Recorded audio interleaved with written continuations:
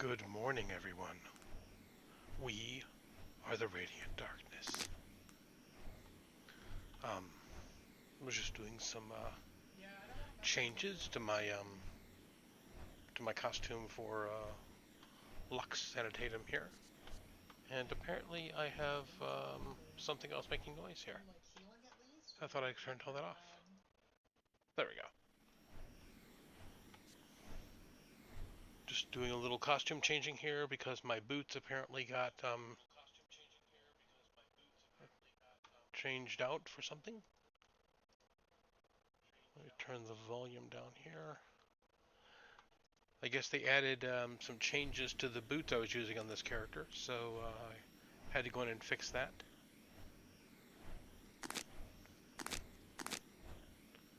I have free Taylor tokens.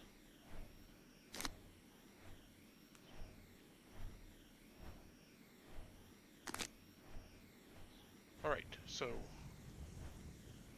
what I'm planning on doing tonight with this character is getting the rest of the exploration done. As we can see here, if I go look at long-range teleporter check, I've got most of Paragon City not available. I have one thing on the Rogue Isles not available.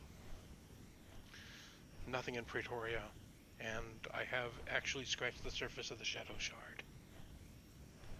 But only scratched it.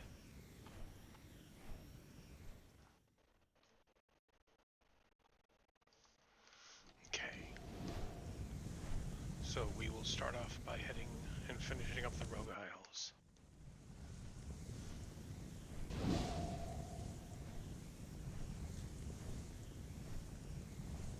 St. Marshall.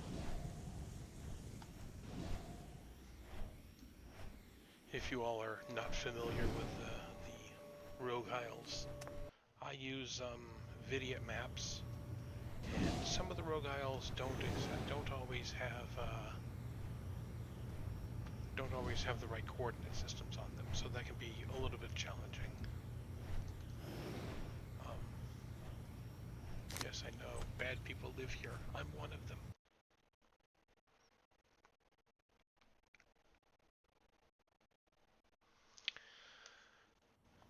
For those of you who have not had the dubious pleasure of meeting Lux Sanitatum in game, she is definitely a villain character.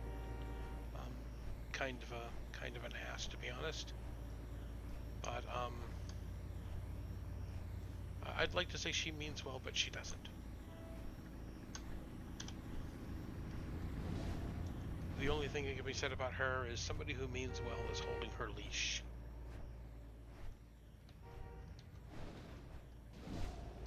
And that is probably the best thing you can say.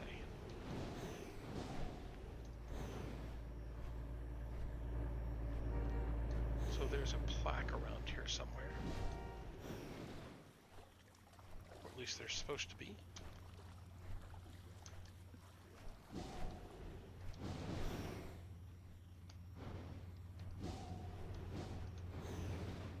Ah, there it is. The former corrupt government of the Rogue Isles had a reserve force on this island. Lord Recluse and his glorious revolution would not be denied, however. The holdouts were crushed nearly to the man. A city was built upon their bones and eventually became the paradise known as St. Marshall. Paradise? Am I in the same city? Well, I guess it's a paradise compared to what it was.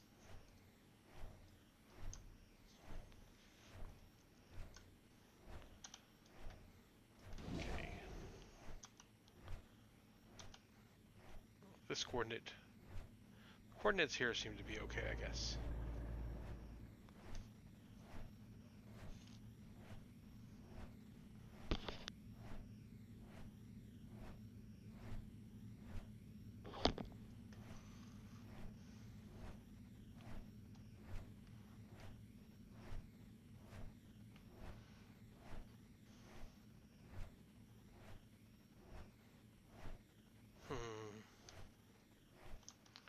And this is an actual badge here, not just a plaque.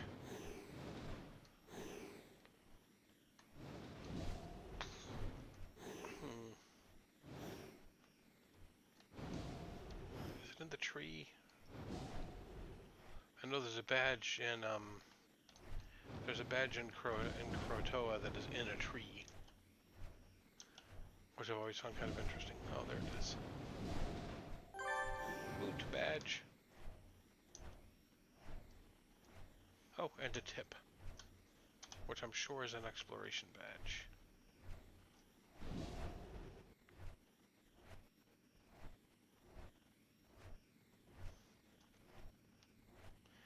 The exploration tips were an interesting idea, where every time you hit a badge in a zone that you don't already have all the other badges to, they give you a tip.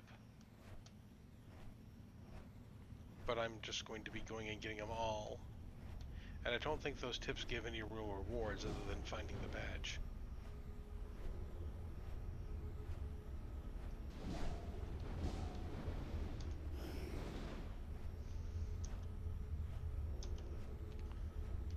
Let's see here. Was it underground? Yes, I believe it is.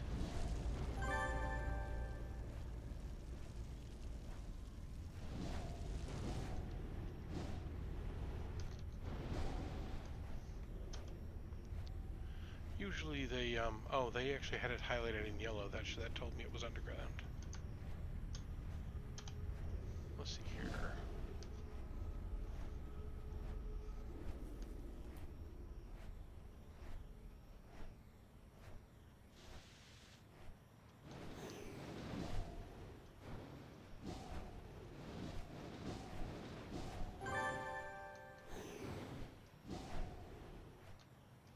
The Crime Lord badge. I'm not a crime lord. Well, I am now, I guess. Okay. Actually, that's actually kind of a cool title. I should grab that.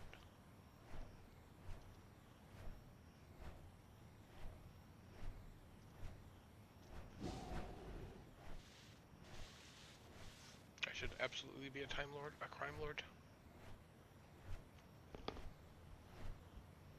Actually, I think you can be a Time Lord as well. I believe that's a day job badge. Okay, this is a red one, so it should be on the surface.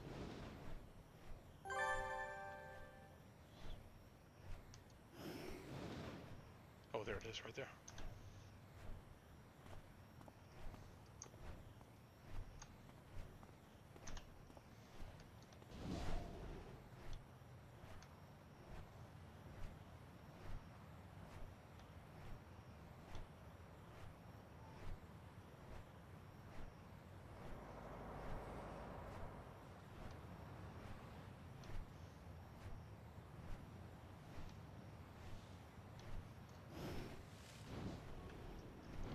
Longbow reinforcements.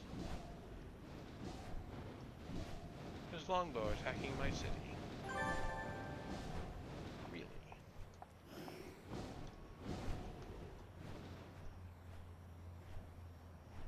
Oh, that's a longbow boss too. I am not currently remotely put together here as far as a build goes. I have my points slotted out mostly, although I'm going to need to respec because I got the last one in the wrong channel, so I am not quite willing to take on a bunch of longbow without a group. And by not quite put together, I have nothing. Like, almost nothing anyway. Part of the reason I'm doing things that'll get me little bits of badges right now. Or little bits of merits.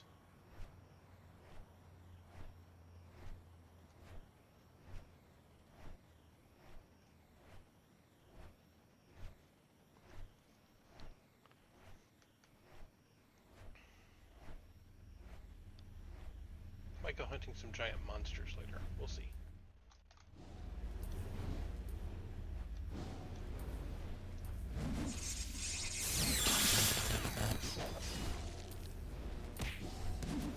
I really don't care what you're doing.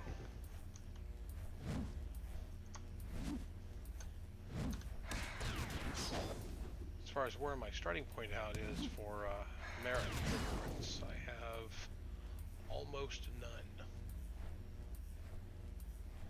19.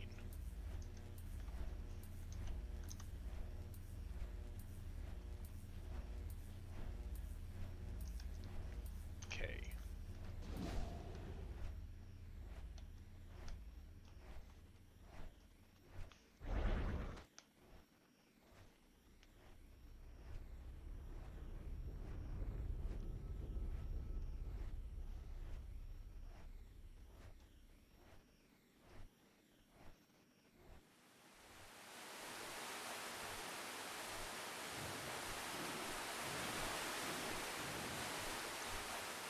This is a badge.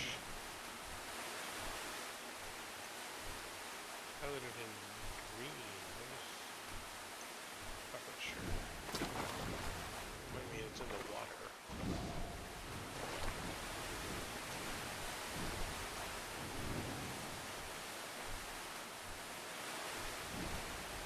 But I don't think it is. I mean, I thought, well, maybe not.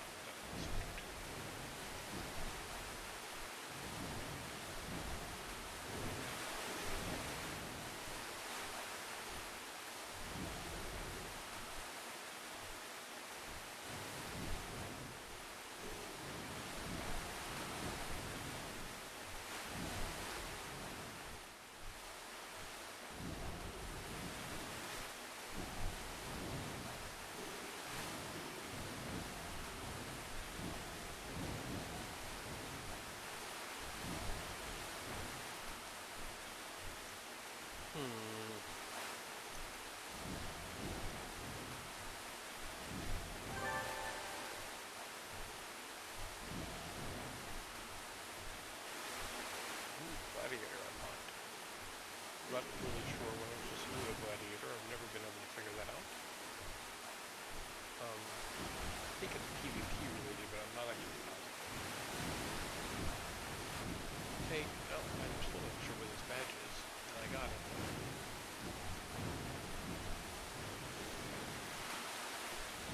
I would kind of like to know where I got it, so I could find it easier on other characters.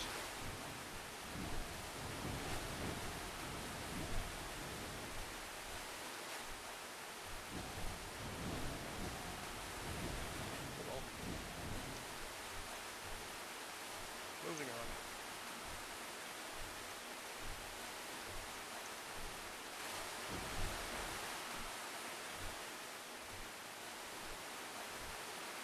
And I believe I'm also going to be going for the set and recall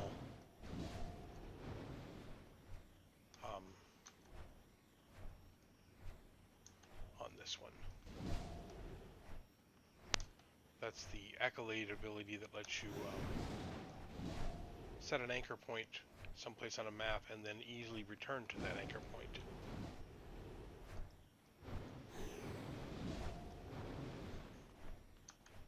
Well, I suppose it could be in the building.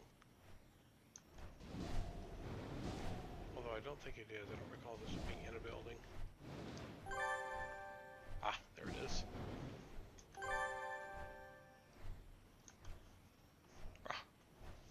5 reward merits. And now then, we will look and see what we need for the next one. That's all of the Rogue Isles. I kind of think I will go ahead and get Paragon City, so King's Row. Where's a base portal? Right there.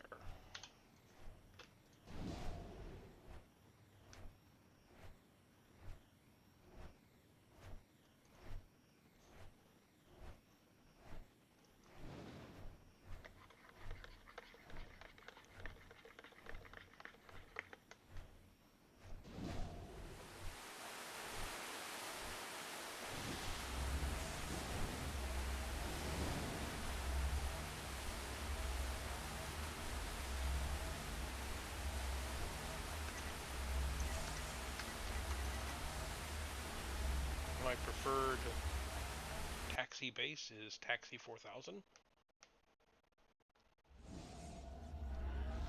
made by one of my favorite base builders.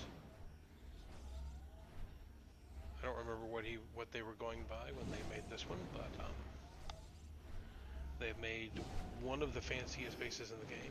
I'm sorry, one of the nicest bases in the game, as far as story goes and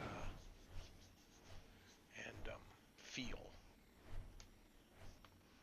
I know there's the island that the individual who made it won the base competition with, and that is of course an amazing base. But I really don't think it has anything on Rat City. Rat City being the RP base for the Rats, which is one of the premier supergroups on this server. In fact, really on all the Homecoming stuff. This is the Everlasting server, if you were curious, and the Rats are kind of a fun-loving group of uplifted animals for the most part. In 1823, during the era of good feelings that followed the War of 1812, the town of Smithport united with neighboring villages to create a large and bustling port city.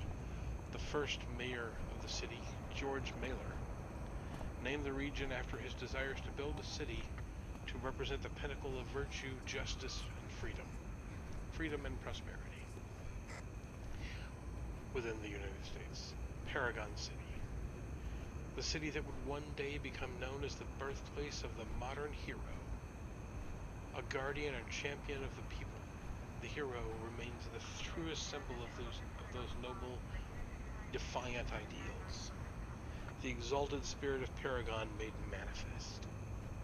The plaque was placed in 2023 alongside a number of others to celebrate the 200th anniversary of the birth of the city. These streets have changed in many ways since the first union, and the people have been through many trials. But these ideals remain true. Within us, and we remain victorious. Pablum nonsense.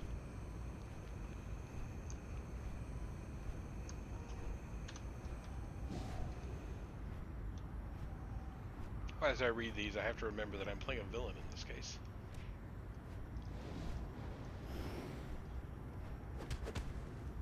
This building used to stand in this spot was destroyed by the arch-villain known as the Teal Serpent.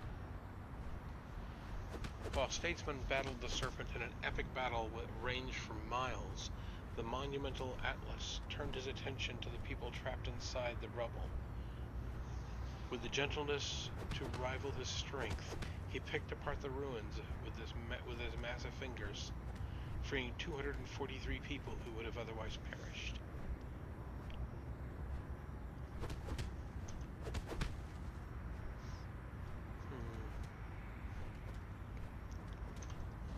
Interesting that the guide here wants you to go get the badge next, and then come back for the plaque that is right around the corner.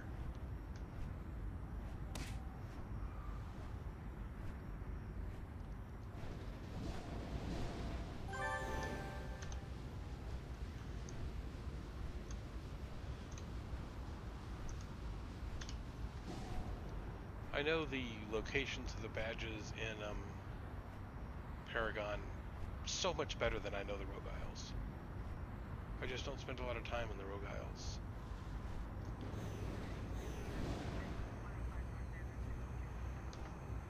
On June 6, 1896, a young man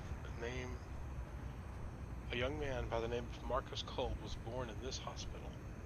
Marcus Cole would go on to don the title of statesman, future leader of the Freedom Phalanx, and one of the greatest heroes in history. A man with an immense legacy spanning over a century. With an impact felt in Paragon City to this very day, Marcus served in the American military as early as the First World War, and served Paragon as its most loyal defender. His watch continued all the way through the 21st century, where he tragically lost his life to a madman that was bent on using his powers for evil. Even in his death, the world rallied to honor him and delivered justice to the terrorists before it was too late. The plaque recognizes one man's incredible impact, devotion, and loyalty to his city, and a legacy that goes unrivaled by any amongst us. May we all strive to change as many lives as Marcus called.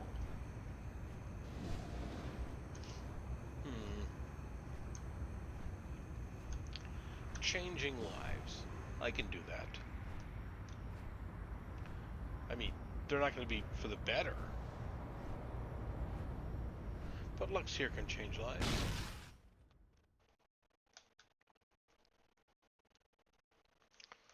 Although, canon-wise, for the character, Lux owns a bottling company right here in with a factory right here in Kings Row. She changes lives for the better there, I guess. This tenement used to be the home of a man named Isaac Waters, before he became a member of the mysterious Lost, calling himself Ishmael. This tenement building? I guess the one that used to be here. Calling himself Ishmael, he rose to a position of distinction within the Lost, and spearheaded one of their boldest campaigns yet, an attempt to enslave the minds of the city's populace. Interesting.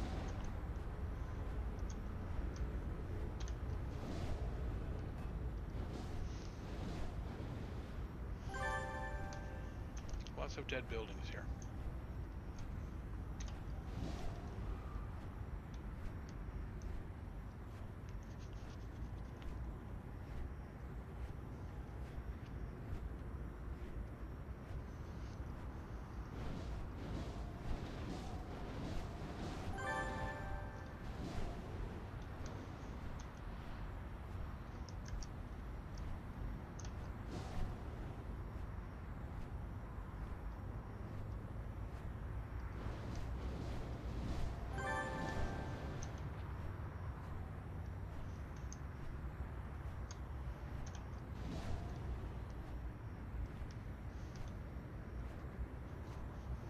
So as a backstory, Lux is from another dimension.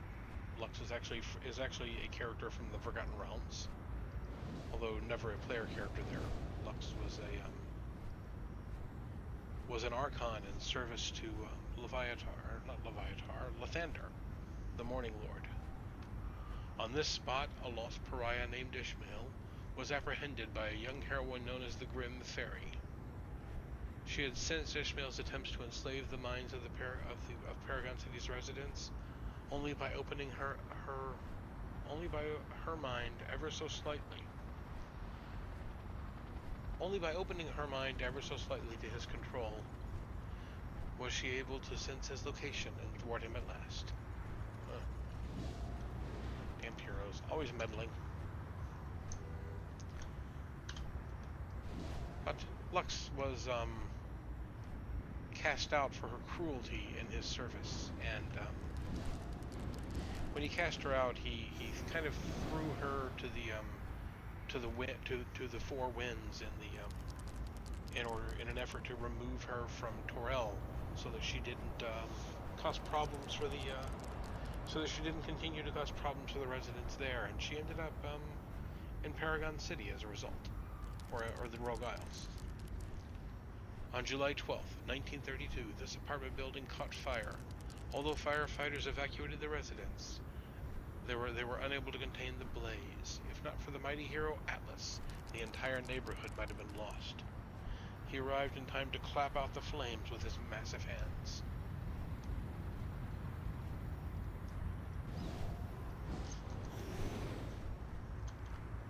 They should do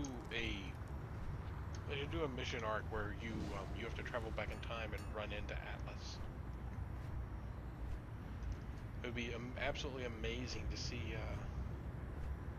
see them reproduce that character, because he's supposed to, I mean, he's huge, and that would just be awesome to see a giant monster scaled hero.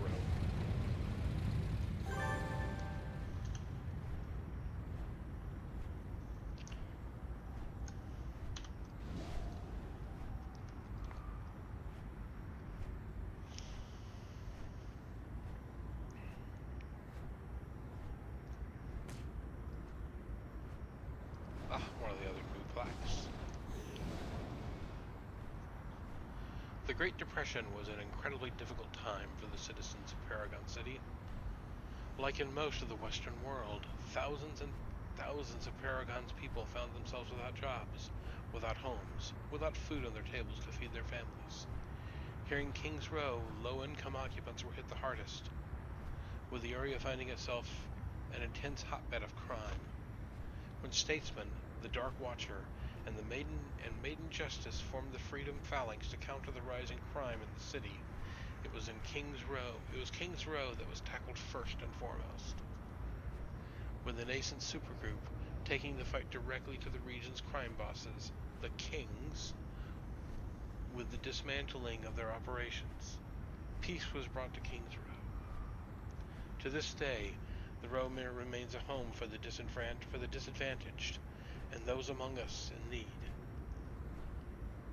It is up to us to do what we can to uplift one another, so that the world knows that Kings Row deserved its name. The Kings, huh? Interesting.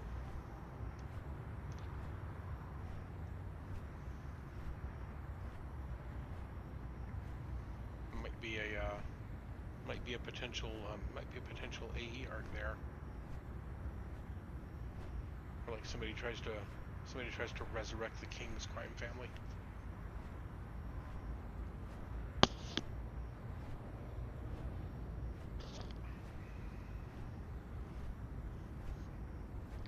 Ooh, I put a little bit of cinnamon in my hot chocolate, and that was seems like that was a good idea. Good call.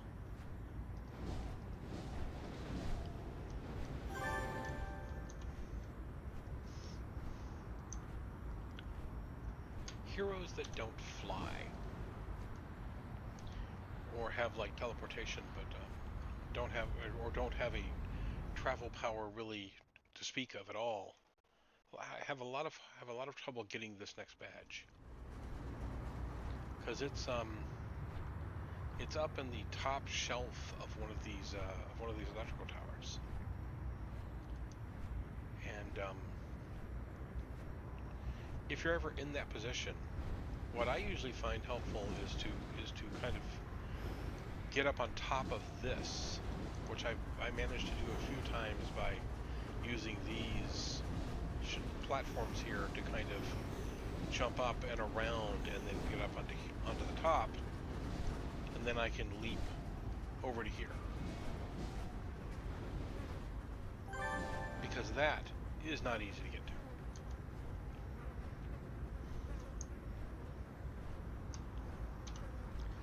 I've also seen some people with some of the free travel powers, like Beast Run and stuff like that. That gives you an enhanced leap. I've seen them occasionally make it from the bridge, but again, that's not something easy to do.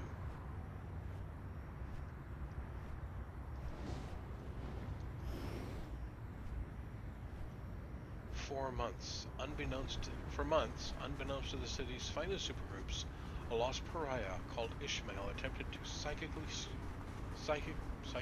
psychically control the entire city. It was here that it had the greatest effect, causing many citizens to run about in a stupor for hours on end.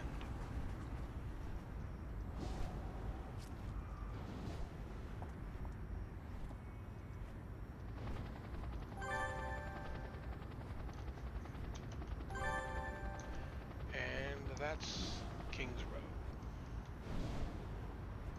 I am not certain that I have all of the plaques in Atlas Park.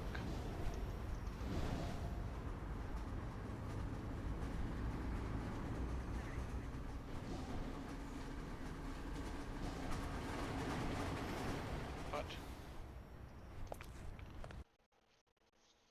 I also don't really have a way to tell, because I don't think I've done the... I don't think I did the exploration of Atlas Park before or after I got this, yeah, I haven't. So I will hit all the badges, or hit all the plaques real quick.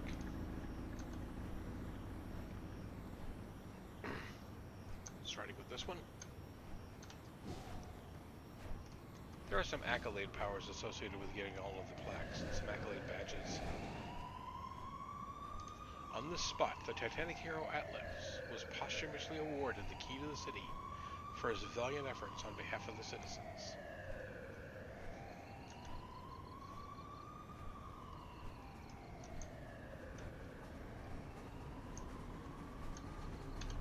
I already have the exploration badge, so I know I've got all the explorations done. It's the plaques that I'm missing.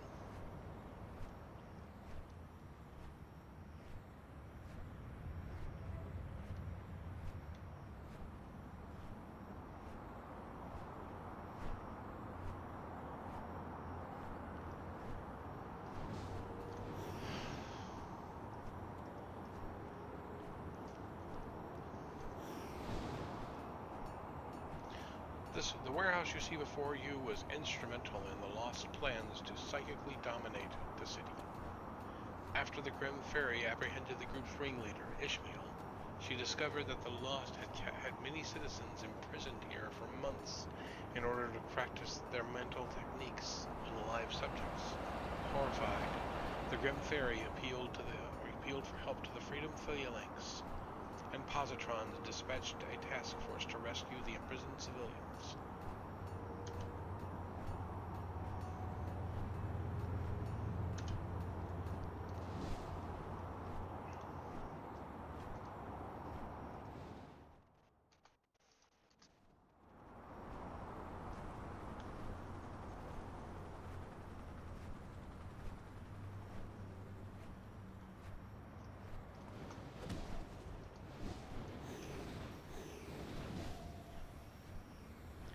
On this site, the Trolls Task Force formed in response to the devastating event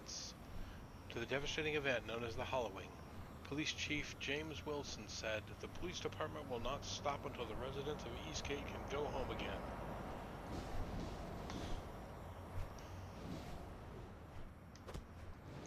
And this is another one of the new plaques.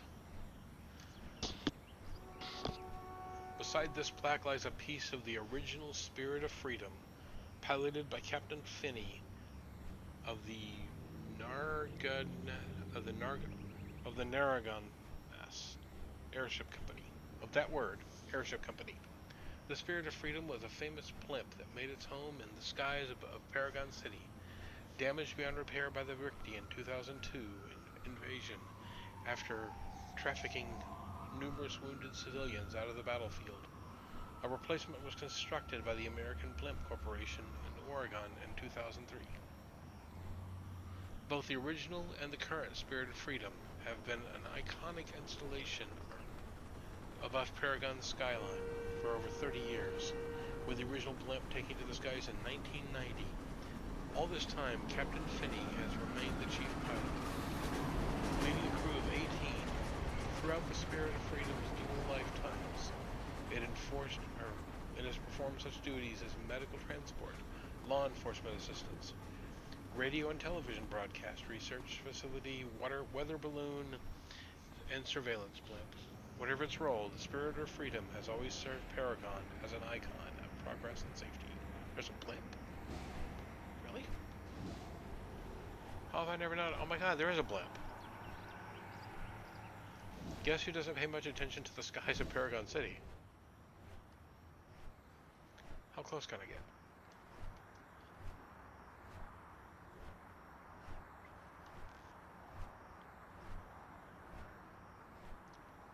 Oh, it's within the flight ceiling.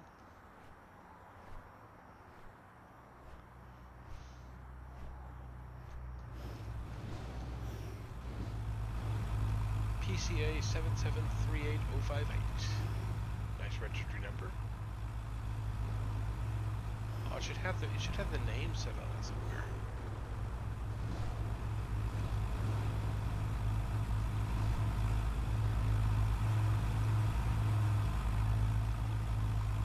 Oh, I can't land on it. Oh, that'd be too cool. Okay, where was I? Got that one. Let's get that one.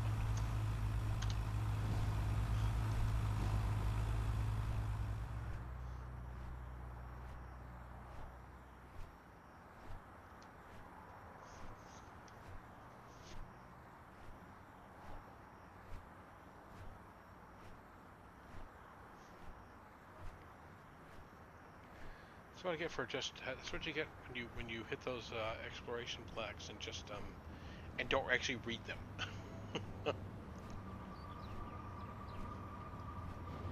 There are things like blimps that you've missed.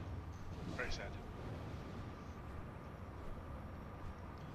On January 6, 1937, Maiden of Justice of the Freedom Phalanx arrested a group of violent thugs at this location. Although Maiden Justice was able to prevent the thugs from torching the building, the perpetrators were released by police on the grounds that their arrest had not been legally sanctioned. The public outcry was immediate. Politicians put their heads together, and the Citizen Crime Fighting Act was born. I'm not sure that would happen. I mean, I would think you could use the citizens arrest laws to deal with that situation pretty much immediately.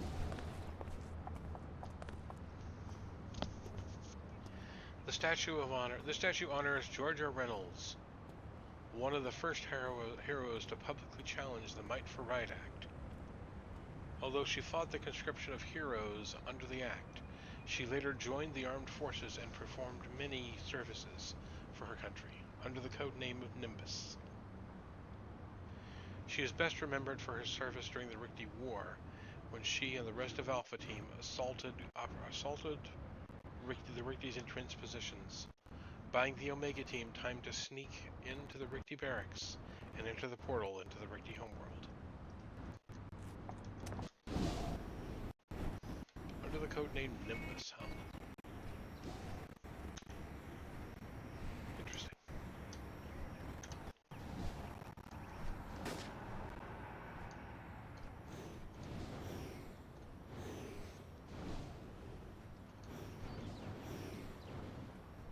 Does that arch remind you of the Hall of the Justice League or the Hall of Justice from the old Justice League cartoons?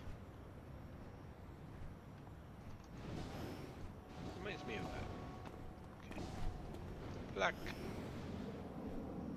This is also one of the new plaques.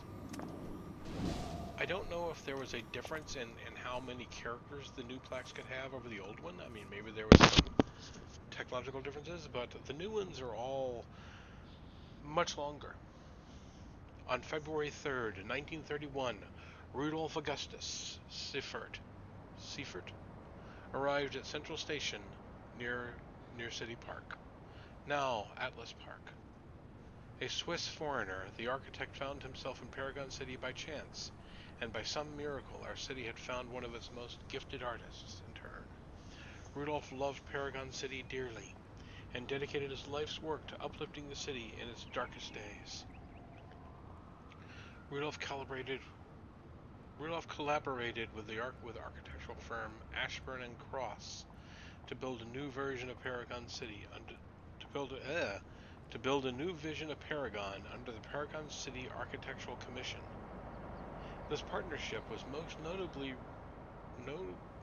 responsible for such incredible sights as Independence Port's Valor Bridge, and most famously the iconic statue of Atlas dominating the Atlas Park skyline ever since its completion in April of 1946. This plaque lies outside Hotel Geneva, Seifert's very first project within the city, and the beginning of a quiet but deeply impactful legacy. Rudolf Augustus Serfit passed away in 1981 at age 83, survived only by the city he loved so very dearly. May he rest in peace. Because after all, once I take over the world, I want Paragon City to look nice still. I mean,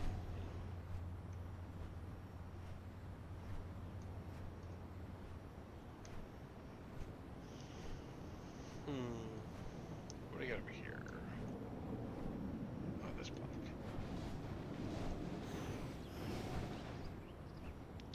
On October 31st, 2004, a creature known as Aoki was defeated on this spot. Isn't he one of the giant monsters in Croatoa?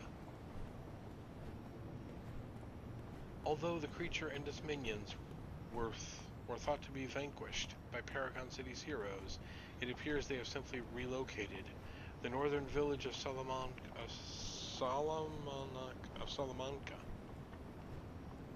is beset by the creature and is in grave need of heroic assistance.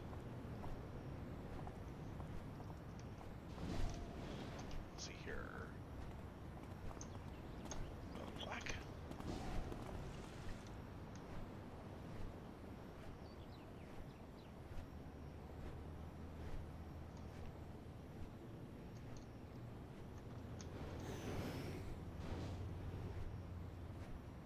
Oh, the one in the park, okay.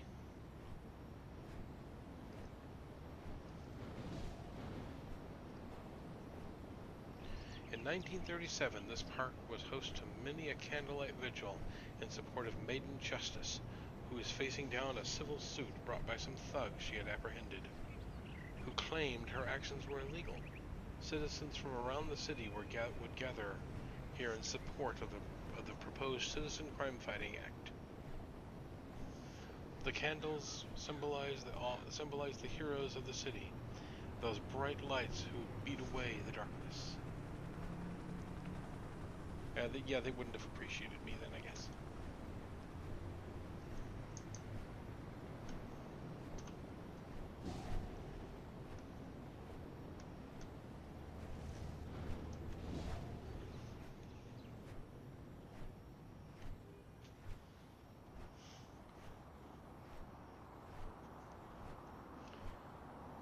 That's a fancy new building.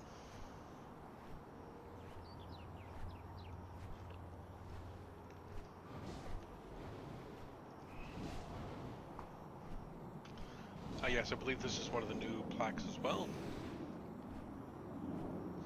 The Vietnam War was the start of a national shift in perspective on international conflict and anti-war ideologies. This plaque marks the location of the largest protest during the war, taking place on August 3rd, 1969. Paragon's people amassed here before marching down the streets en masse towards City Hall. The protest was led first and foremost by the hero Elementar, a founding member of the Freedom Phalanx, who quit the supergroup in order to lead the protest after statesmen and Maiden Justice declared that it would not become involved in politics. With him in the lead, tens of thousands of people, heroes, veterans, office employees, construction workers, students, teachers, and all walks of life, marched in unity against the cost of war and the U.S. government. Elementar remains a strong force for the anti-war movement for the rest of his hero career, until he became one with the storm that saved the city. Until he became one with the storm that saved the city from an entity known as the Brood Cloud in 1978. Symbolism featuring his name and costume is still used in Paragon City's anti-war protests and movements to this day. Really?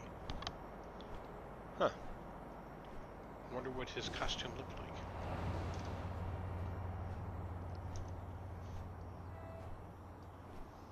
Okay, that should be all the plaques here. So I will head back to the monorail and head on to the next zone.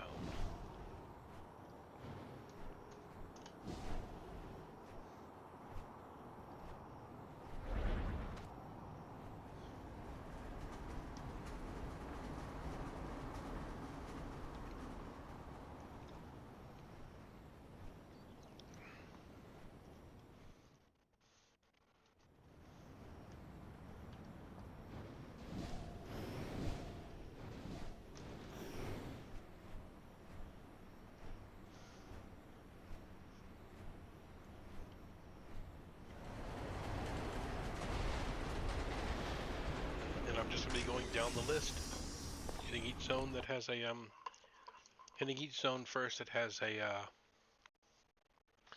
a monorail station. Then I'll hit the ones that don't. Praise Folly and the like.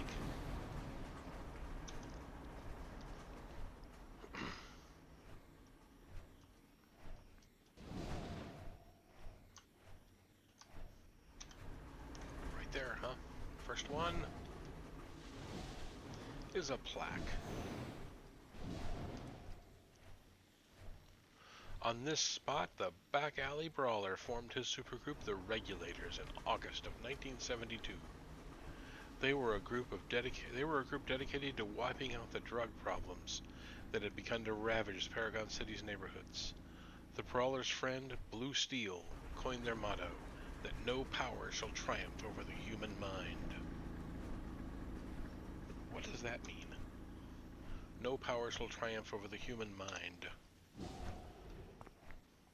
The human mind is not that impressive.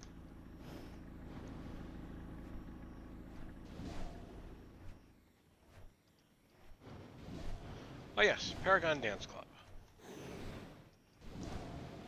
Have I already got this one? I guess I already have this one. For those of you who don't know, the Paragon Dance Club was the predecessor to Pocket D. As I understand it, and granted I didn't play back then, unfortunately, but the Paragon Dance Club was a warehouse that was set up like a dance party.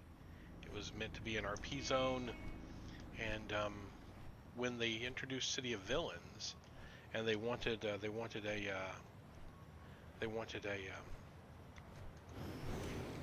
kind of neutral ground thing going on.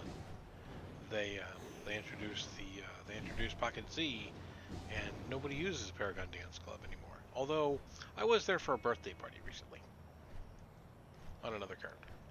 On Monday, July 11th, 1932, this marked the location of the events that would later be dubbed Brass Monday. Through the course of the 1920s, Paragon City was dominated by a monopolist organization named the Southern United Manufacturing Company, with its headquarters placed here in Steel Canyon. This company had an incredible amount of control over the political landscape of the city, and would resort to underhanded tactics and coercion to achieve its goals. First sparked by investigating thugs peddling bootleg liquor, the hero statesman was the one to truly expose the corruption running through the veins of the SUMC. He had discovered that the one leading the operation was none other than the Persian Prince of Automatons, Nemesis. It was here in 1932 that this conflict came to a peak, when Nemesis forces flooded into the streets with troops and weaponry. It was only thanks to statesmen that the villain's forces were finally taken down, solidifying the hero as an icon of Paragon in the eyes of Paragon City, and a representative of who we were on a global scale. This would only be the first of many great deeds committed by Paragon City's greatest hero.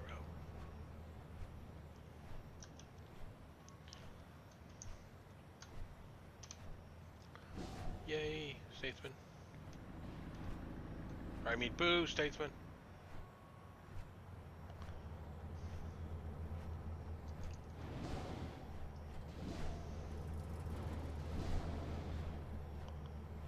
In January of 2003, Rebecca Foss and Hero Corps returned to Paragon City. Miss Foss had held a conference here to commence the opening of the company's new headquarters in Steel Canyon. She said the world has been through hard times indeed. All our heroes are needed now more than ever, and Hero Corps is needed as well. I kind of miss Hero Corps. That was kind of like the city hall of Galaxy City. It was the Hero Corps building.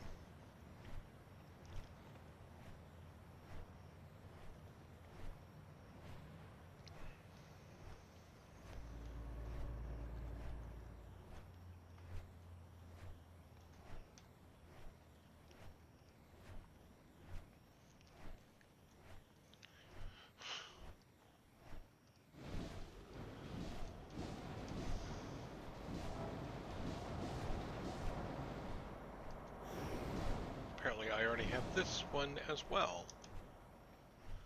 Have I just already got this zone and didn't realize it?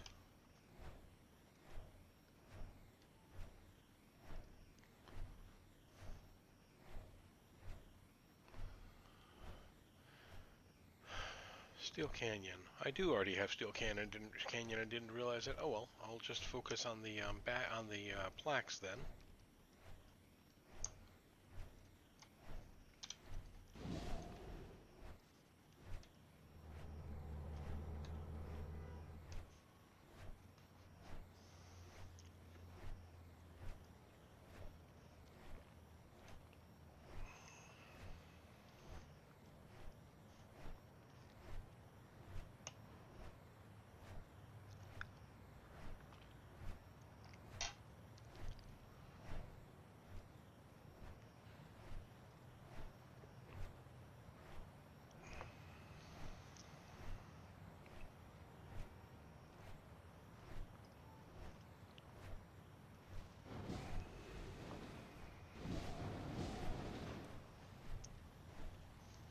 The statue honors John Knox of the Midnight Squad, otherwise known as the Crimson Fist. Knox was among the many heroes who gave their lives in the Richty War. But he is best remembered for his efforts to keep Superdyne off the streets. Using his powers of telepathy and divination, it was he who first linked the sale of Superdyne to the family. Oh, bet they're pissed off about that.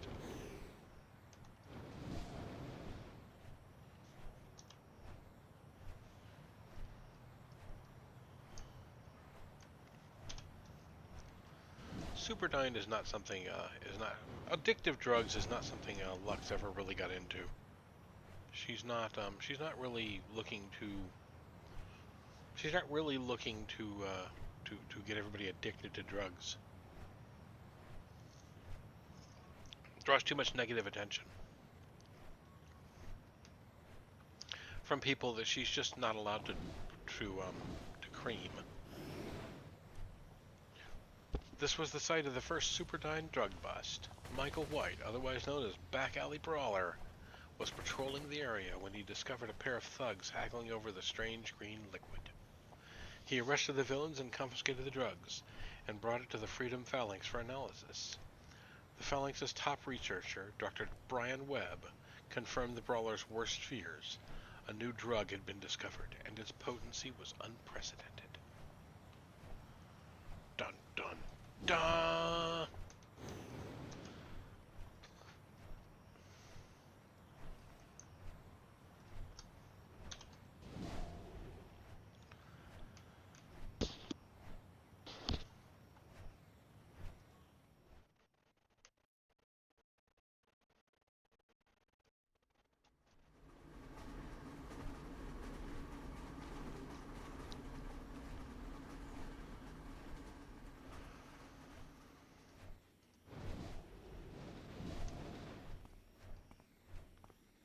Another new plaque here. This plaque marks the location of the heritage-listed historical home of Paragon Times. Constructed in 1935 in Steel Canyon for the Times' 50th anniversary. Designed by the city-renowned architect Rudolph Augustus Seifert. Seifert? I don't know how to say that. The structure stood as a symbol of journalistic excellence and marvel of modern architecture. I love that's in quotes. After suffering some significant damage from the Richty invasion of 2002, Paragon Times headquarters was abandoned due to the lack of funds to repair the structure. For many years, finally, thanks to a huge influx of support both locally and internationally, and with the help of the Committee for the Restoration of Paragon City, renovations were completed in late 2006, and the iconic structure's doors were finally reopened. Paragon Times is the city's oldest current journalistic entity, reporting local, national, and international news with integrity since 1885. Holy cow, that is an old newspaper. Okay, that is all of the plaques here. So, let's see here. Paragon City, the Hollows. Hit the Hollows first, next, I guess. Which is going to require me find a portal. Wentworth's. Oh wait, Atlas Park. I know where that is. What's this? Burning building.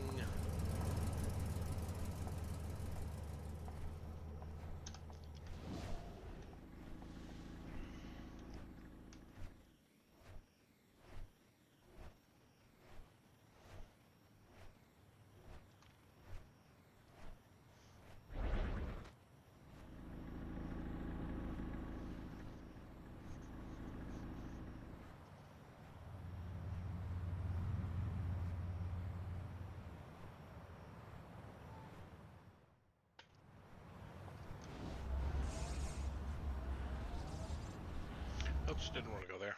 Oh well, too late now. So, Lux's supergroup here is intended to be the future home of the Ambrosia Bottling Company. Why am I making a bottling company? I don't know. Needed a theme. Looking for the Hollows.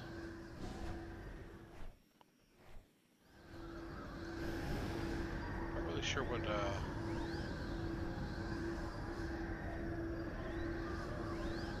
Kings Row. Fault Line, First Ward, Paradise, Granville. There it is, the Hollows.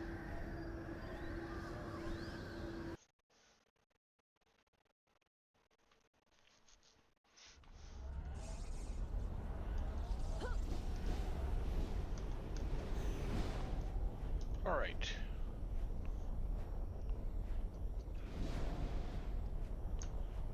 We'll start off with the closest plaque here. And this one we're hitting exploration badges too, because I don't have this one already.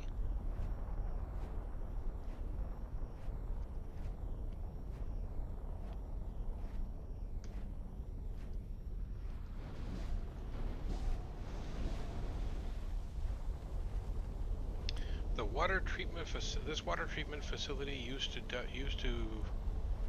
desalinate the water from Eastgate Bay for use by Paragon City citizens. In the wake of the hollowing, though, this facility became unusable, creating a serious water crisis for post-war Paragon City.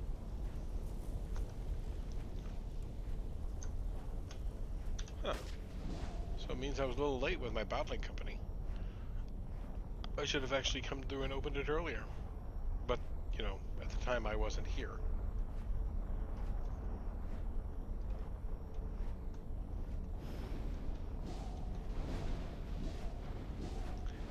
Let's try. Oh yeah, this one's up here, isn't it? There it is.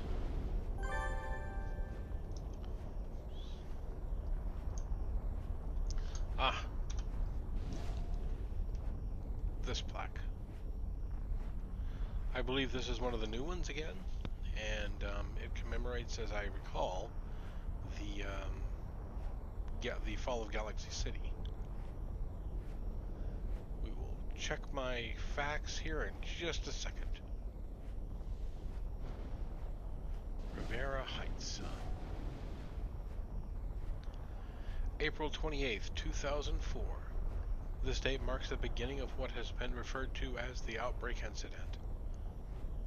On this day, the neighborhood of Rivera Heights was placed into immediate and sudden quarantine following the distribution of an illicit drug containing a powerful mutagen believed to be of Ricti origin. While at first seemingly harmless, the drug caused significant increase in strength amongst those who imbibed it, as well as blind aggression and a lack of regard for one's own life. Identifiable by a powerful green glow in the eyes, individuals ingesting the drug turned Rivera Heights into an outright war zone, requiring Paragon City to call in a multitude of heroes to help round up the villains. This day marked the largest organized effort by heroes since the Richti invasion 2 years prior. Due to the sheer number of infected, Rivera Heights remained in total quarantine, past the efforts of the heroes to suppress the riots. When it was discovered that the effects of the drug were viral in nature and had mutated to become highly transmissible via skin-to-skin contact or bodily fluids, only a small number of occupants have been allowed to leave. After rigorous testing determined they were clean of the virus. The quarantine lasted a number of years, and as cures and vaccines were researched by Vanguard scientists. With the hazard doors to Riviera only being opened again to limited civilian entry in 2013. Tragically, most of the infected of the first infant of the outbreak did not live to see this day. So no, that is not. That is in reference to the.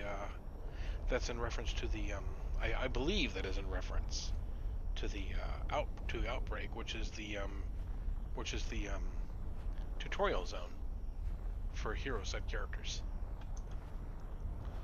Not Galaxy City at all. Oh well, I'm allowed to be wrong.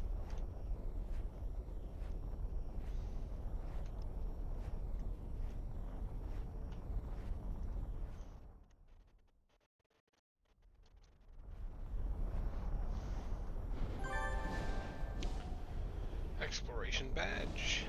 Yay.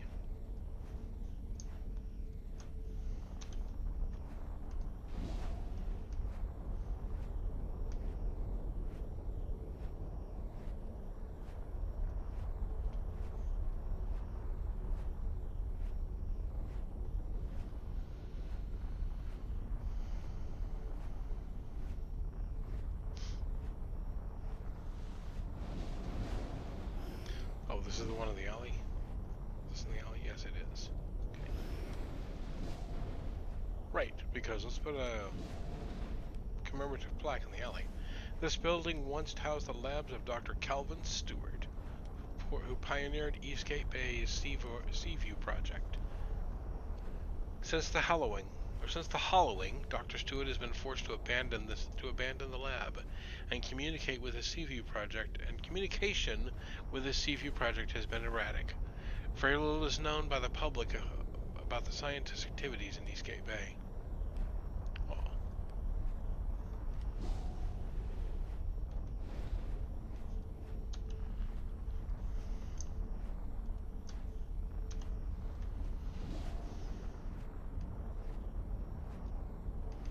Okay. Moving on.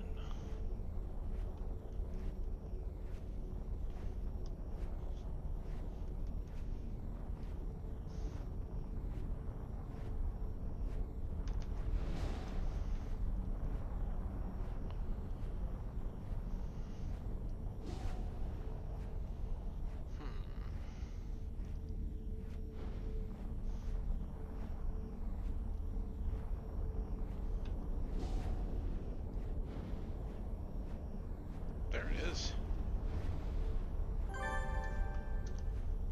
Boot badge.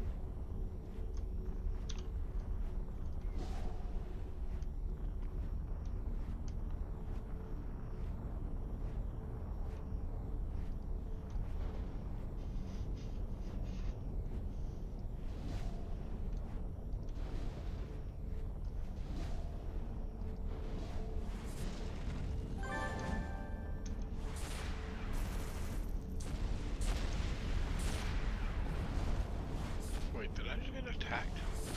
Oh no, I just got attacked.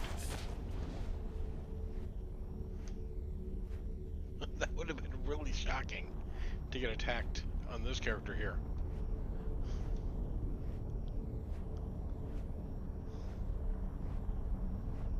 Like in World of Warcraft, when you know the person you're targeting or something you're targeting has a skull instead of a level, I should have that here. I mean, yes, my build is not done, but these guys are like level 15. I should still toast them without realizing it.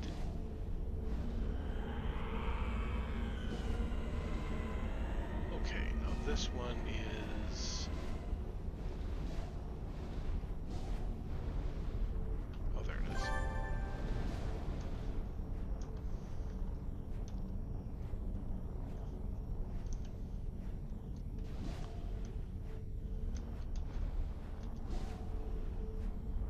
This one's up here in one of these two towers, or right, one of these two antennas. This one, I think. Yep, there it is.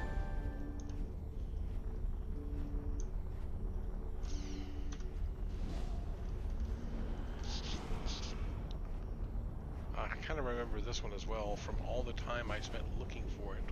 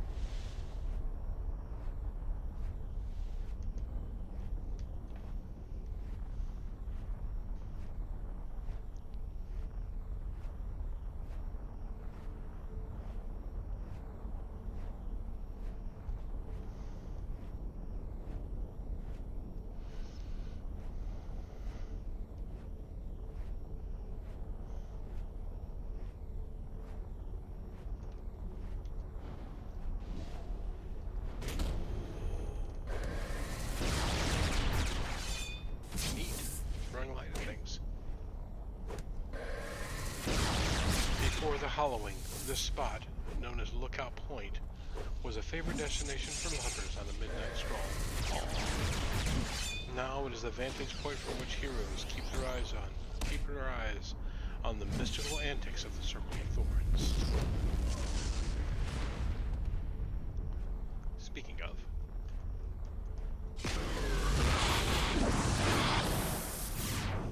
why did I kill him?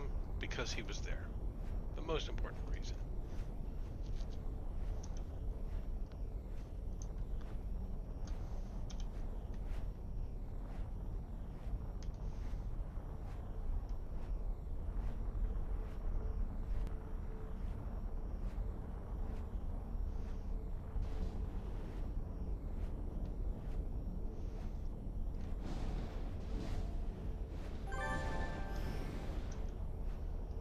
It's like the blue side equivalent to that one badge in the Isles that's also located in the middle of one of these.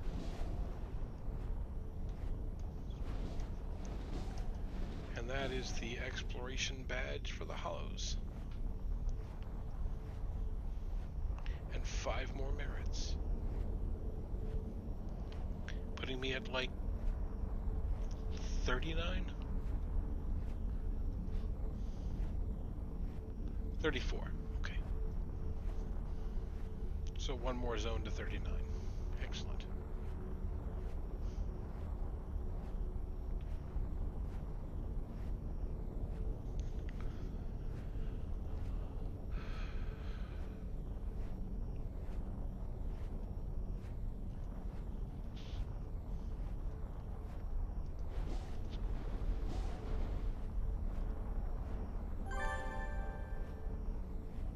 The Digger badge, huh? During the Hollowing, many buildings in this area collapsed, if not for the rapid response of several heroes. Led by the valiant Luminary, many of Eastgate's residents would have been buried under the rubble. Luminary and her companions managed to save 437 lives in that devastating day, guaranteeing them a place in the city's history. And that badge is Digger. I have learned the history behind the Hollowing. Yeah, it kind of sucked. That's the history, right there.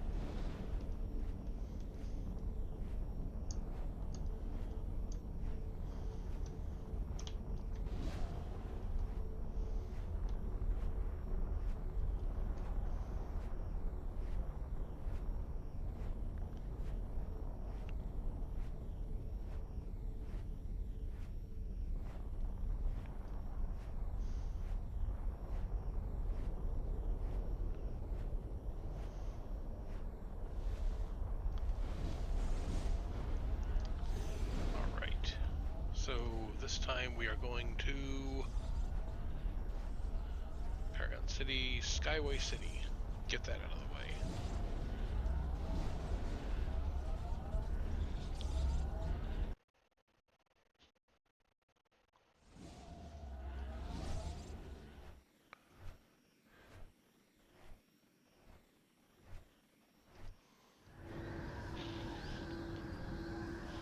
Palace Island, Driga, Skyway City's here. Okay.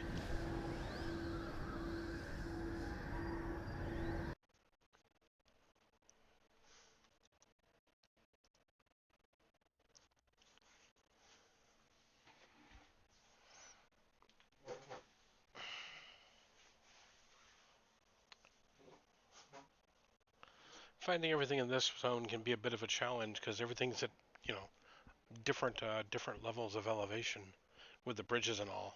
You never know if it's like up in the sky or if it's underground or what.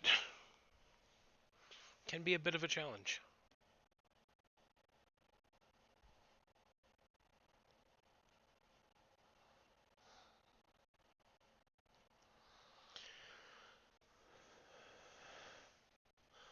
Once I take over the world, I think I will level Skyway City, just because it's in the way.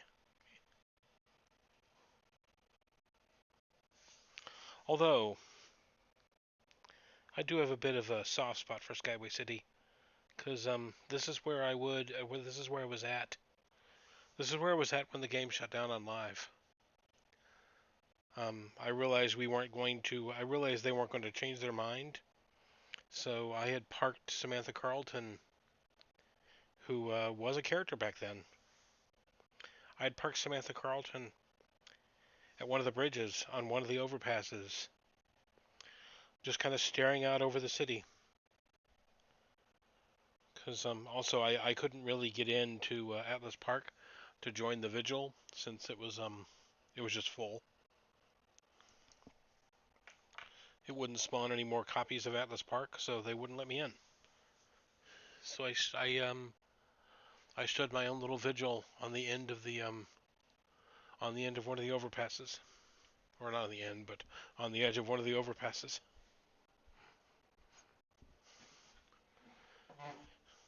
And when I recreated her here, I came to the end of that overpass. I came to the edge of that overpass, and that was where I started her out as when I first got here. That was the first thing I did. Okay, so let's see here. We're going to start with this badge here, or this plaque here.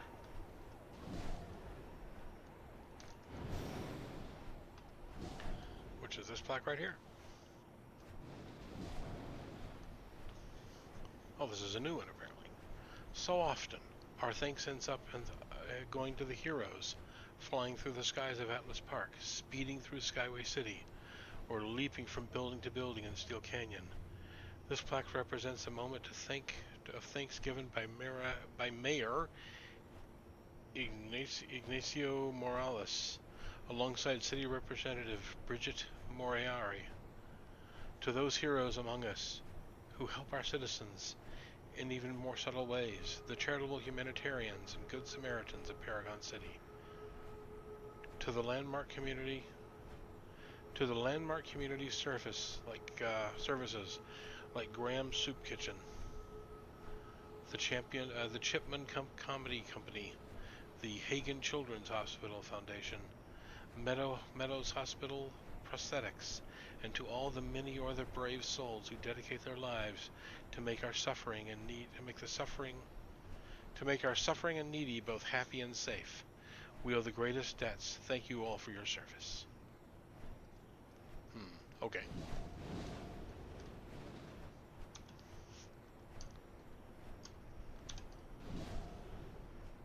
Let's see here. Another plaque over here, I believe.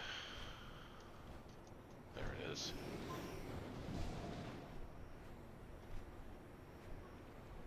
The site marks the first known sighting of a strange creature known colloquially as trolls. John Knox, one of the Midnight Squad, who was the first to observe these grotesque mutations. Afterwards, he had this to say: "I cannot help but pity them. In a very real way, they are the people we are working to save."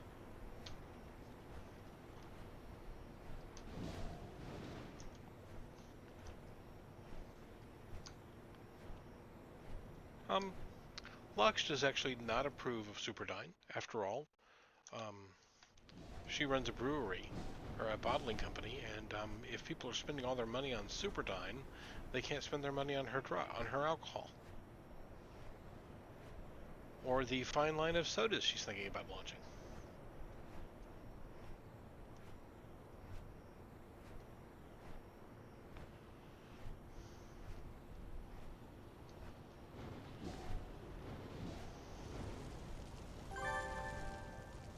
Okay, there's the badge.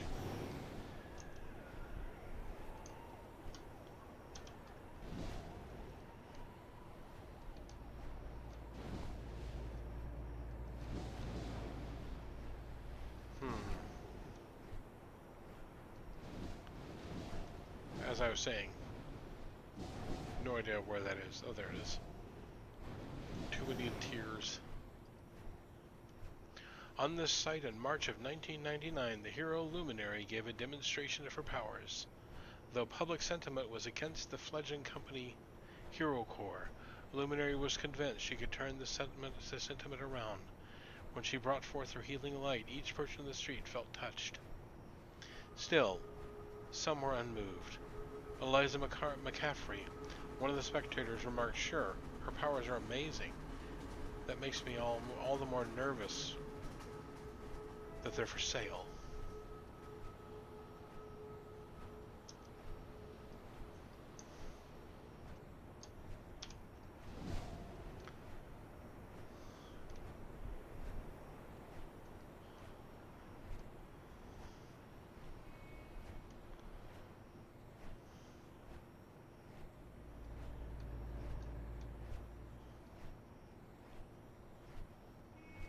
Let's see, is this a badge or a plaque? There's a badge. And there it is. This is a badge.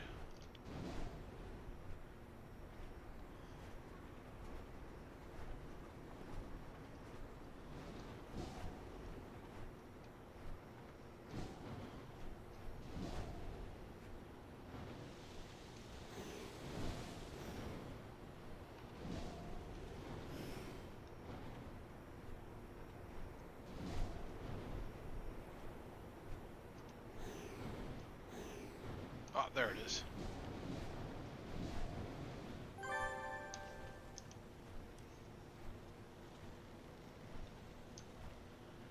Heading down to a plaque.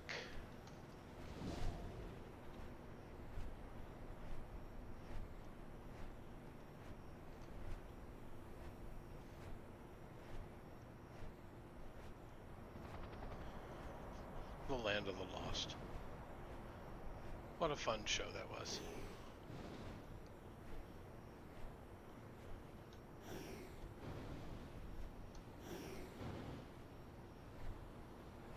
This is a plaque here somewhere. Oh, not quite there yet. Okay.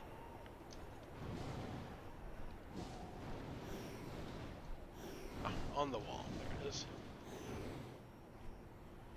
On this site, the Regulators and the Dawn Patrol came together, joining forces to bring the back alley brawlers' war on drugs to a conclusion. Unable to make a dent in crime by arresting petty thugs, they resolved to go after the drug problem at its root, the drug farms that produce the evil substances.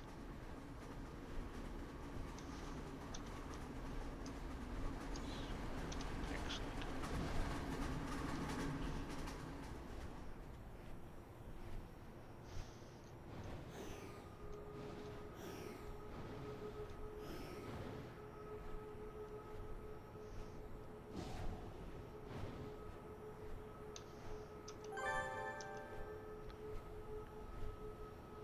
Is it in the grass?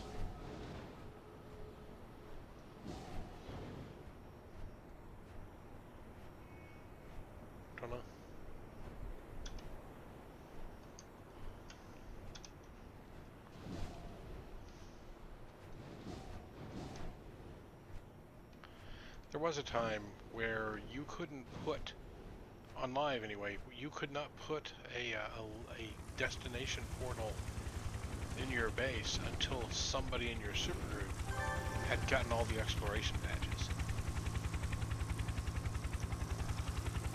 Kind of incentivized people to play as a group, and it kind of made it meaningful to go get the exploration badges, more than just being able to teleport there yourself.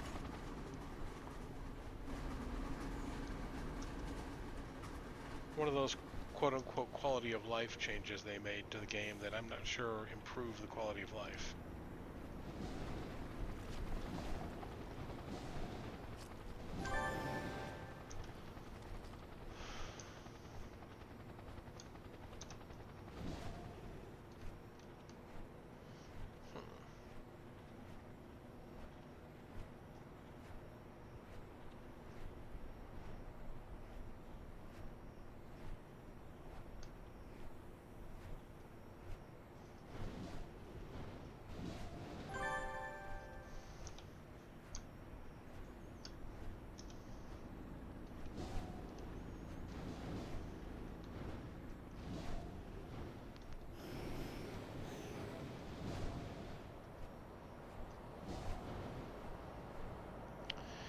This was the site of one of the Regulators' first major victories in their war on drugs. Led by back alley brawler, the Regulators surprised a group of thugs who were dealing in heavy narcotics. One of the villains, Harry Frost, later said, "They may have got the best of me, but mark my words, the family will rule this town." Okay. I mean, I've said it on a couple of occasions, but really, the place is called the City of Heroes for a reason. It's like people who do purse snatching or mugging here. Now, those are just outcasts fighting each other. Outcasts or trolls? Trolls. Trolls, outcasts, one of those two.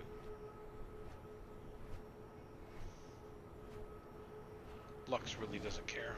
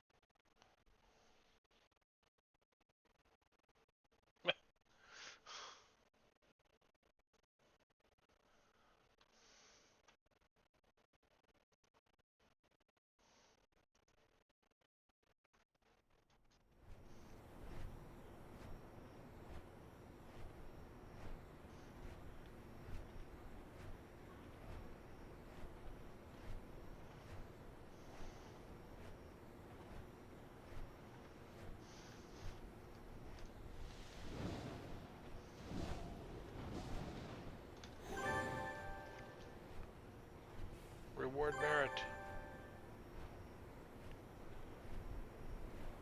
That was Skygazer Defiler.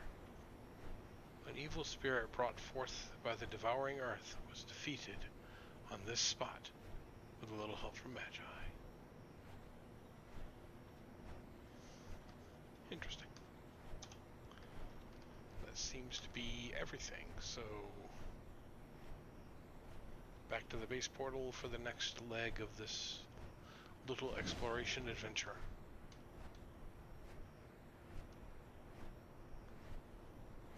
That gets me to 39. A third of the way to the next enhancement I'm buying.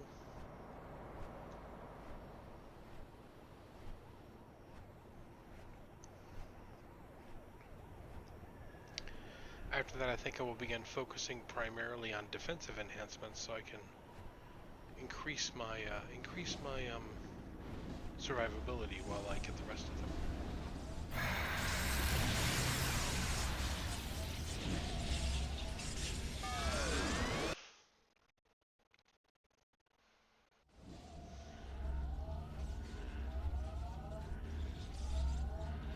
Going to Boomtown now.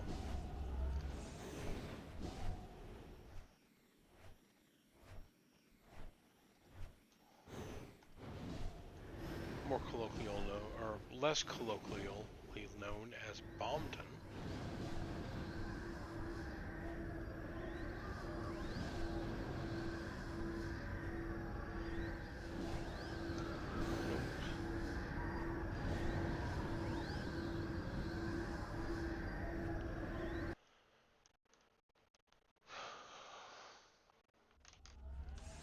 Boomtown.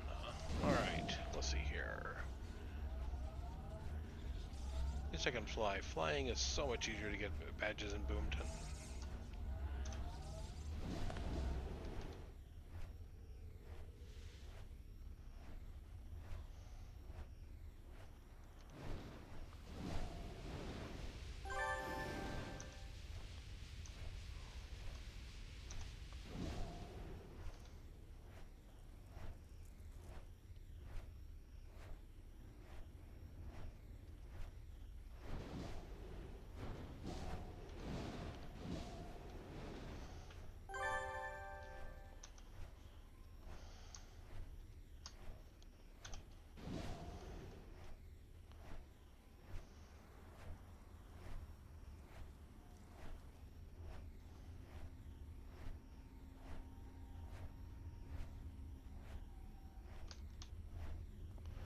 The Vice guy.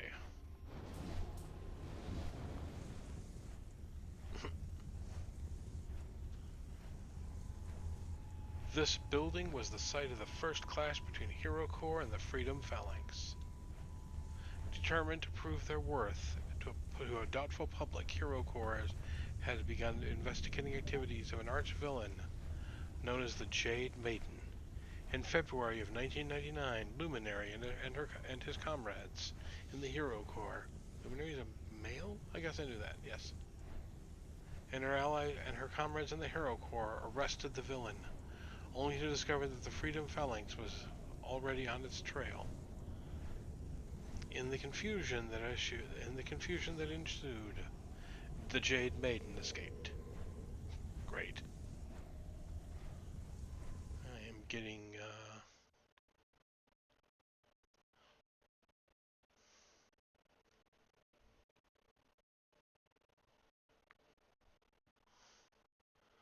all right. Moving on.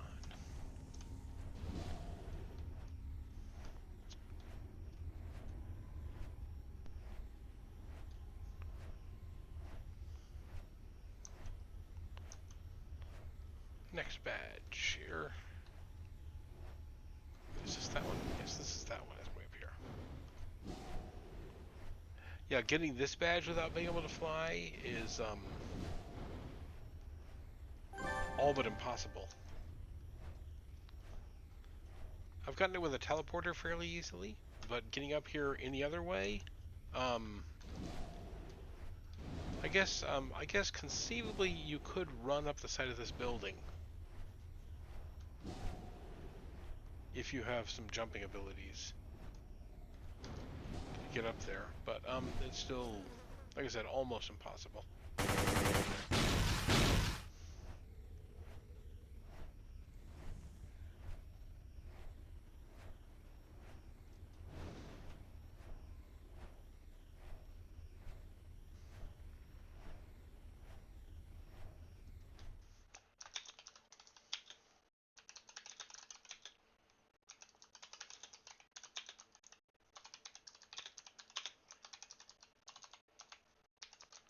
Sorry, somebody contacted me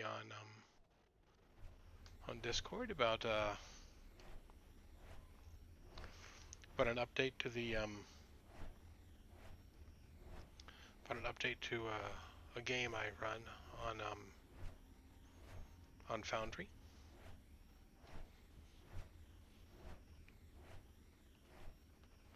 Wanted me to run a test, which I can take care of at a later time.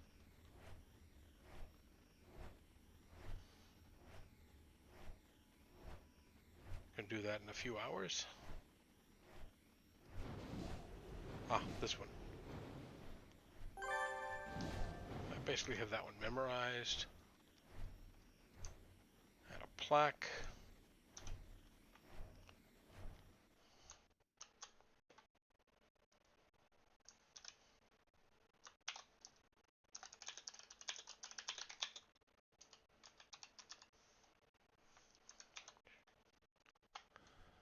Okay.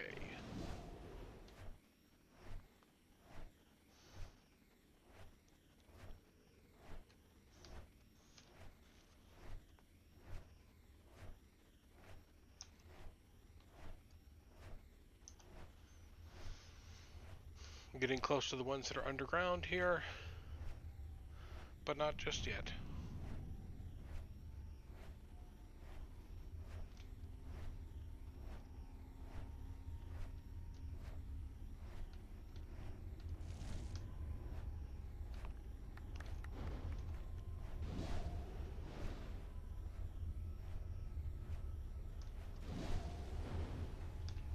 Okay, that should be a plaque.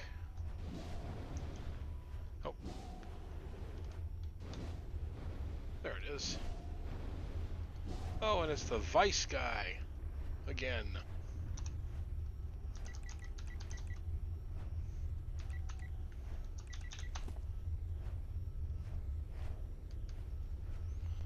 Fellow badge hunter.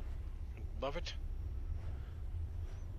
This plaque commemorates a massive protest held in opposition to the construction of the Hero Corps headquarters. Among the protesters were a number of heroes, including Justin Green, known in combat as Green Justice. Yeah, that's not much of a secret identity. And his mentor and friend, Hero One. Mr. Green summed up the protesters' sentiments with the following statements. How can people of this city truly trust heroes who work for money? When you put your life in another man's hands, you have to know that he's helping you because he wants to. You have to know that his heart is really in it.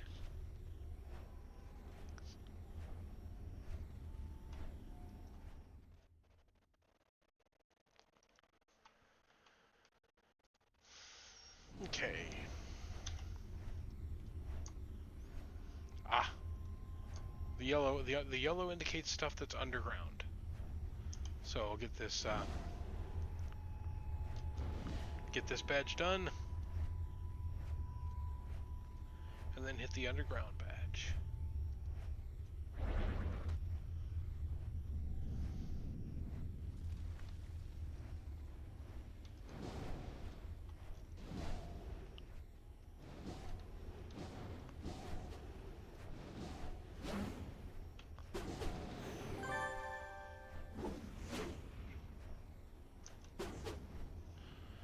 And then I need to head over here. The best way I find to do this one is to mark the entrance to the tunnel I'm going for. I get lost every time if I don't.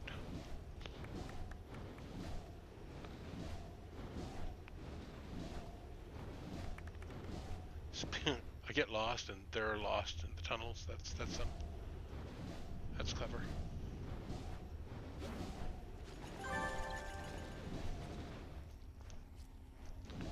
Okay, may as well just go ahead and get out of the tunnel first, and then I will mark my direction to the next one. We have a plaque to read here coming up.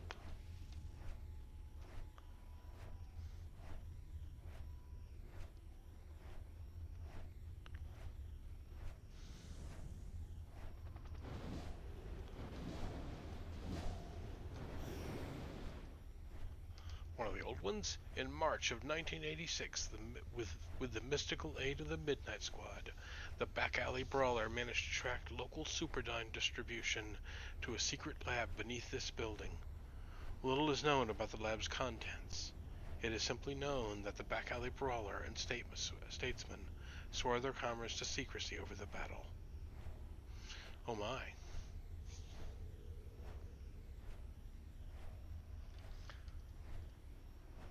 That could be any number of things.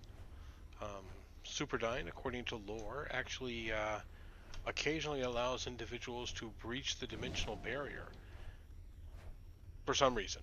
Don't know why. But Portal Corporation actually branched off their research into Superdyne or Dr. Webb branched off his research into Superdyne into Portal Corporation, and the methods he used to open dimensional barriers, to open dimensional portals, were due to his discoveries from Superdyne. So it could be anything. Could also be, like, if you like to think that way, could be for things that happened that the heroes did in there that they weren't proud of. Although I can't imagine that everybody in the Freedom Phalanx would have been willing to turn a blind eye to things that shouldn't have happened, if that were the case.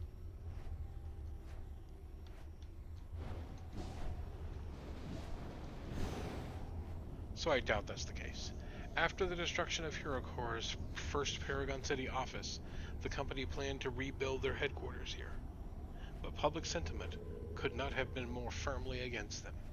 Despite the patronage of Countess Cray, this site remained vacant, and in October 1999, HeroCorp was forced to move to another city.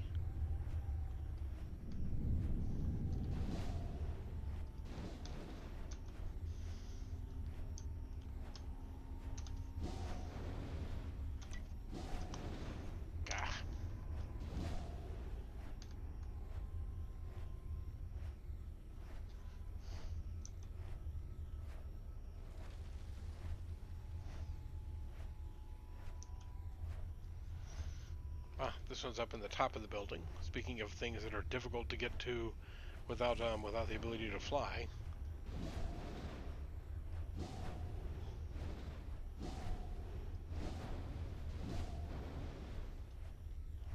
Or maybe, oh, there it is.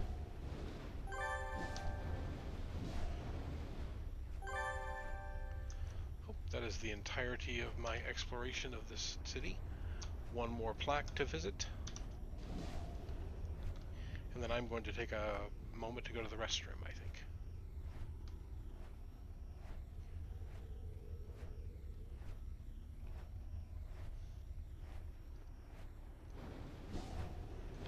Plaque. It is here that the back alley brawler arrested Harry Frost for the second time. Frost was peddling a strange substance to a group of street thugs. After a lengthy court battle, the charges stuck. It seemed that the war on drugs had achieved a crucial victory.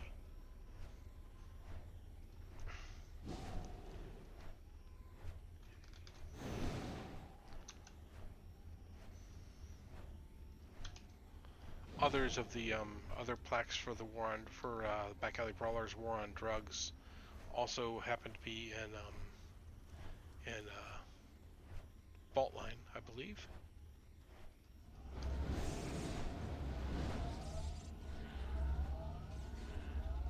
Go back to my Supergrid base.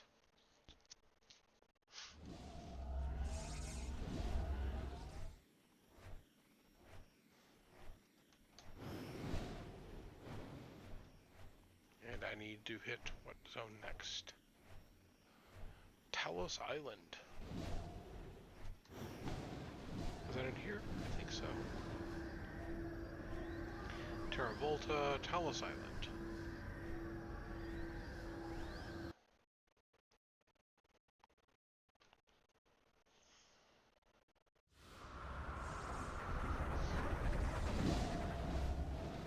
Okay, Talos Island. We will start our exploration of Talos Island on this little hill right next to the train station here. After I get back from using the restroom, I will return shortly.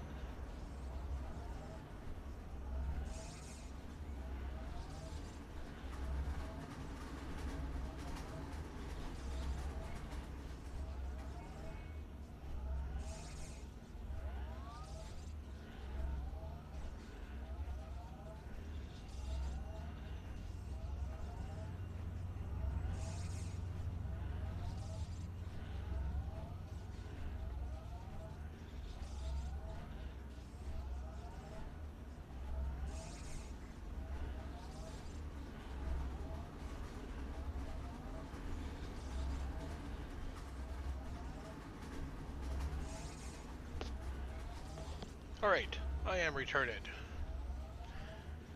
I have snacks, I have more hot chocolate, which, is always a good thing.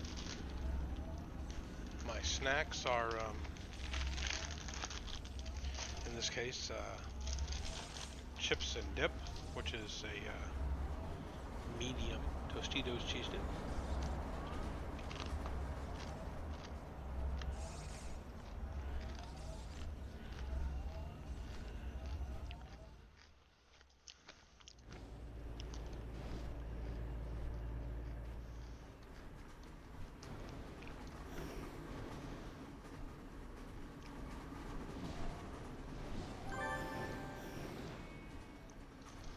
The first batch is located right on top of this hill,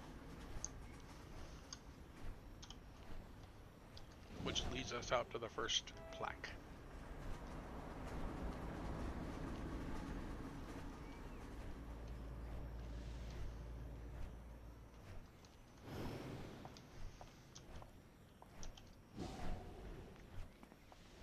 Which is right here.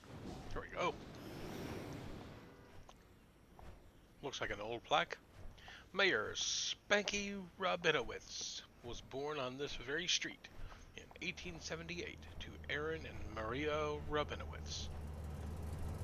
Those who knew the mayor well say that he often returned to this area when troubled, to walk the streets he grew up on and contemplate the city's future. How thoughtful and melodramatic.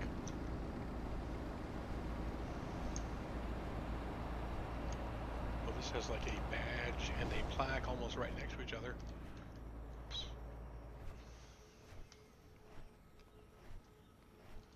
And it's almost a mile away, so let's go with hypersonic flight.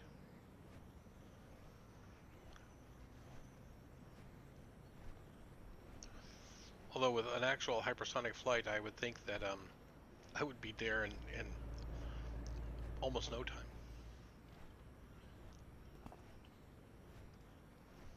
I guess everything's relative.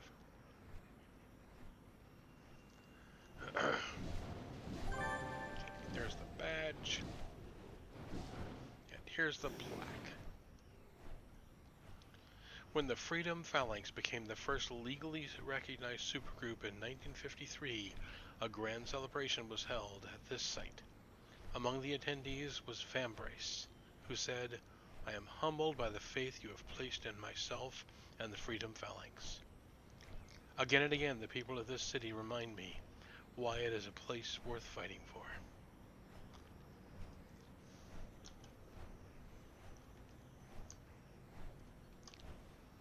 That's actually not too bad as far as public statements go.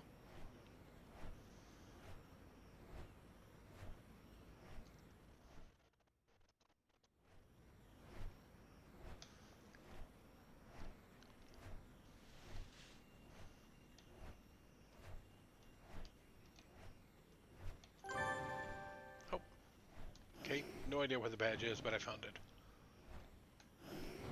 That actually is kind of annoying. I want to know where the badge is.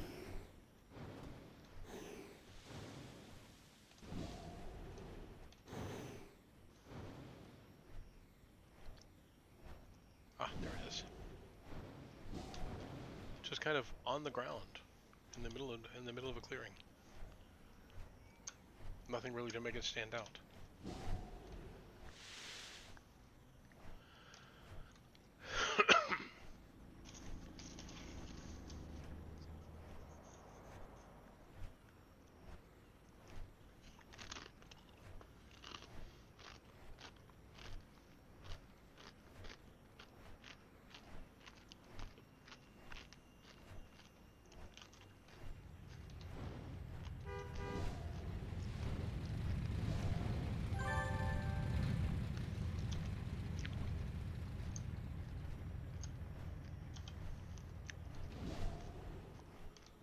Ah.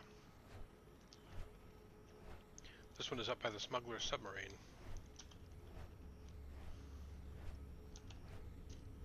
Or smuggler's ship in this case, not a submarine.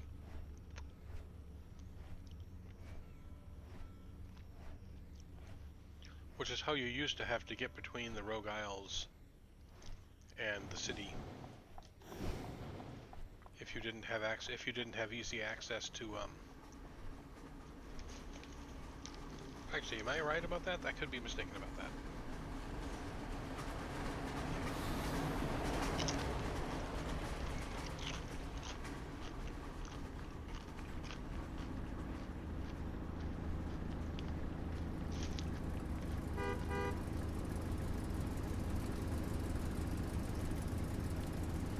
This plaque marks the first sighting of a mysterious ghostly vessel filled with a crew of gibbering spirits.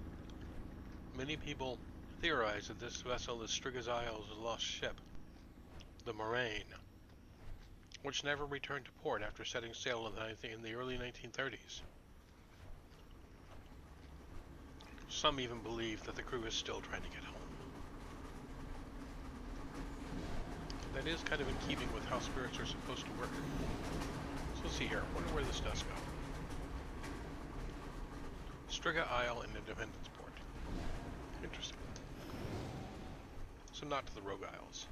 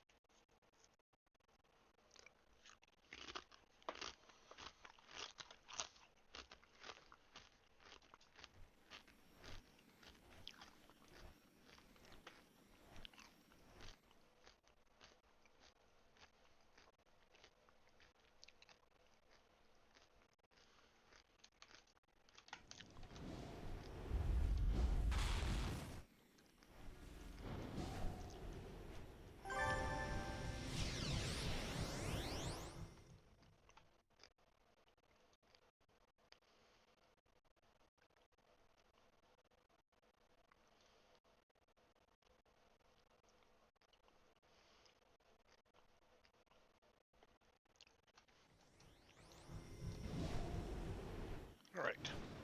Another badge down. Another plaque coming up.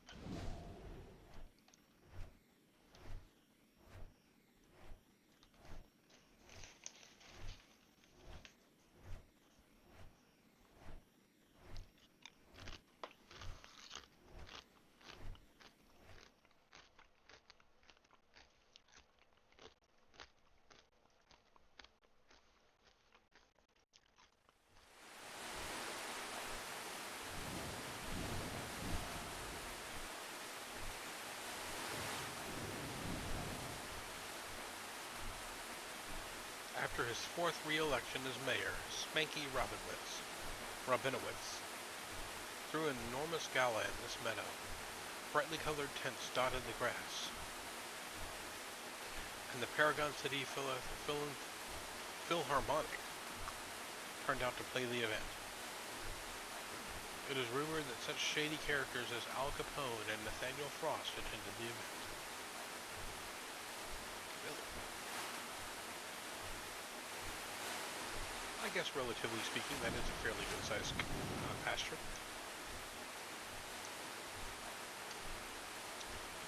And now we have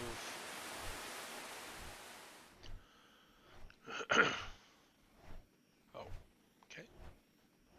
A badge in the middle of the ocean.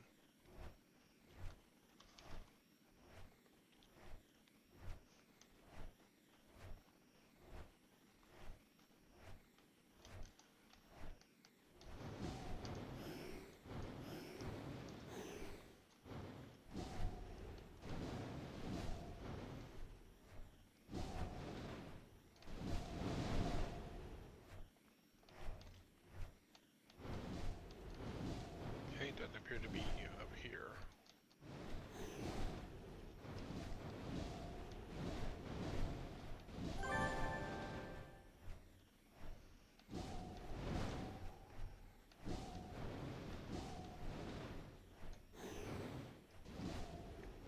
I still don't know where it is.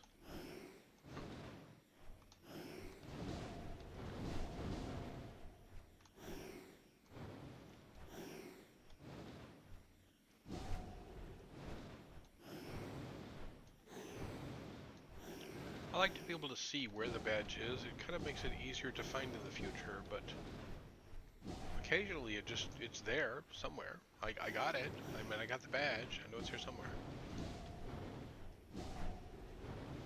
May have to look this one up and see where it is. Oh well.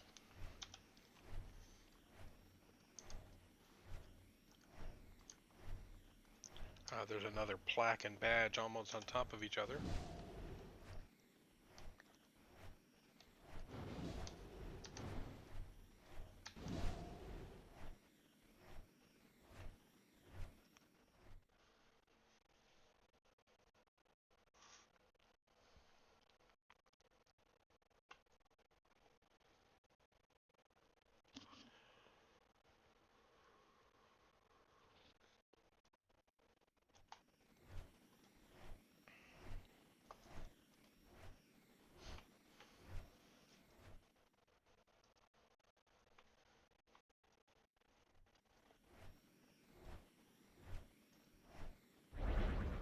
I have activated turbo for less.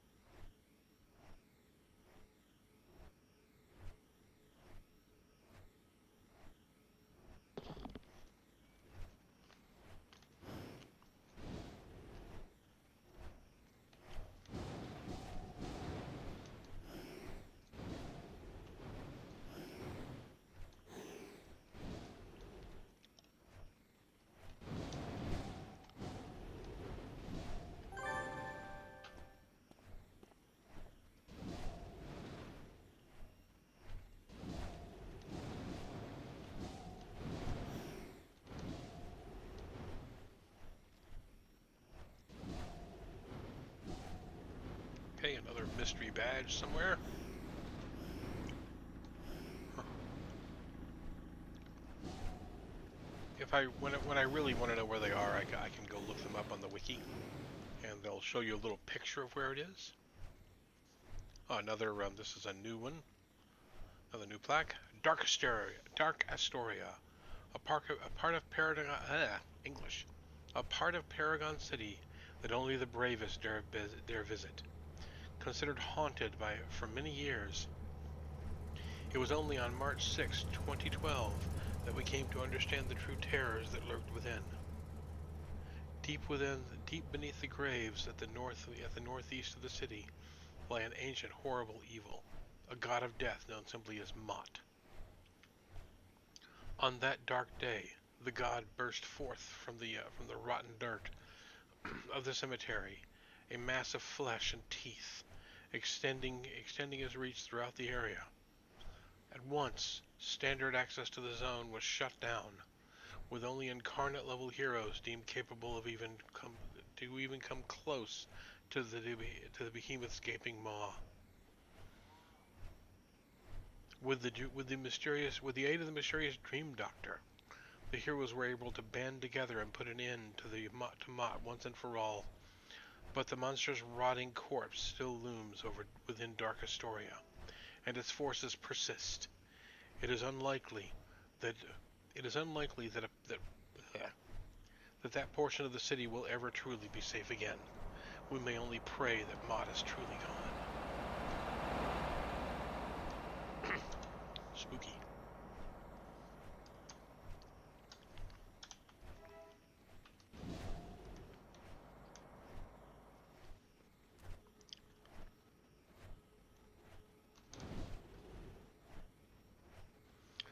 The dark and spooky spirit of spooky darkness even hesitates to wander into that area.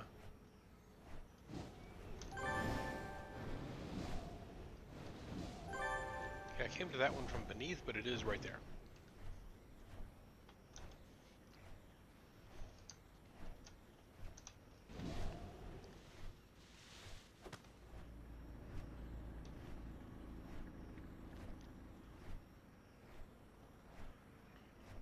And here's the last plaque in the zone.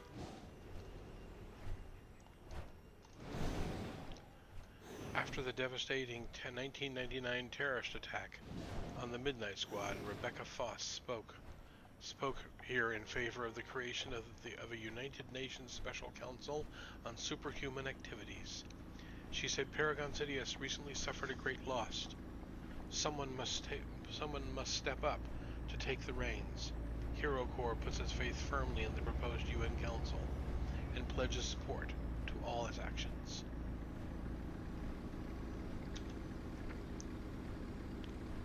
And so ends my expeditions into Talos Island. Stop flying. Thank you.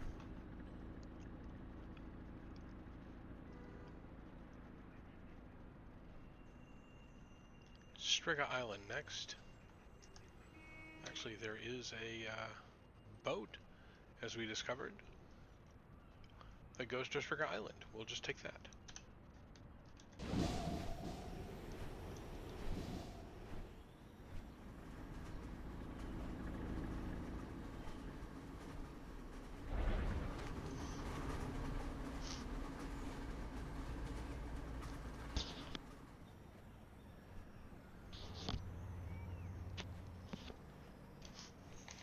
Striga, I think, is one of the new cooperative zones with heroes and villains, which means I shouldn't necessarily need to be a rogue to even be there, but I am a rogue, so.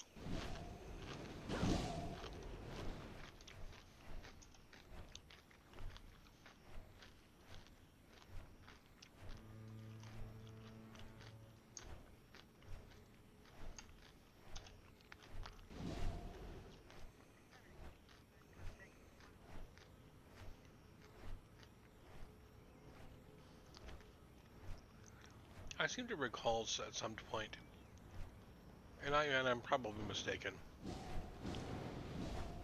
but I seem to recall Striga at one point being a PvP zone.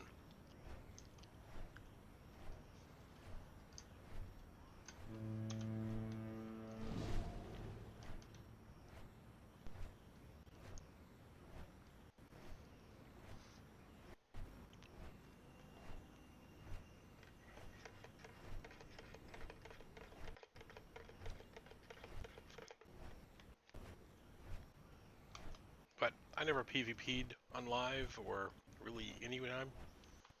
I'm not really a fan of PvP. Really not looking forward to when I have to start doing Samantha's PvP badges. But so I'm probably mistaken about that. In 1932, the oil tanker Moraine was first launched from this site. Many people have claimed that the ship's misfortune was due to Captain Raynard Cale failing to ask Mayor Spanky Rabinowitz to christen the ship on its first voyage. That sounds like bad luck.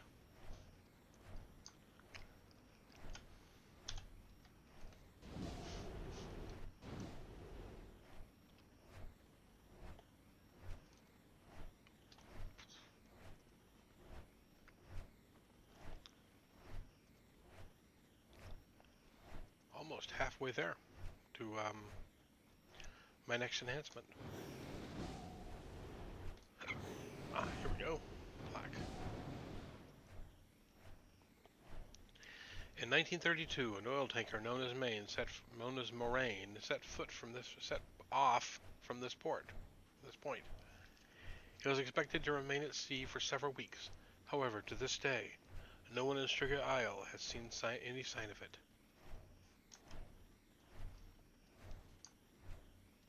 No? You should ask Independence Port. They've seen a lot, I think.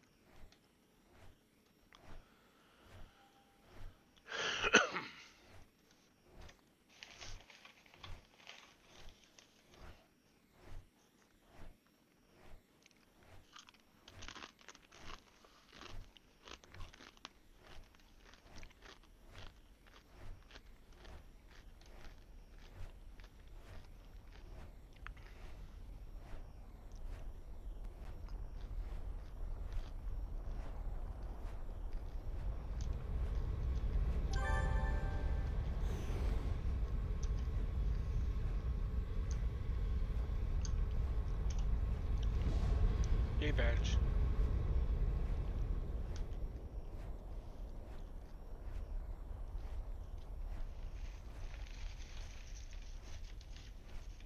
It's kind of amusing though. You go to the top of you go from the top of the from the southern part of the island to the top of the volcano to the northern part of the island. If you do them in the quote most efficient way.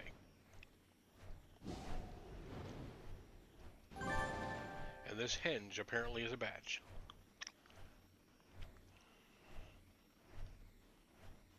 One might even say exploration of this island hinges on this badge.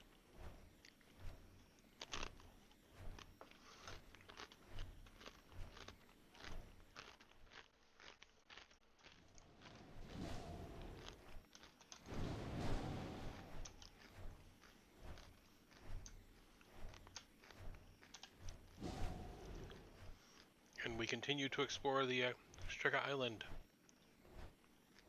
looking for the next badge and the next plaque that'll tell us more about the moraine.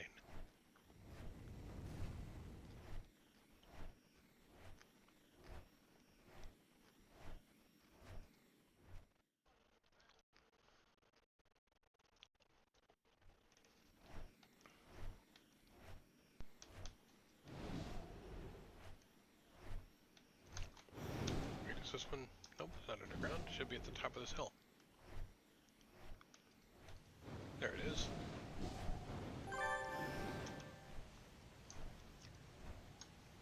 After this one, we go into the underground areas.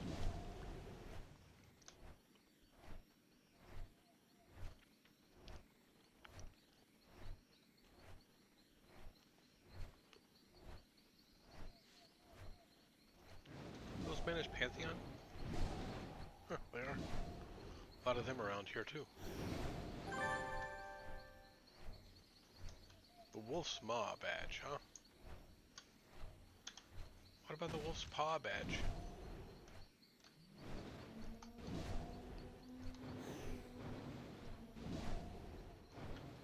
Okay. The underground sections of Striga Island.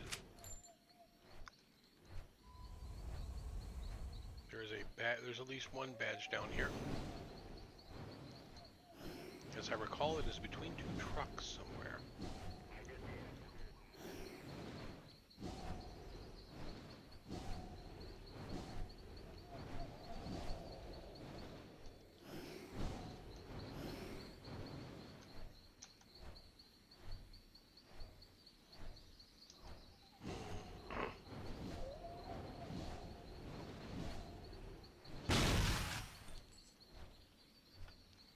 That was definitely the wrong direction.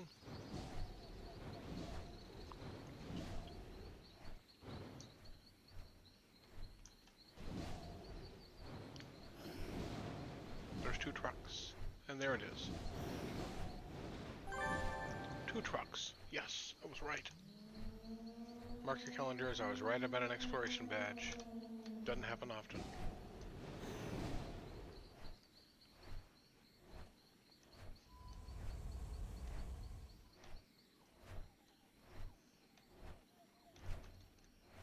Let's see here. Where are we going next? There's a plaque up there to get.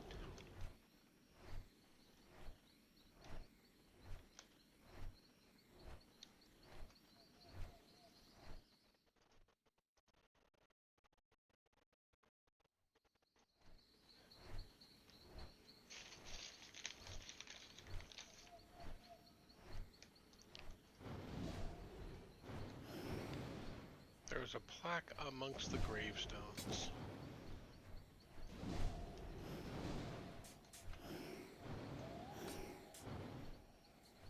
There it is.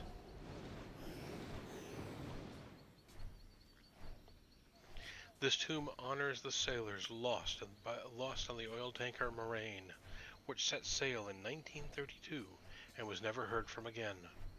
Rumors indicate the tanker was being used to smuggle ne'er-do-wells onto Striga. It has been theorized that these illicit passengers caused the ship's sinking. Wow. That'd be gratitude for you. We're smuggling you onto someplace you're not supposed to get, and as a result, and as a way of saying thank you, you sink the ship.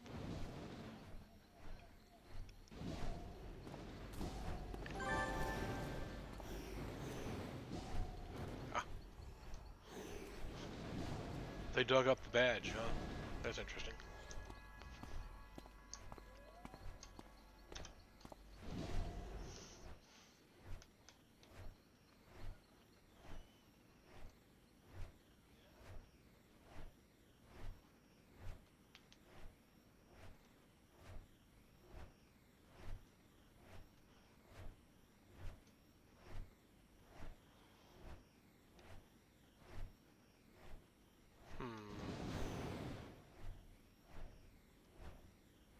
Ah, there it is. Badge.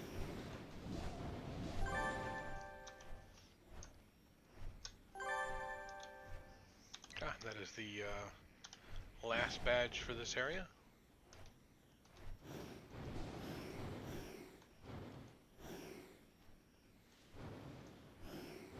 Should be one more plaque here somewhere.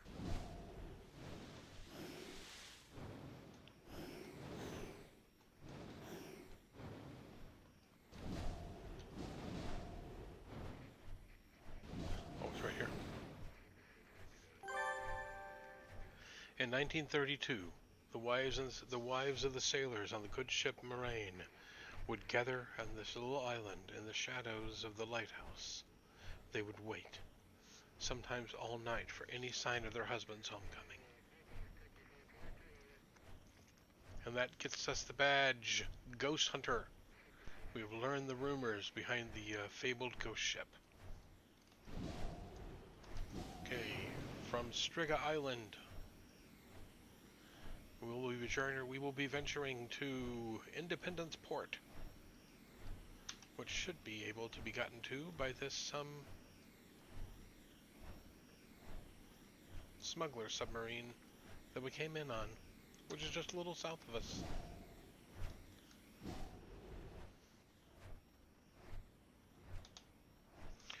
Oh, we came in on a smuggler's ship. I guess we came in on a ship and we were leaving on a submarine. Well, it is the City of Heroes. Things don't have to always make sense. And we're going to Independence Port.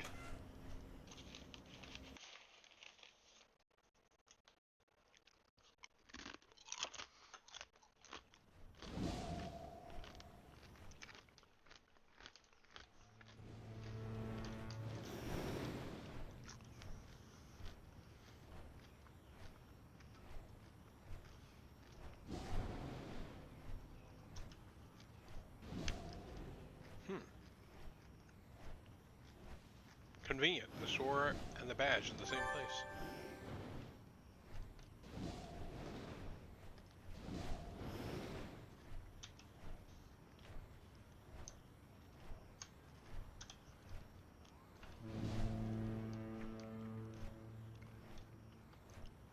Independence Port's what I believe is possibly one of the largest zones in the game.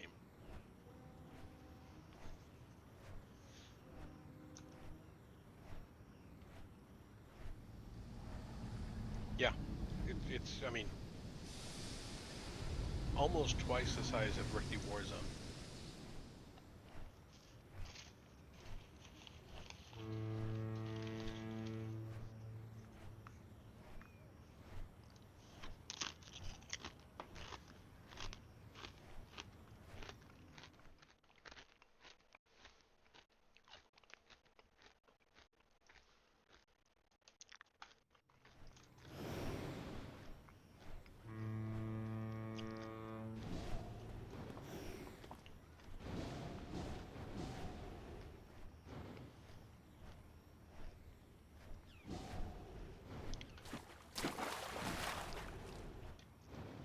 Wait, is it up?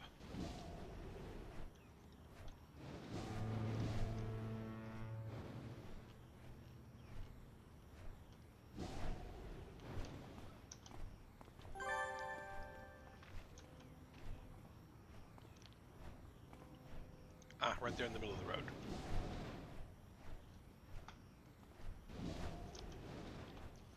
good way to get hit by a car, I think.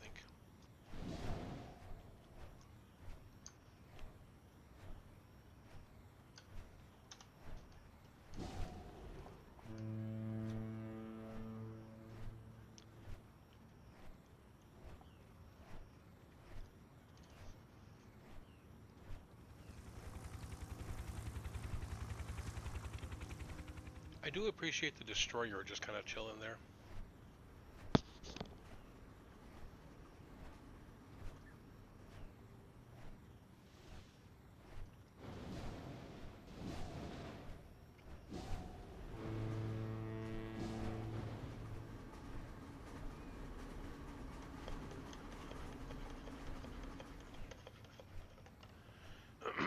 Paragon's involvement in World War II began on December 7th, 1941, when Nazi German super soldiers struck Independence Port.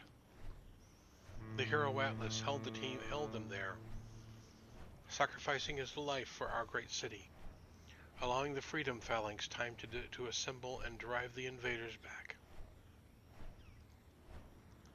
From there on, the heroes of Paragon City, the heroes of Paragon played an instrumental role in the war, and ultimately contributed significantly to the victory against Axis forces.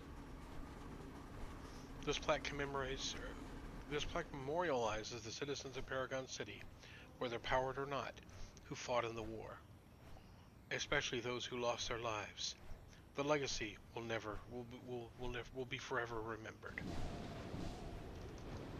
even if I can't say it.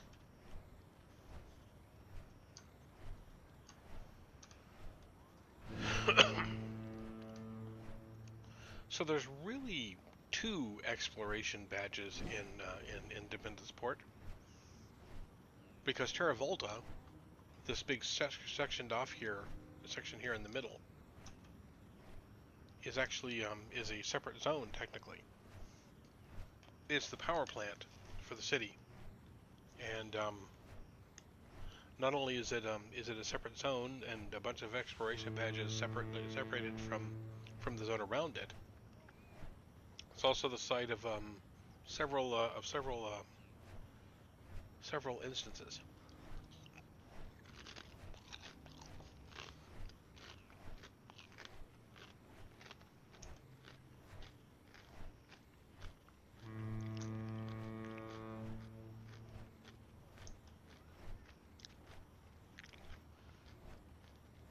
Also the side of me getting distracted and missing where I was going.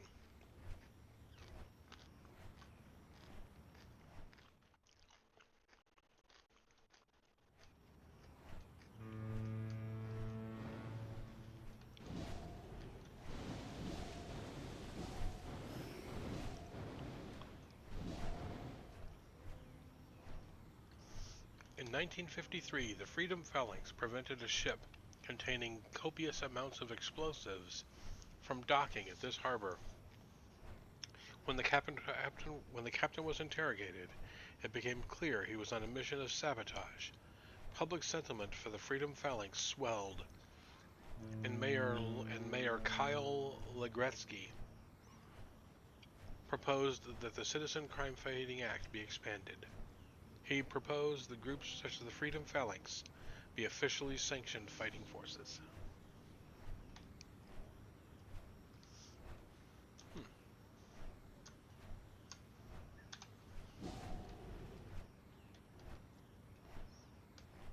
I think this one's on the roof over here.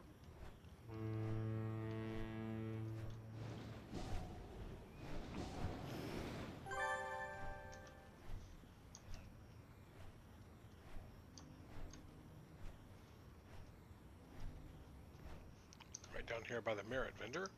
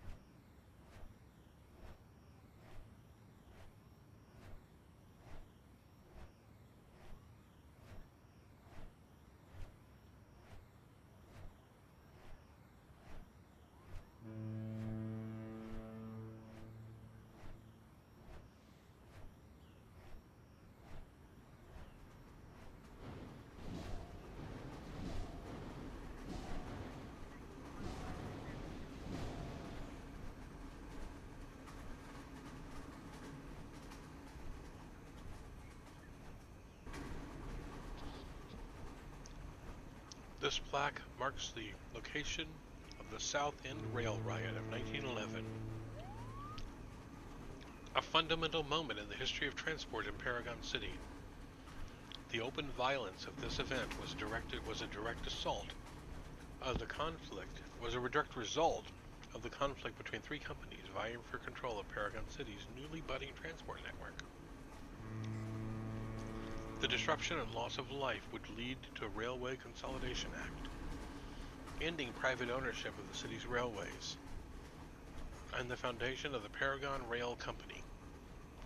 Over the course of the next century, green, red, and yellow lines would become significantly overhauled, and automated via the PTA, the Paragon Transit Authority.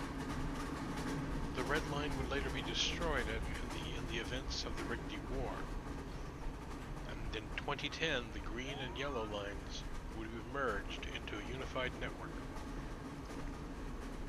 marking the conclusive end of the tumultuous and bloody story, and a new chapter in the history of Paragon City. So if anybody doesn't know what that means, the rail lines used to be divided into green and yellow. And you can see here the green line goes on the outside, and the yellow line went on the inside. And if you wanted to take a rail from, say, Independence Port, and you wanted to get to this zone here, you had to take the green rail to someplace and out of Independence Port, probably over here to Skyway City, I think that is, to Steel Canyon. Yeah, you had to take the green rail to Steel Canyon, and then you could jump down, then you could fly down, get on the yellow rail, and take that on over into Galaxy City or into Kings Row. And they've since then changed it so that you can just get on the rail at one location. Again, I'm not sure that was an actual improvement, but it does make things easier to get around. Oh, and I am not done with Independence Port yet, am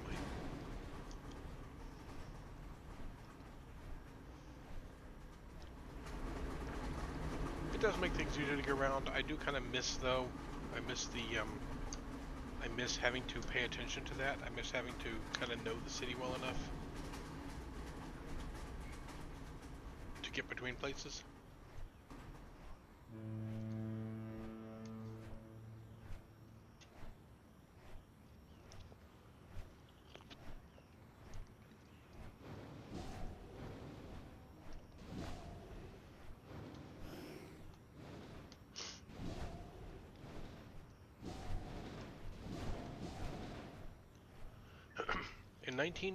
In the 1920s, it was considered most unlucky not to have your ship christened by Mayor Spanky Rabinowitz.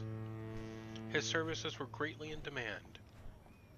His services were so greatly in demand that he was often found in the shipyard on a weekday afternoon, playing poker with the dog hands and awaiting the next opportunity to discharge his duties.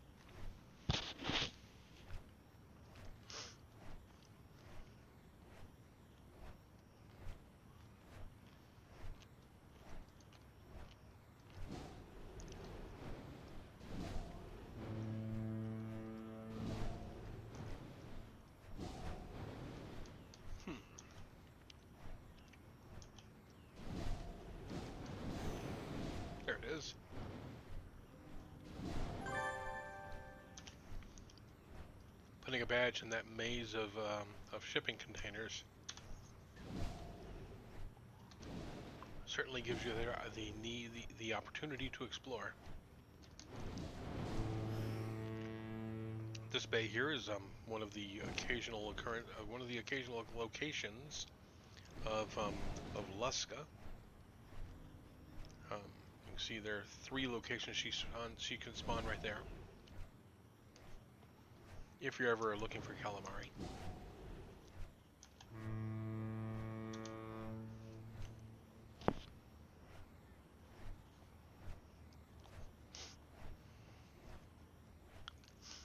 Luska's one of the giant monsters, of course. She's probably the best source of merits for any of the giant monsters, because each of her tentacles is worth 2 merits, and then her head is worth like 6. She is quite lucrative if you can take her out. And usually, if you happen to see her and start spamming and start announcing her presence and looking for group chat, you can almost always get a group to come help you deal with her.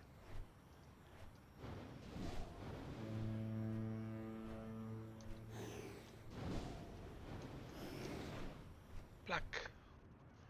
In January 2000, a ceremony was held at this site to celebrate the creation of the United Nations Special Council on Superhuman Affairs.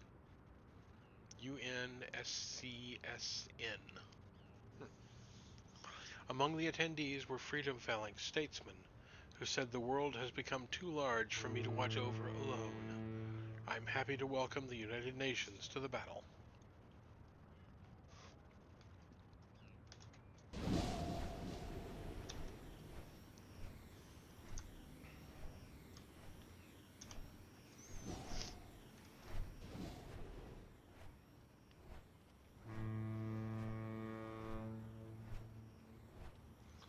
Moving on.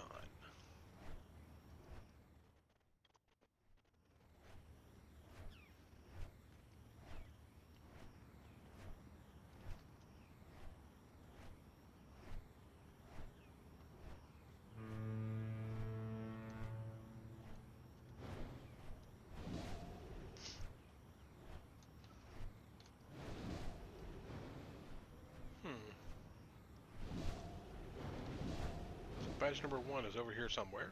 There it is. There's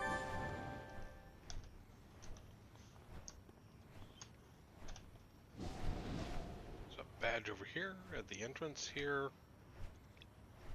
It's actually up here on the top. Located in this circle somewhere.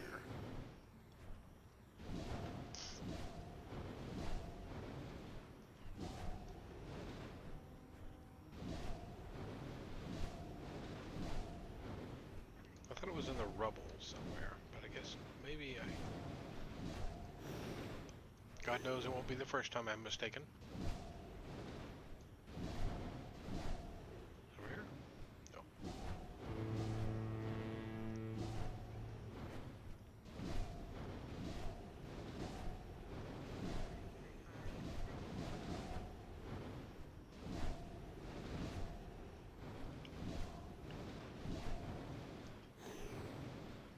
And it certainly won't be the last time either.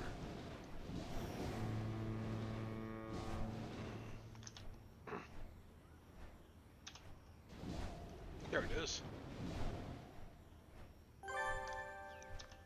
Excellent.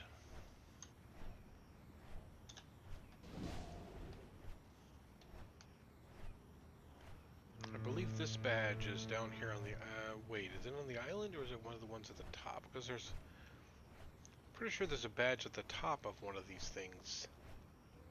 Of one of the bridges. Yep, there it is.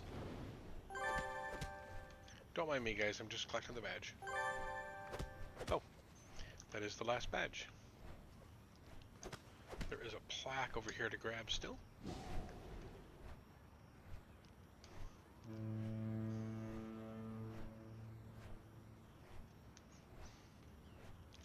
And that puts me over halfway to the next to the next enhancement I'm going to buy.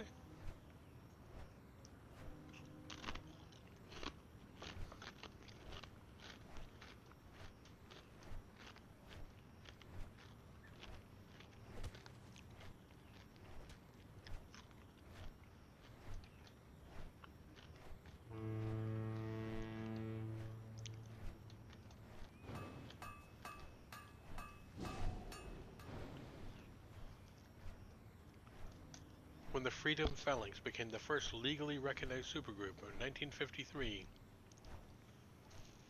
statesmen had a conference at Valor Bridge. He said the valiant hero Atlas died defending the city on this very bridge. I do not know how to thank you for your faith in the Freedom Phalanx, except to say, I too am ready to die in your defense.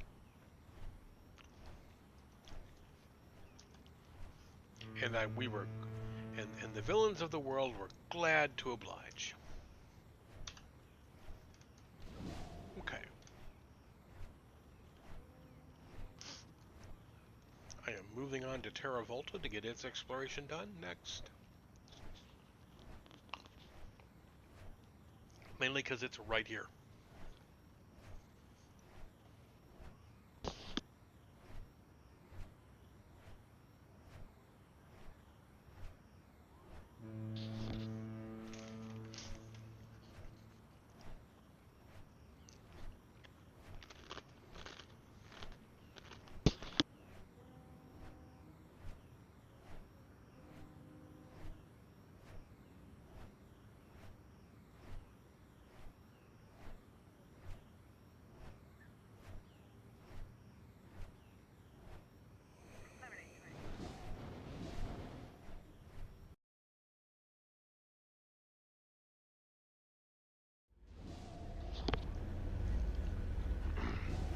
This is the location of the Yen Task Force.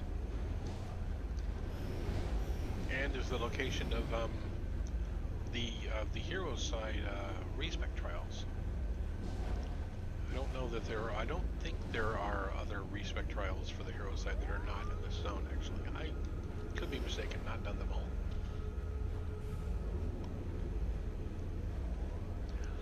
On this ground lies the electrical heart of Paragon City, the Terra Volta power plant. Construction began on this facility in 1955 and was completed in 1959. To this day, it remains one of the most impressive technical achievements in Paragon's history. The Terra Volta complex has undergone many trials and tribulations throughout the years, but has never been truly successfully captured and held by a villainous group. This is not only due to the heroes of Paragon City, but also due to the enterprising security console personnel of the complex. English. Who are in a constant, thankless arms race to maximize Paragon City's most vital, non-human resource. This plaque pays homage to their tireless work.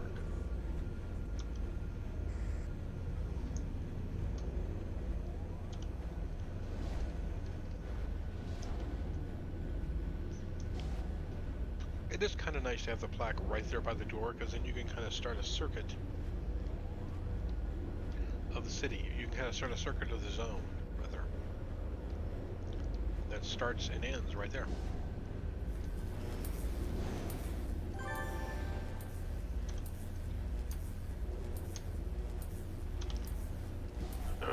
Like most locations, they have all kinds of villain groups just kind of hanging out, chilling around, you know. Loitering, I believe the crime is called. Being a public nuisance.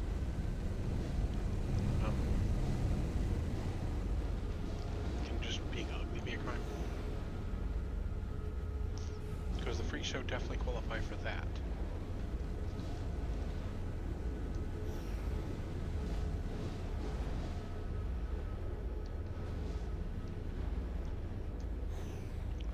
Who knows what constitutes a crime in Paragon City these days?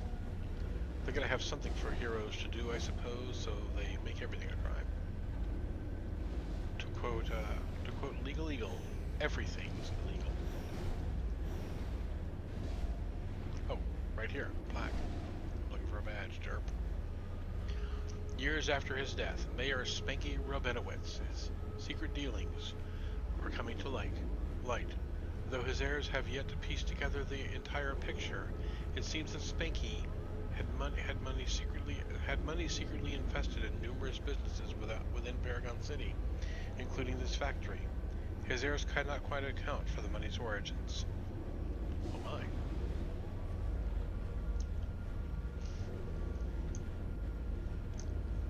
How shady.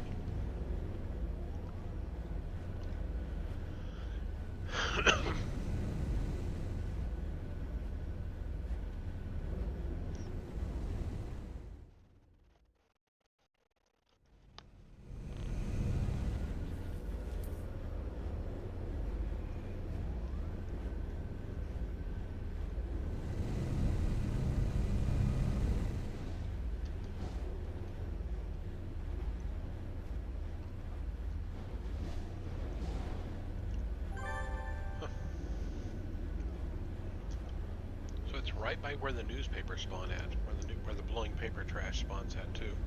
That makes it even easier and harder to see at the same time.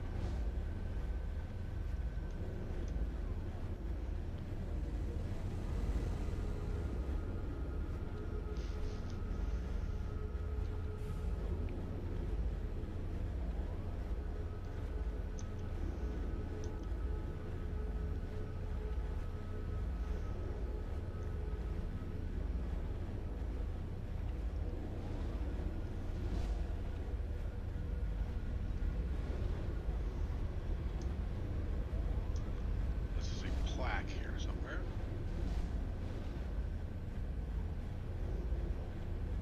Ah, there it is.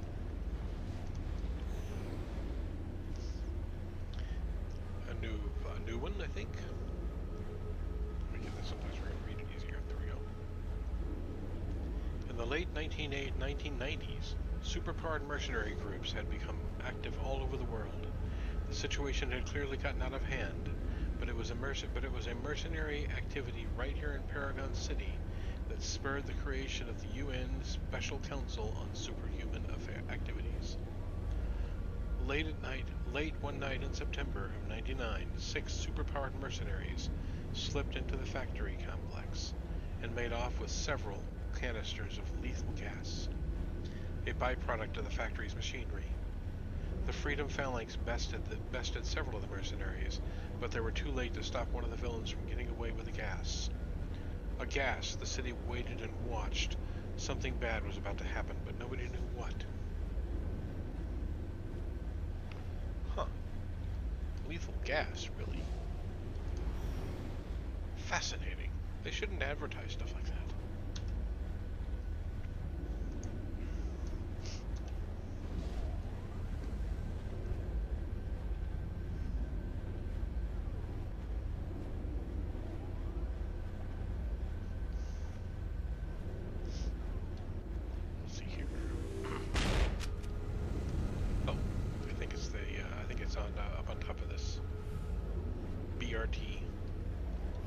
BRT, meaning big round thing.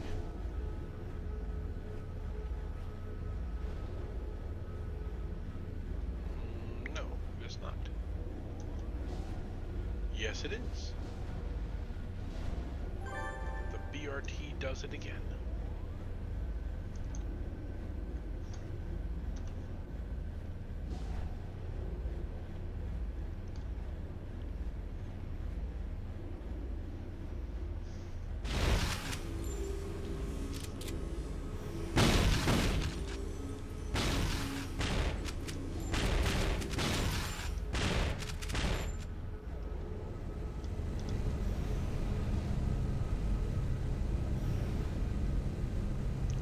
In 1953, citizens poured into the streets in support of the Freedom Phalanx, becoming a legally recognized supergroup.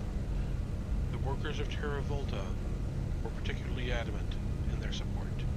Having witnessed many villainous activities in the past few decades, Each night, when the factory whistles low, when the whistles blew, a shout would go up across the zone, echoing in the evening air. Freedom phalanx, freedom phalanx. Their support is heartbreaking, or heartwarming. Sorry, thinking with my outside voice again.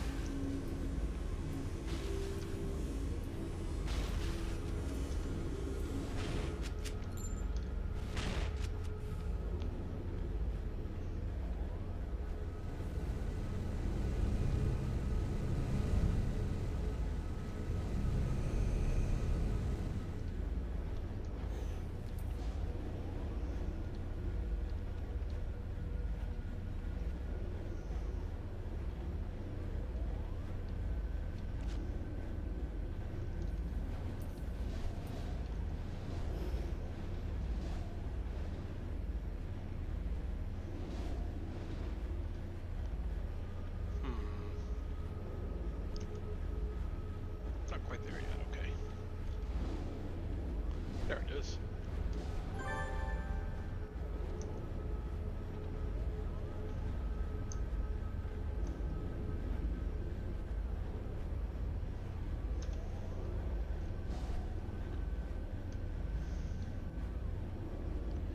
The Devouring Earth.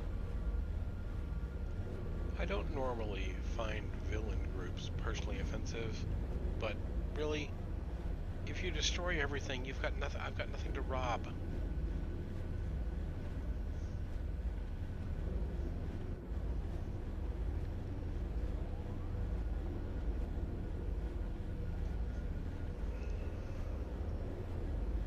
Pardon me while I run into a building. So rude of the architect to put that in my way.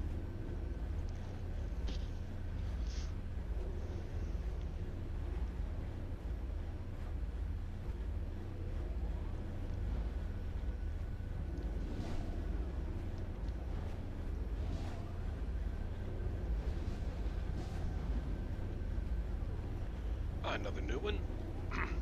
In the late 1990s, a super-powered mercenary... Wait, what? In the late 1990s, super-powered mercenary groups had become active all over the world. The situation had clearly gotten out of hand, but it wasn't. It was a mercenary activity right here in Haven't I already read this one? In September 1999, super-powered mercenaries stole poison gas from Terra Volta factory. Days later, they struck. They attacked a complex that once rested on this site, gassing the people within it. When the Freedom Phalanx investigated, it was discovered that the facility had been a front for an undercover midnight squad operation. Several of the squad's more secretive researchers had been living in the facility under the belief that subterfuge would keep them safe. 47 men and women died in that attack. To this day, no one knows who the perpetrators were. Fascinating.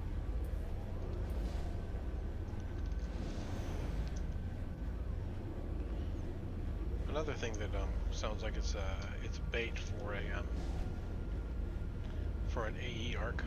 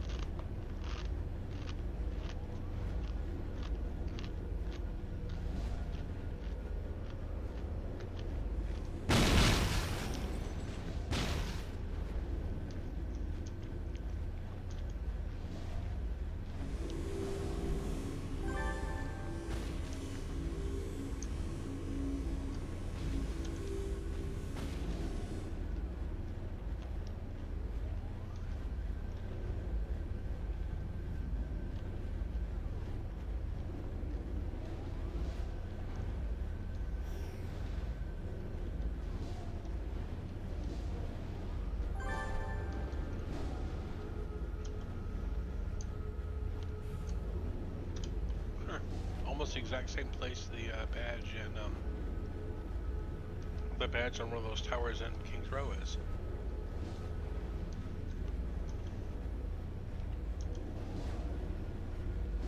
And equally annoying to get to.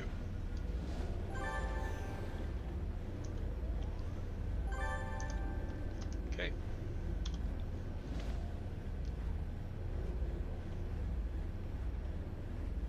This zone is finished.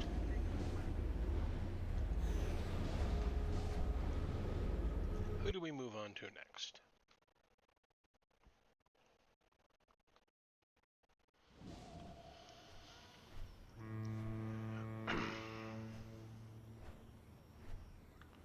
Croatoa.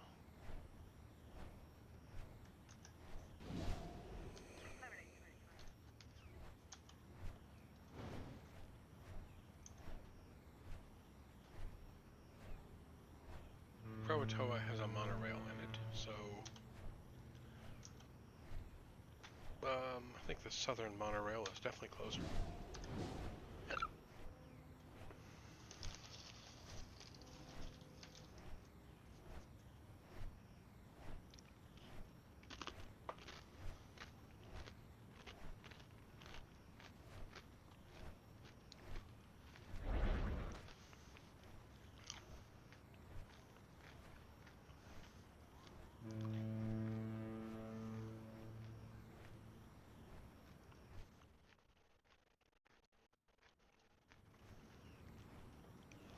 But even the southern one is farther away than some zones are wide.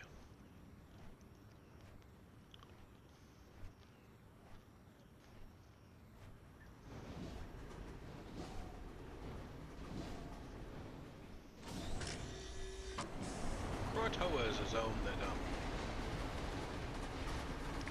it definitely pays to explore on occasion, because there are not one, not two, but 3 things in there that can get you giant monsters.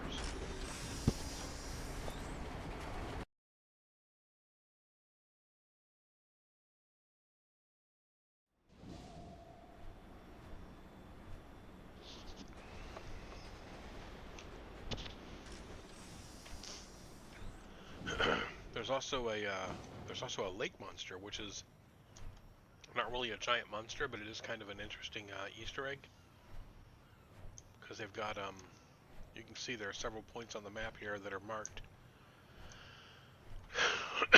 as having their lake monster spawn. Maybe we'll take a look at that and see if we can find it. See if it's up to date.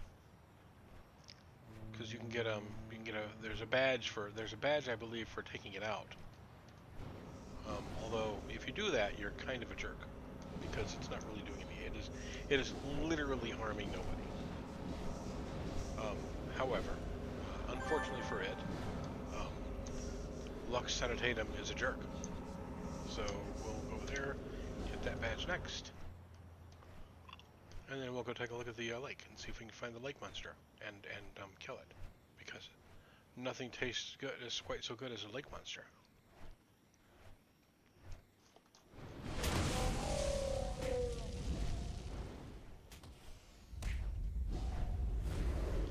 Oh yeah, this one's chilling under an umbrella.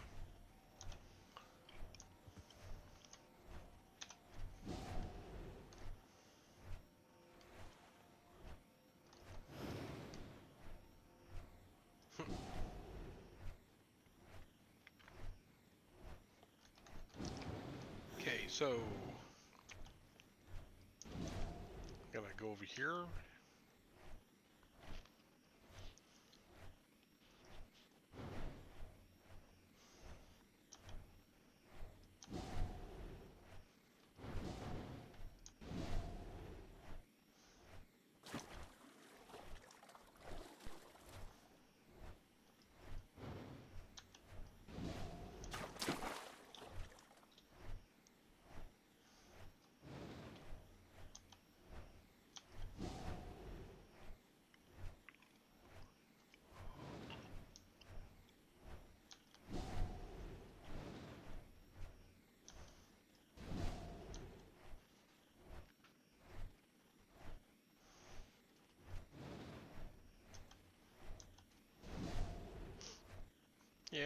not seeing it yet. May not be out today.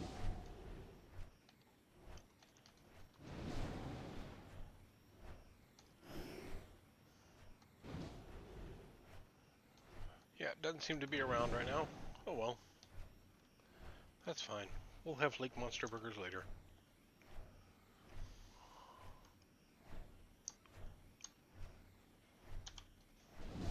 My first my first plaque in Croatoa.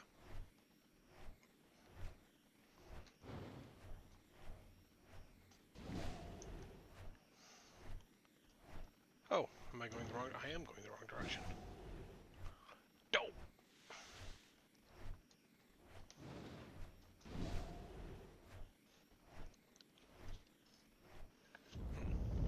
Out of hot chocolate. Oh no.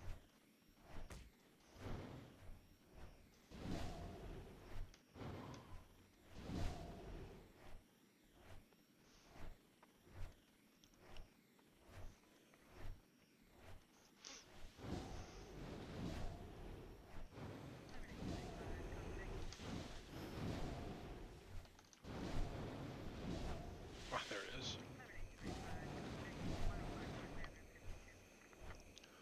The Occult Studies Annex of Paragon City University was established only recently, but already its enrollment has taken a significant dive. Various artifacts and tomes stored within the university seem to be valuable to the ghastly creatures that haunt Croatoa. And it is only by the efforts of the magically inclined faculty that these creatures are kept at bay.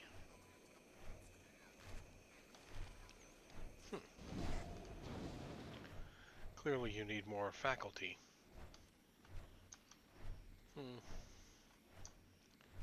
Okay, so this one is a plaque that looks like it's in the woods. We'll have to find the way into the woods first, because these woods are dark and kind of gloomy and have various things keeping you out.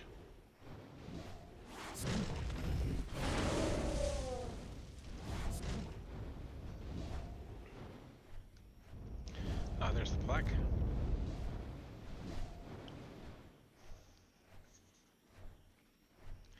No one can say how long this massive throne has rested here, but Salamanca's inhabitants are certain it arrived only after the mist of Croatoa closed in. Those brave enough to venture close have reported that a grotesque giant sometimes snoozes here. Most, however, leave the area strictly alone.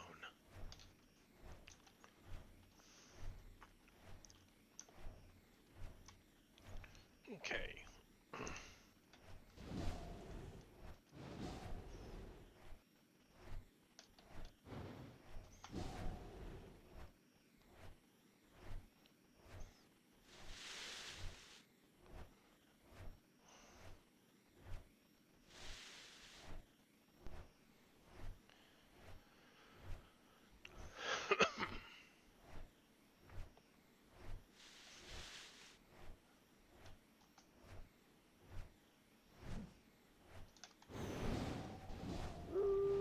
Let's see here.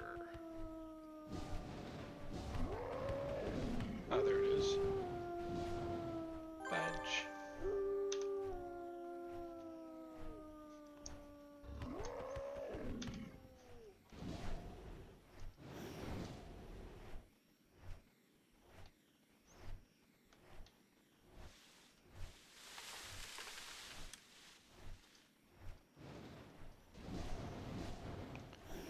Badge on the bridge.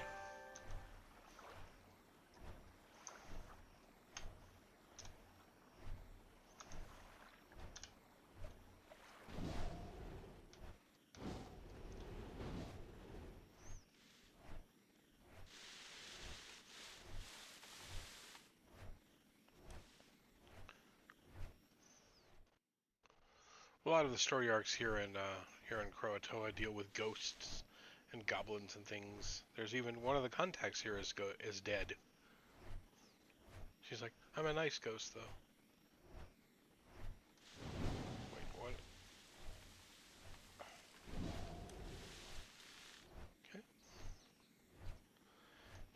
plaque. It wasn't long after the spirit of war, which chose this island to call her home. It wasn't long ago that the spirit of war witch chose this island to call her home. Though she will speak to the occasional hero, her revelations about her reasons for being here are cryptic at best. Some say she feels an affinity for the cable after having lost her own coven at the hands of Requiem. Others say her presence here is an atonement for some crime she committed during her life. Whatever her reasons, War Witch is an integral part of the strange mystery that surrounds Croatoa. I remember this. There is,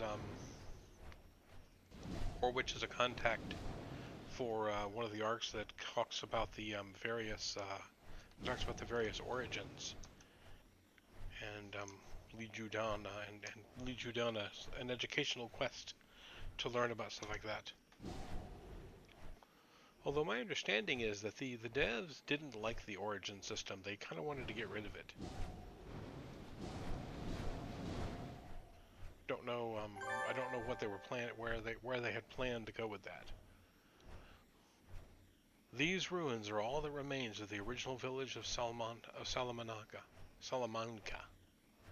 established in 1641. Since their arrival, the cable has taken over the ruins and made them their home. It has been theorized that they feel most at home among these poor ashes. And that was worth a badge. The badge is Alumnist. I have learned the history of Croatoa. And now I'm going to go to this badge up here.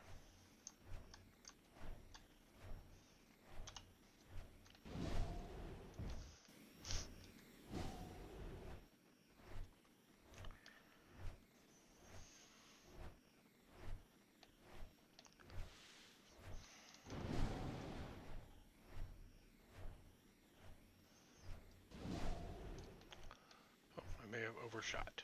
Okay. Go. And then up here to 1. And this is the location, I believe, of the Veil War, which is a spawnable event that gets you giant monsters.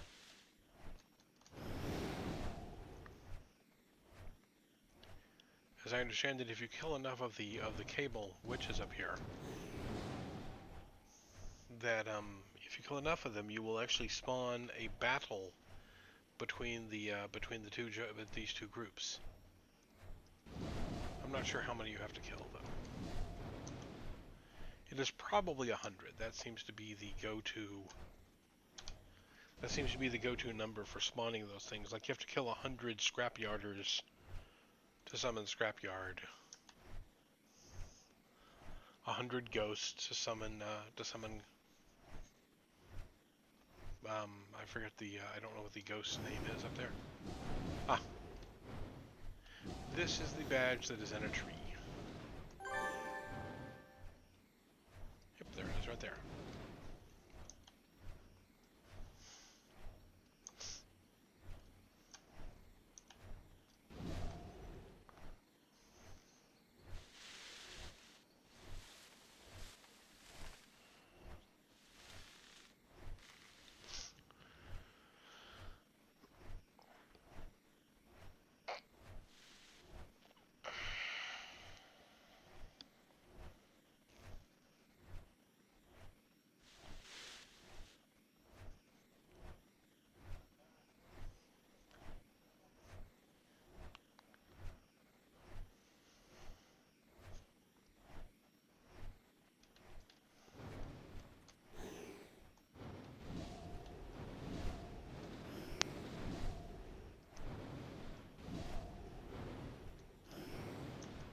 This is a badge.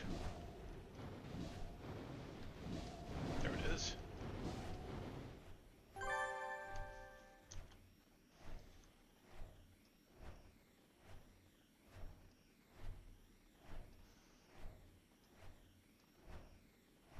I thought that was it. So I missed one of the badges here, apparently. What did I not get?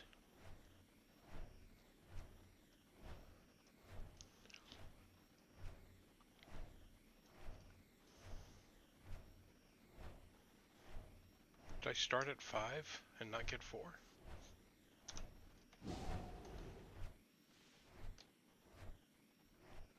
I think I started at 4, then went out to the lake.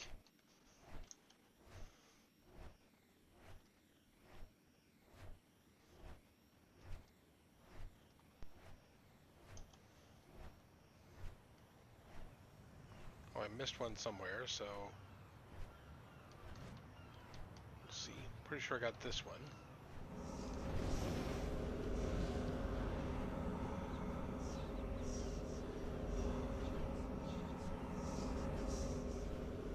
I don't see it. And they're supposed to be clearly visible if you've got them. There they are right there. Those right there. Get it? Apparently so.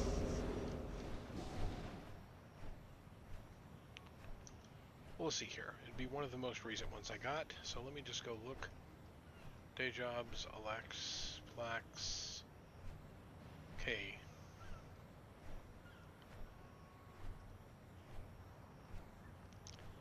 Pop that free so I can move it aside. Bring up the map again.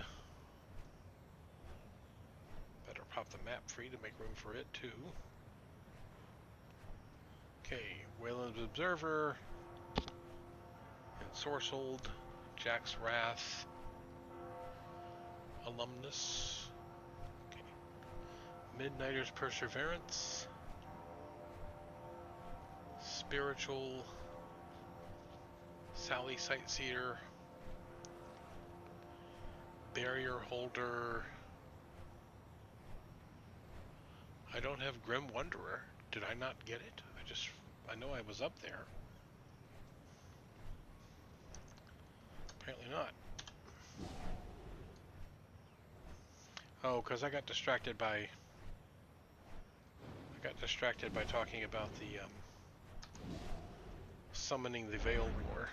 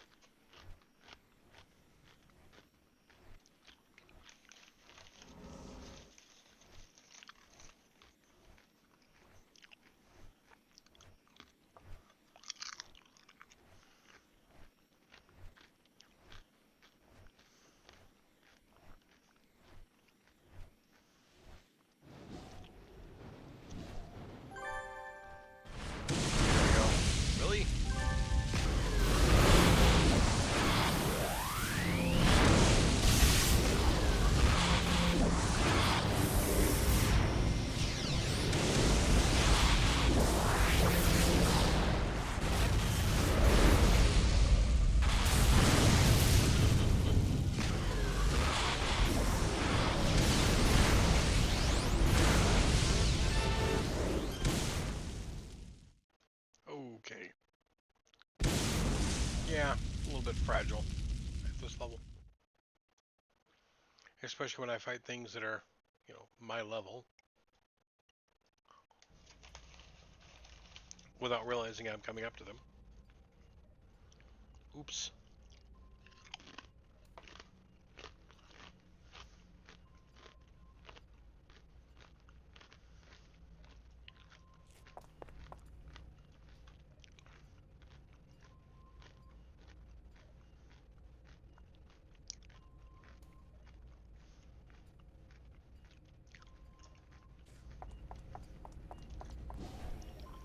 Heading for Craze Folly next.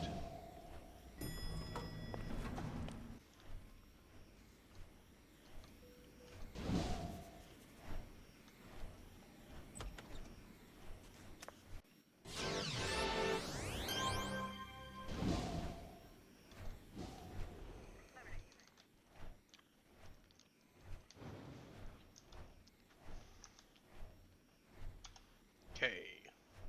Where's the transit? There it is. And Craze Folly is there, so I'm going to Brickstown.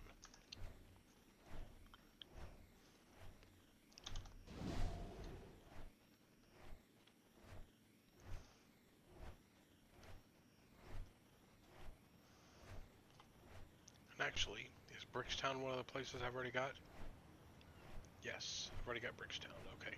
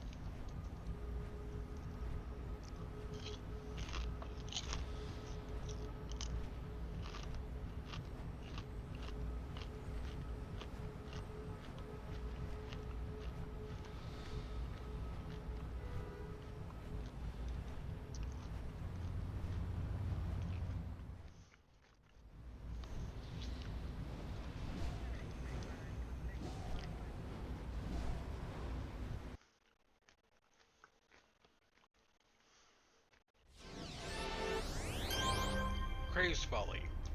Home to another giant monster. Jurassic, I believe, haunts Crazed Folly.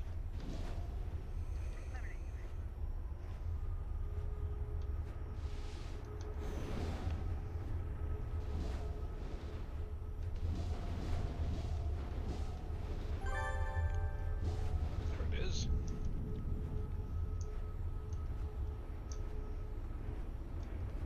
If we go this way, it'll take us right over some of Jurassic's haunts. So I can kind of check and see if Jurassic is up. And if he is, I could start spamming for a giant monster squad.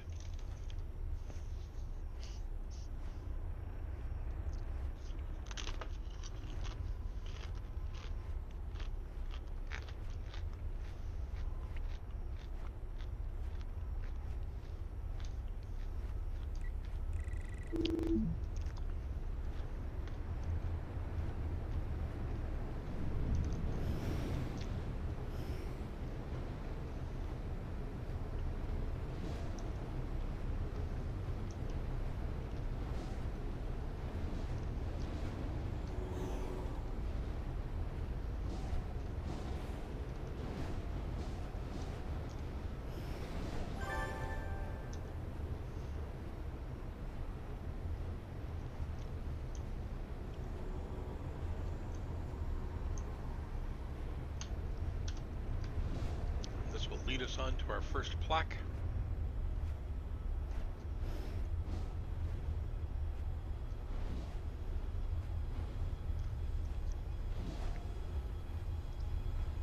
Crazed Folly is also where I hunted most of the Rigby monkeys for my zookeeper badge on Samantha.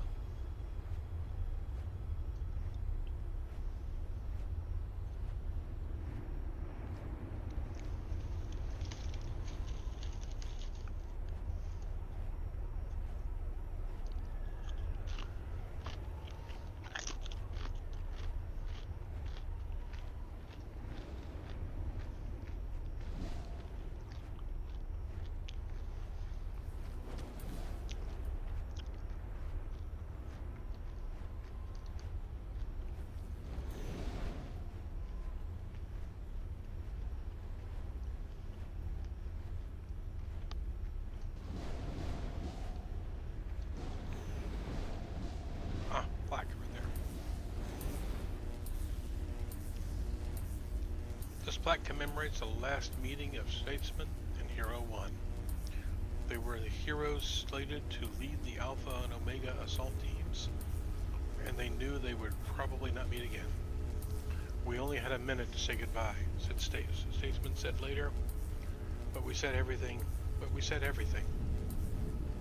Oh, we only had a minute to say goodbye, Statesman said later, but we didn't say anything. Although Statesman survived the Alpha Team strike on the Rigby troops, Hero 1 and Omega Team never returned from the Rigby dimension.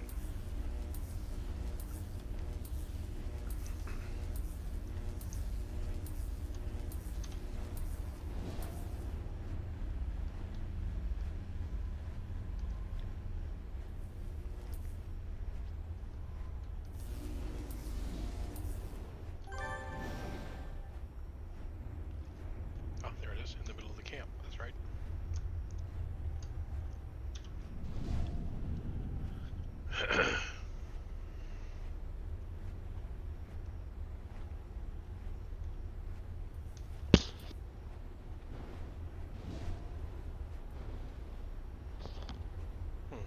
Is that it?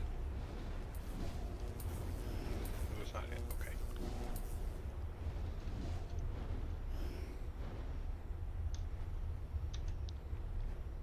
Oh, this is a plaque. I mean, this is a badge.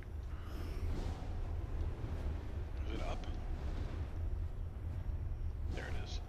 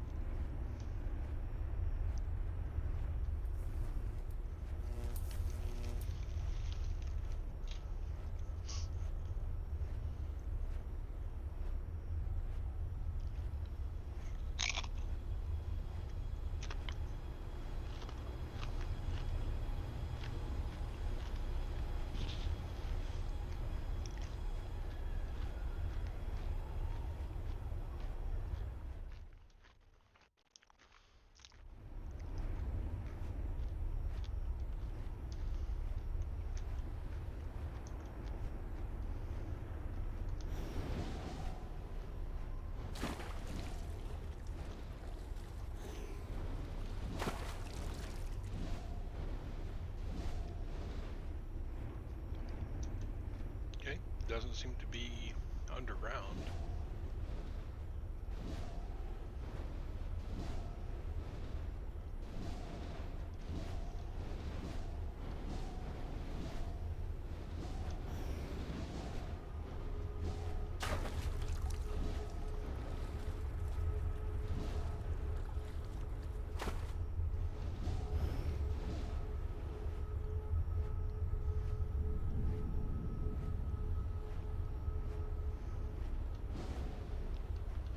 There it is.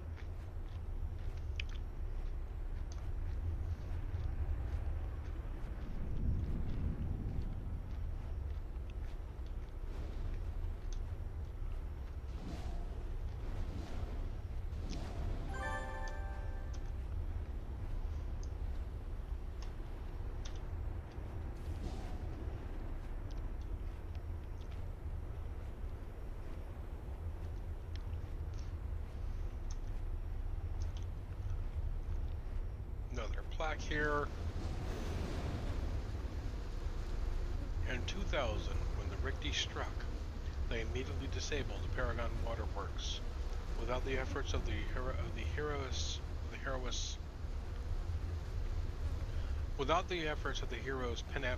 Synapse and Positron, many who survived the initial attack would have died of thirst in the weeks to come.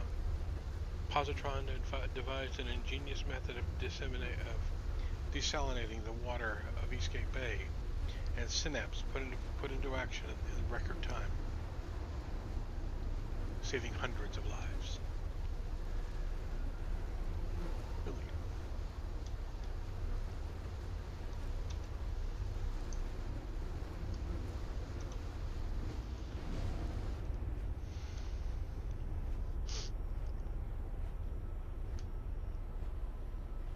kind of wish more of the plaques in Craze Folly would talk about Craze Folly and kind of what happened here, because I don't think the damage here was all from the Richte attack, was it?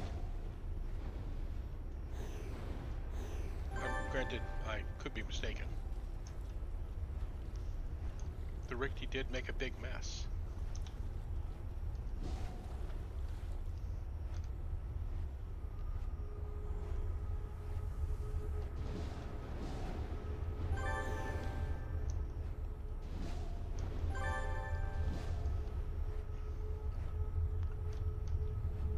Also, apparently, this is a good place to hunt down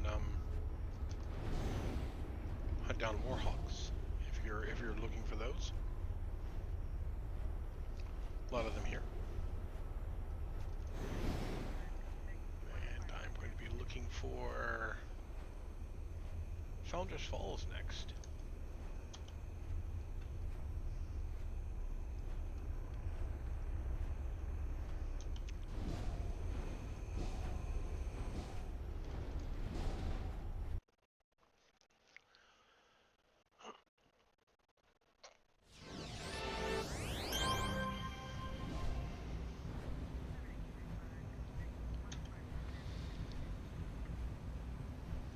Actually, I should make sure I've got all the plaques in Founders Falls.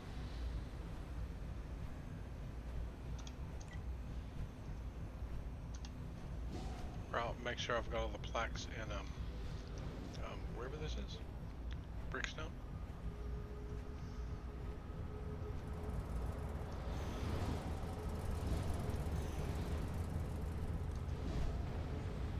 Ah, one of the new ones. The 1950s marked the beginning of a tense and difficult time for the people of Paragon City. With the initiation of the Cold War between the United States of America and the USSR, anti-communist concerns began to grow in dominance in America, and with it, the distrust of one's peers, with fear that anyone could be a secret spy for the Russian military. Paragon City was not immune to this. If anything, fear was more pronounced, and concern was turned toward the power imbalance inherent in our heavily powered society. Civilian concerns rose regarding risks of heroes and registration laws. Registration laws grew increasingly strict and decreasingly tolerant of those that decided to work around them. The most egregious example of this was the Hero Draft, or the Might for Right Act, forcing heroes to work for the CIA, FBI, and Department of Defense in anti-Russian operations. Many of those who refused to work were locked up in the Zagorski Penitentiary, the colossal prison complex that looms over Brickstown. This theater was later revealed to be the location that protected and hid some of the most vulnerable.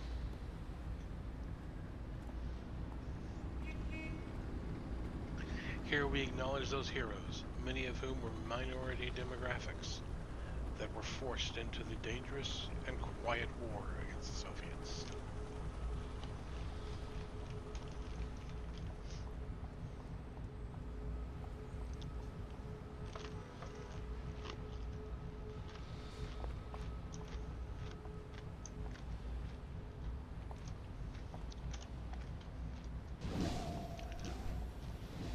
And can you imagine McCarthyism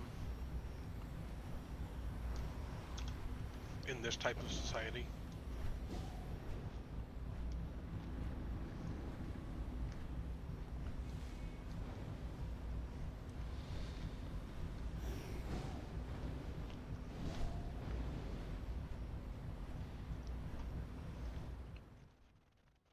I mean, McCarthyism was kind of an abomination to begin with. If you started throwing in people being accused of collusion with the Russians and superpowers, it's like, wow.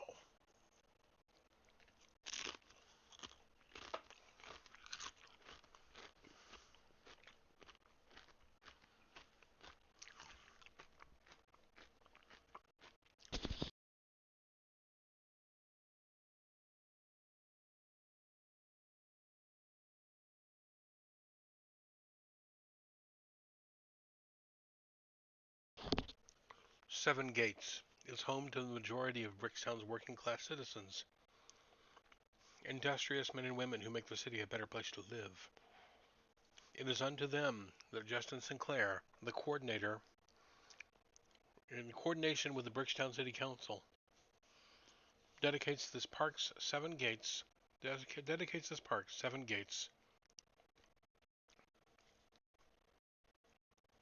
Okay. In coordination with the Bricktown City Council, dedicates this park. Seven Gates residents now have a peaceful place to relax and enjoy the outdoors, all within the comfort and convenience of their own backyard.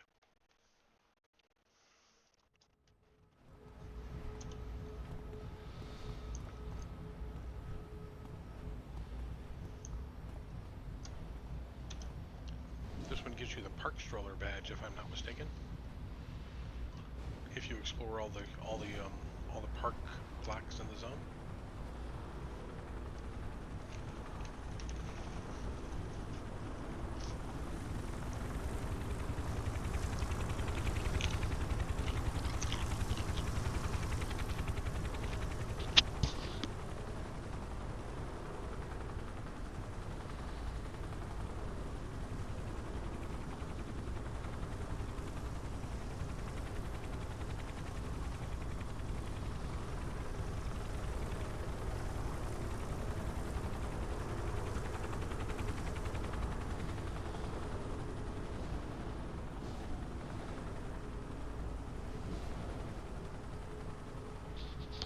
This plaque commemorates the invasion of Paragon City by foes from an alternate dimension.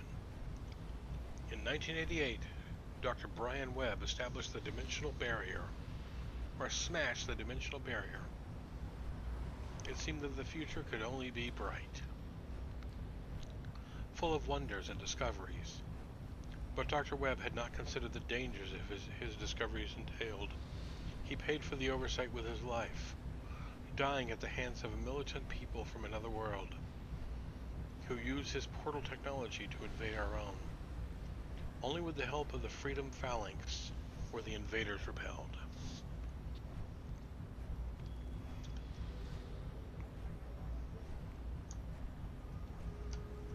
Most disconcerting.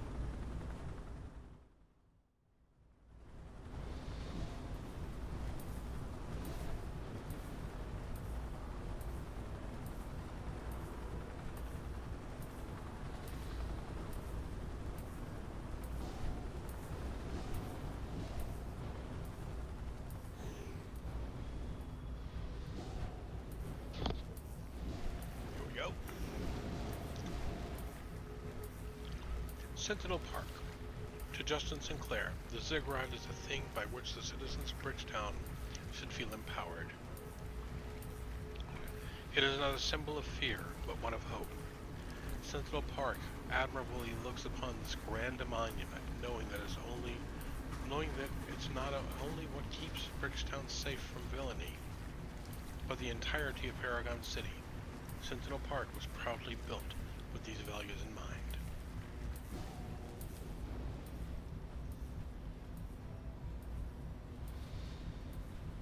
The Zig.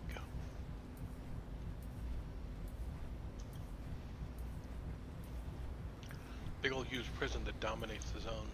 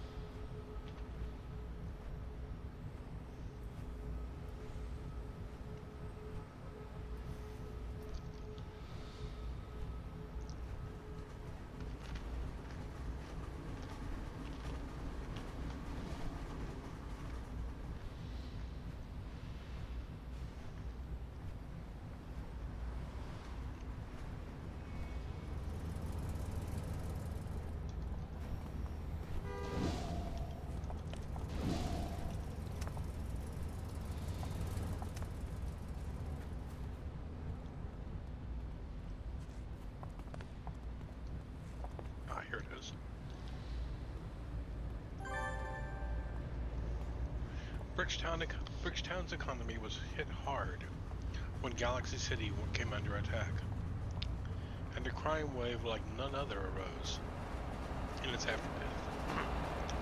It was during this dark time that many of the city's empty plots and construction yards became cesspools of illicit activity. It wasn't until Bridgetown's own Justin Sinclair made it his civic mission to turn these dilapidated lots into verdant recreational parks for all the citizens to enjoy. West Park is a landmark first of many parks that has buried the garbage of old Brickstown along with its crime. And that got me the Park Stroller badge, I believe.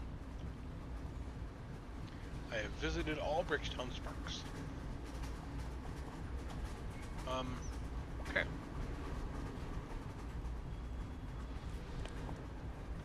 Now then, we will head for Founders Falls.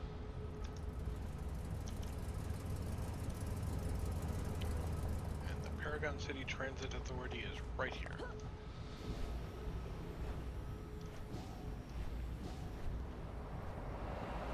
Here to serve all your transiting needs. Well, most of your transiting needs.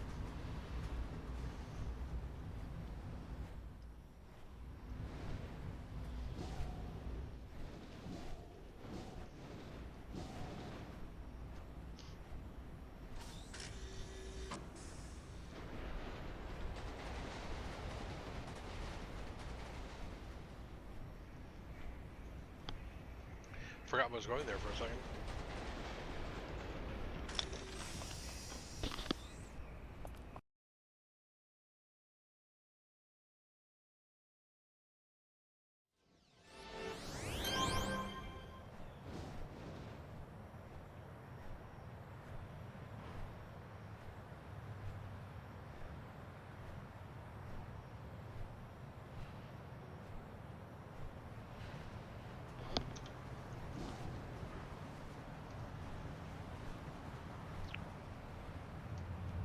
Founders Falls is another one of those locations that has a lot of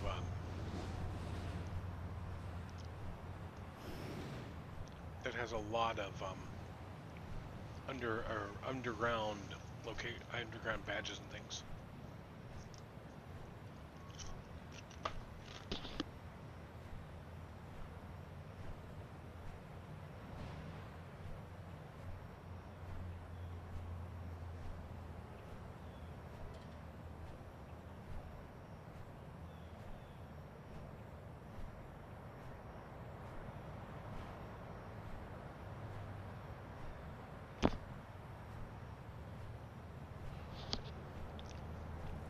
.30 p.m.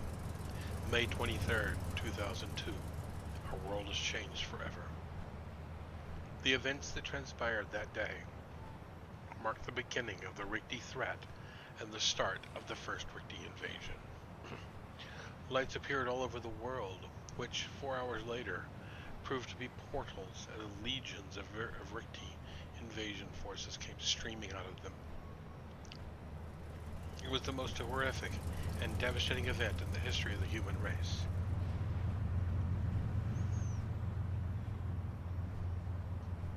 It was the most horrific and devastating event in the history of the human race, with a death toll of hundreds of thousands.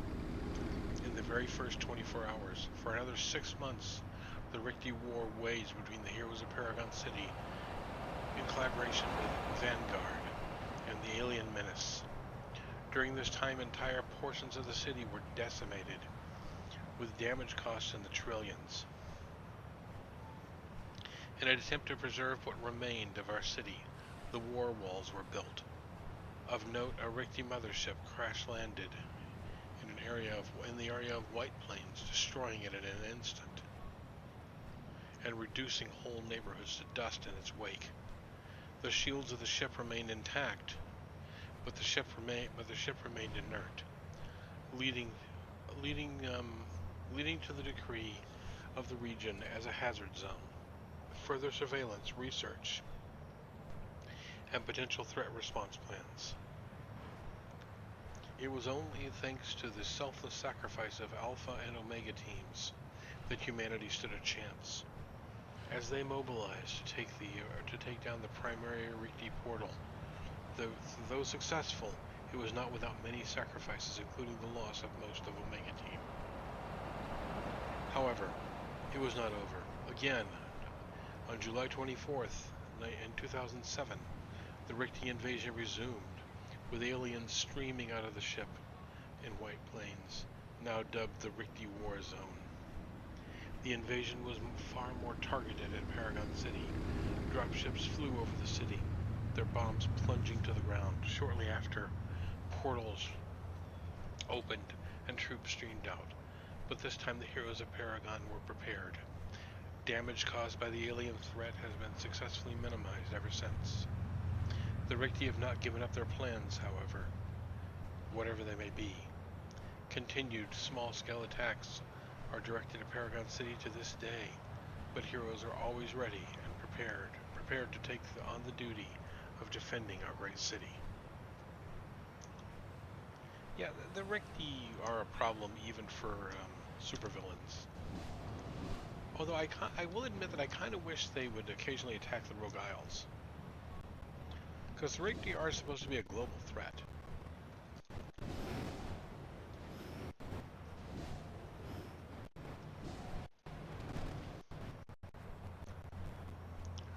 On July 7th, 1988, the brilliant Dr. Brian Webb, former researcher for Freedom Phalanx, held a surprise press conference.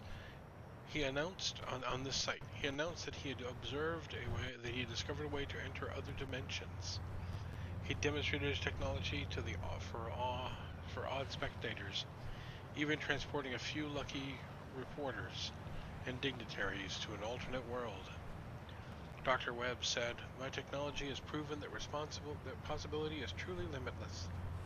The future is what we make of it."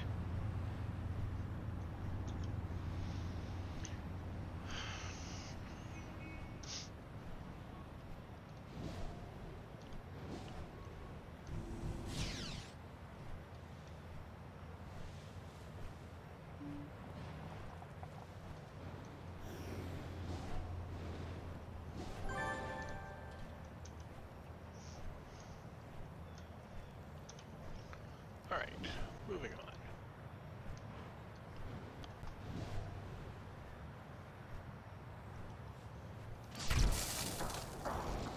Well.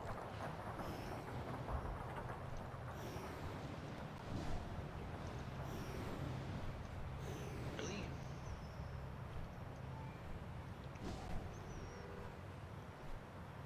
Well, the Great Protector is level 40. I guess he's close enough to my level to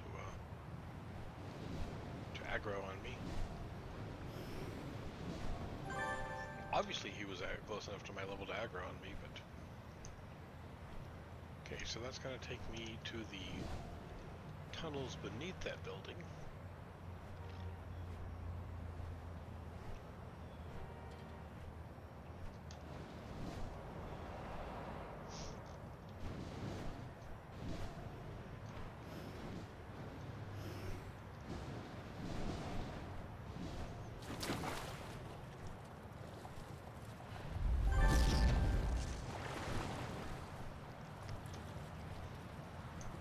That badge. Is that going to be above ground? I'm not sure. Guess we'll find out.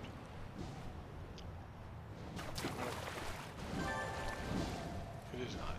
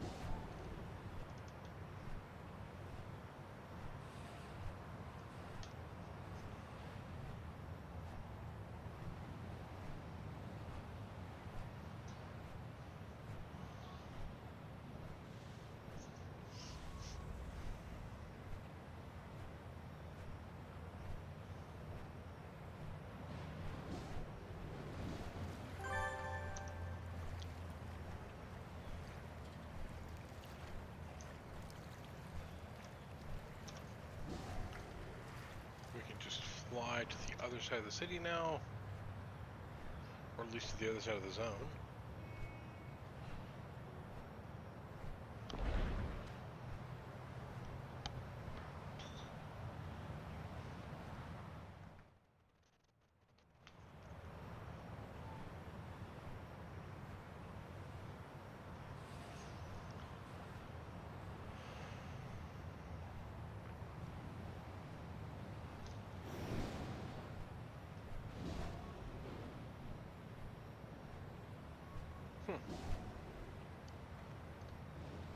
Seems odd to have awnings way up on the roof like that.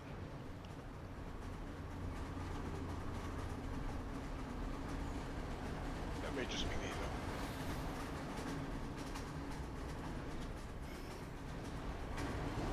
Ah, there it is.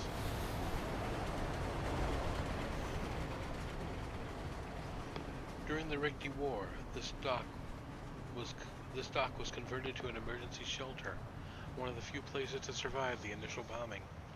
The area became a haven for people with no homes to return to. It also became a coordination nexus for the Vanguard, an umbrella organization designed to coordinate superpowered responses to the Rigby invaders.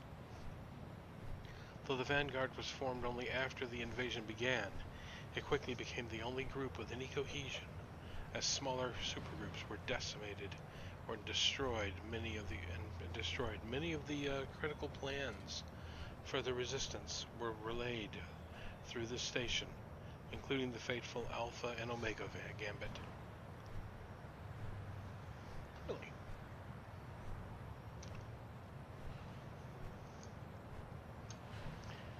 I did not actually know that.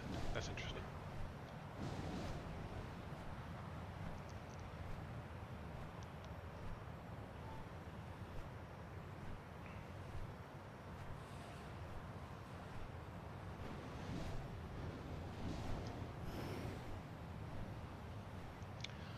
Another new plaque here.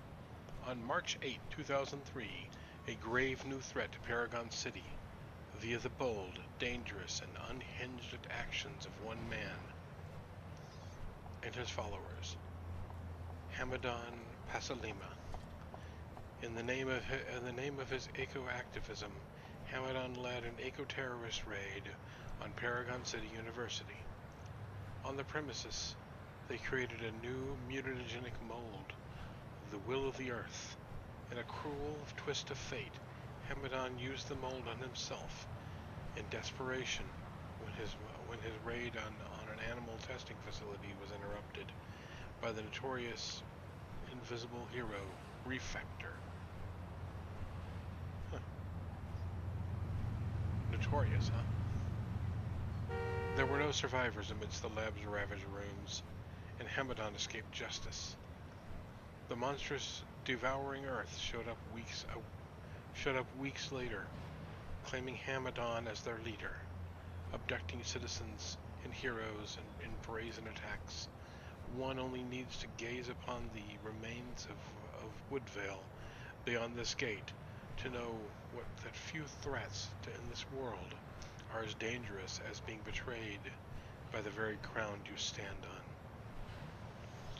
It is only by the diligent actions of Paragon's heroes that the spread of the devouring earth was halted.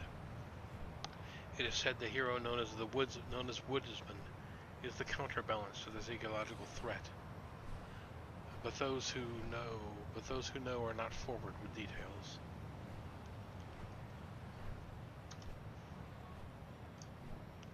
Okay. Eden, I believe, is right beyond this gate. Which may well just be the thing I do next. Although that's going to be a bit of a mess, since Eden is a level 50 zone, and I am not geared out. This character is not ready for prime time combat.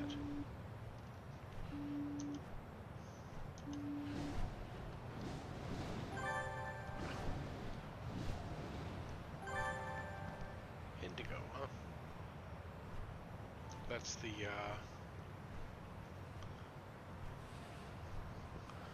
That's What's that badge?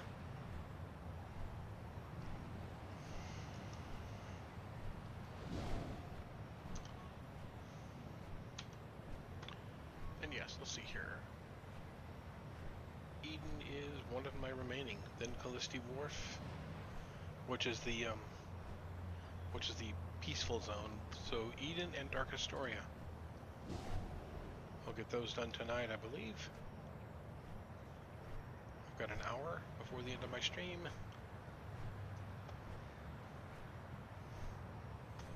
So I'll get Eden, and then I'll get Dark Astoria, and then I will get Callisti Wharf, because Callisti Wharf, I believe, is only one badge. But first, I'm going to pause and use the restroom.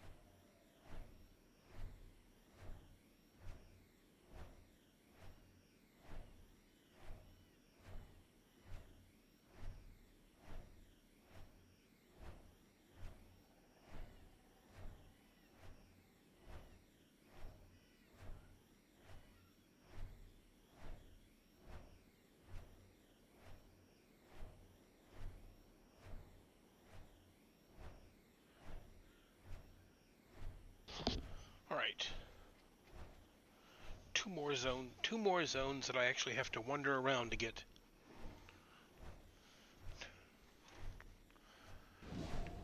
Eden first.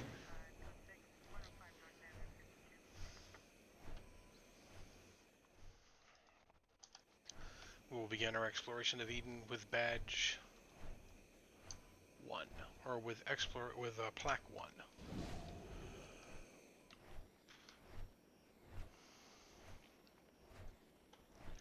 And I have a couple of stealth abilities here. Grant invisibility only works on other people, apparently. Which I guess makes sense, because it's grant invisibility.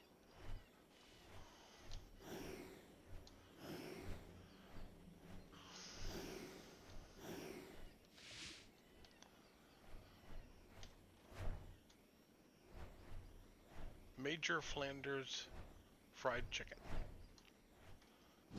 Ah, yes.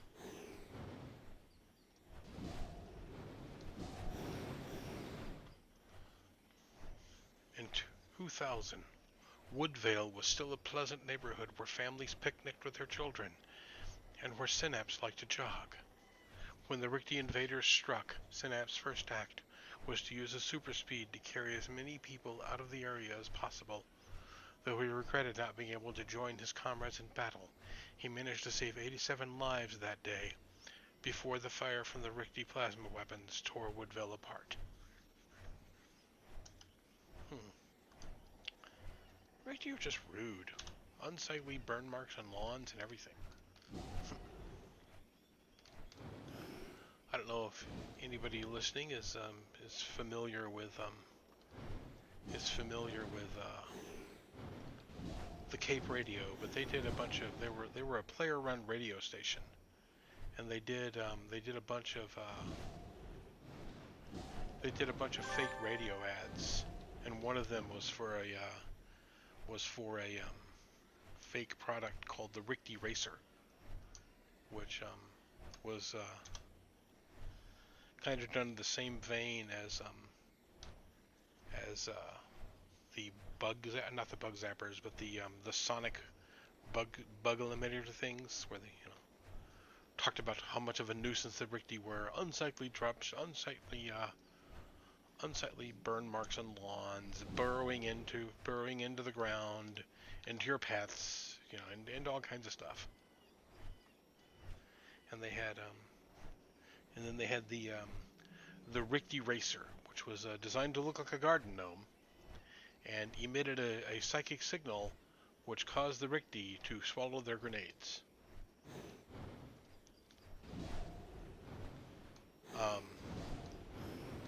After that, they had the Richty Anti-Defamation League, which was suing the makers of the Richty Racer for character defamation. And they had gotten the guy from the Crooked Lawyer badge, I forget his name, to represent them. Okay.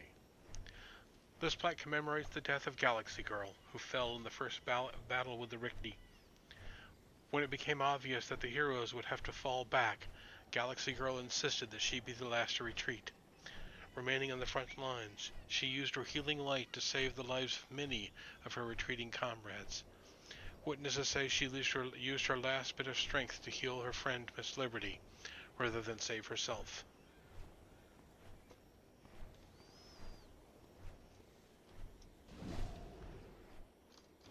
I think Galaxy Girl has a statue commemorating her somewhere as well.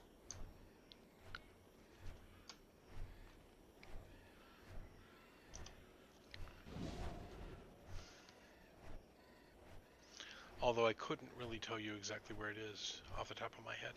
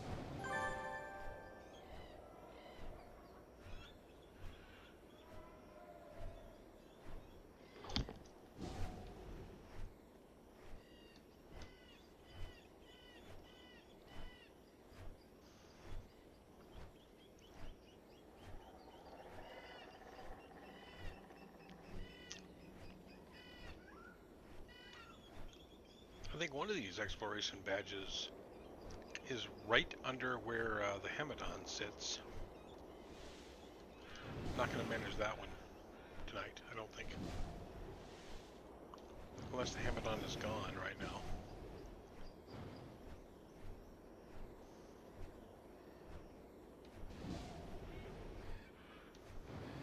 Ah, there it is.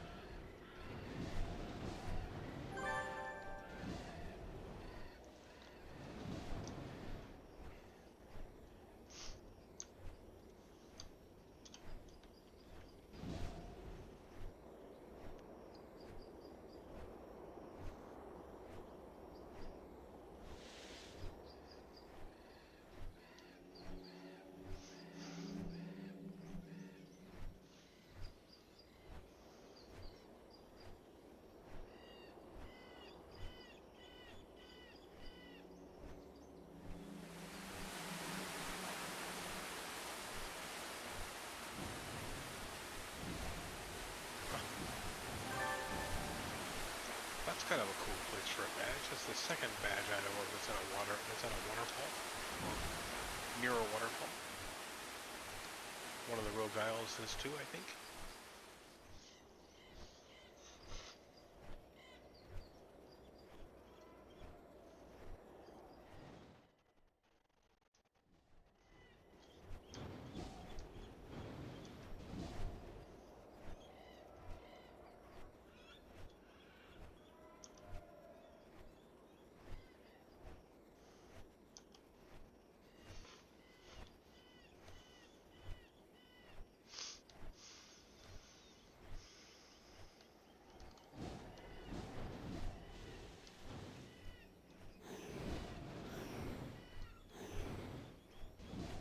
Badge, there it is.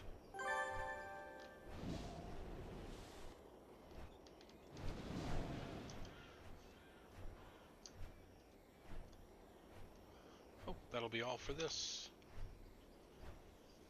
I thought sure there was a badge that you had to kill, that you had to get through Hamadon to get to, but Hamadon doesn't appear to be in this zone after all. I thought it was.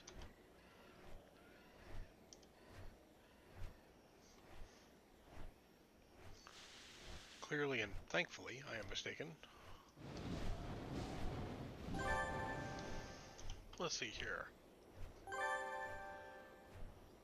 Oh, there's a badge in the hive that you have to get through Hamadon to get to.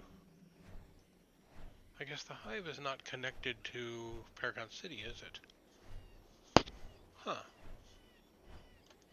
Rogue Isles? No. Huh. Don't know.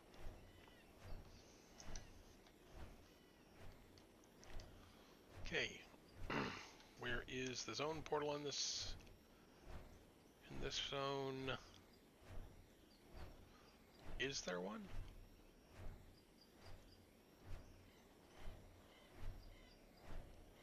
No, I don't think there is. Interesting.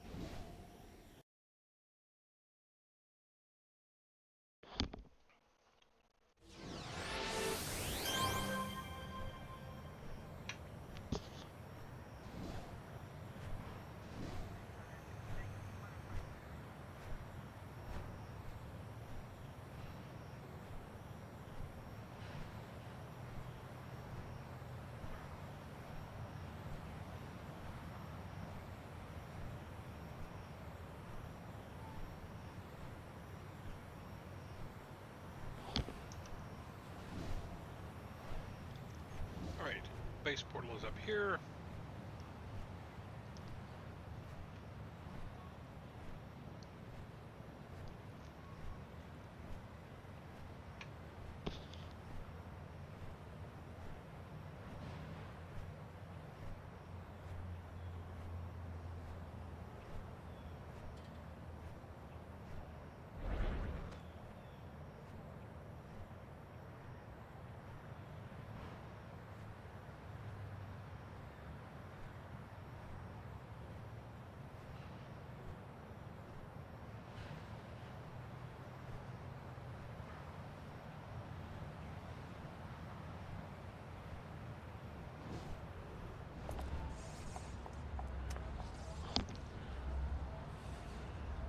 going to be looking for Dark Astoria.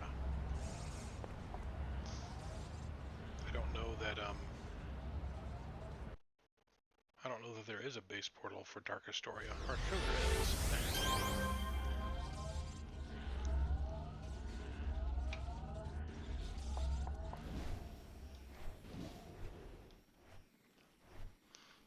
That is to say, I know that there is a base portal there, but I don't know that there is a teleport beacon there.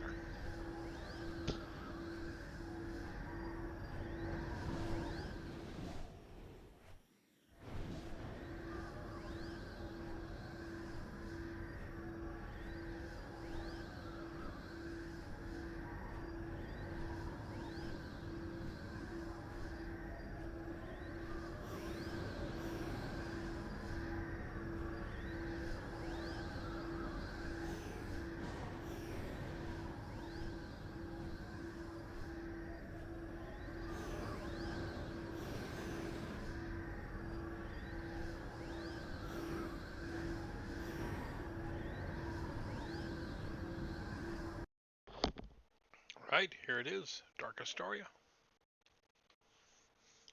With such wonderful art.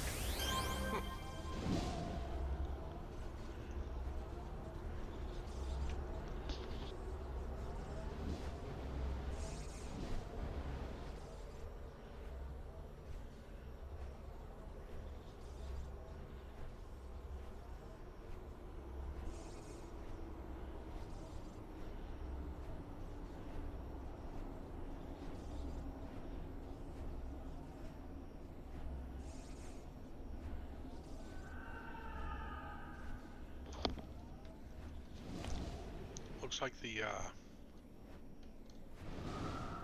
closest exploration badge is here on top of the hospital.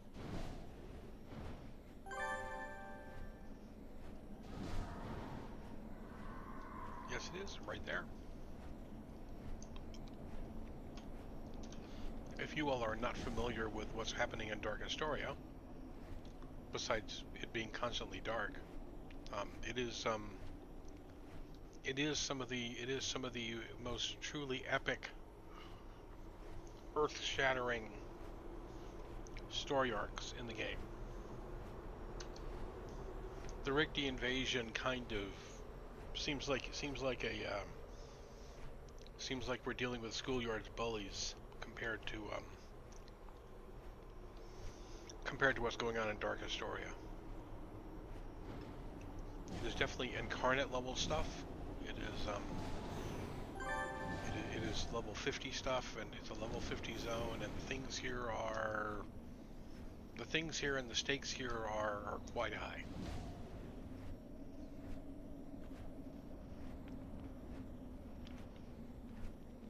Getting Lux geared out will almost certainly result in even her coming in here to try to help solve the situation. And when her Praetorian counterpart gets that high, her Praetorian counterpart will definitely be here. Although, to be honest, knowing what's going on, I honestly do not believe that Lux would survive it. She might just decide to leave well enough alone and let more appropriate heroes handle it. Let heroes handle it. Rather than trying to deal with it herself.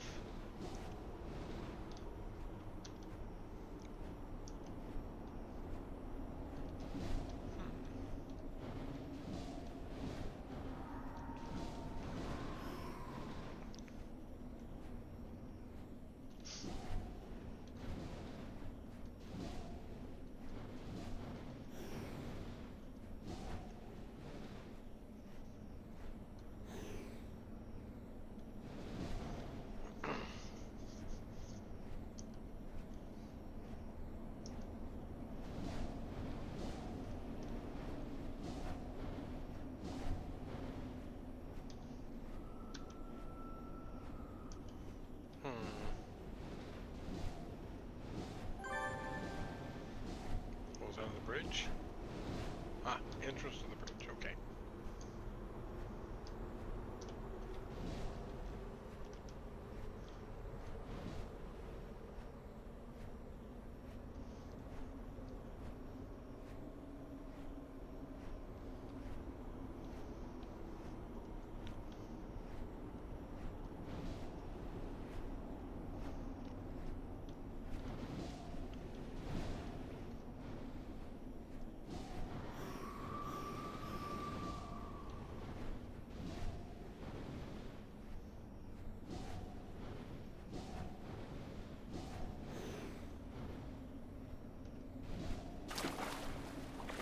Underwater, there it is.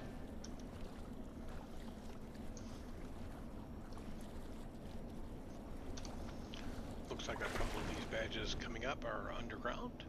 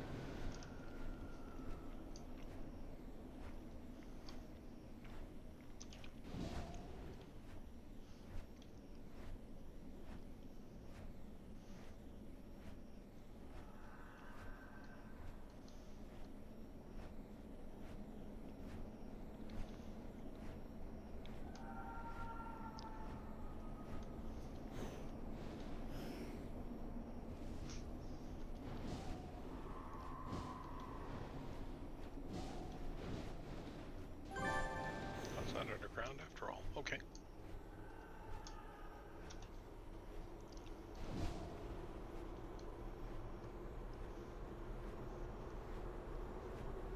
This one is up here, I believe.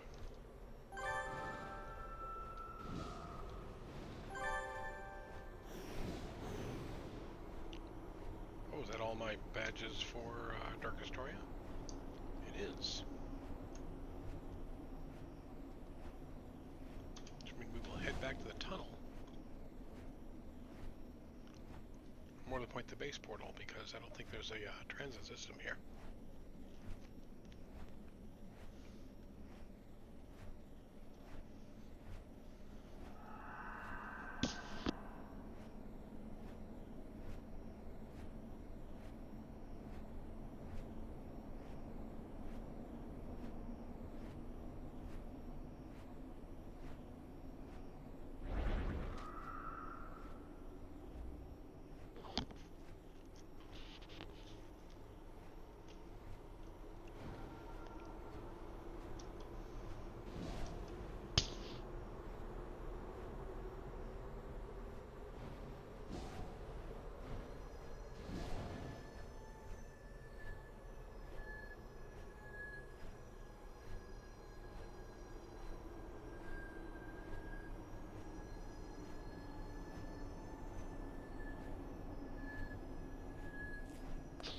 I think we will just take the tunnel to Atlas Park, which will leave us right by the transit system. I can just buzz up there and ride the rail to Callisto Wharf.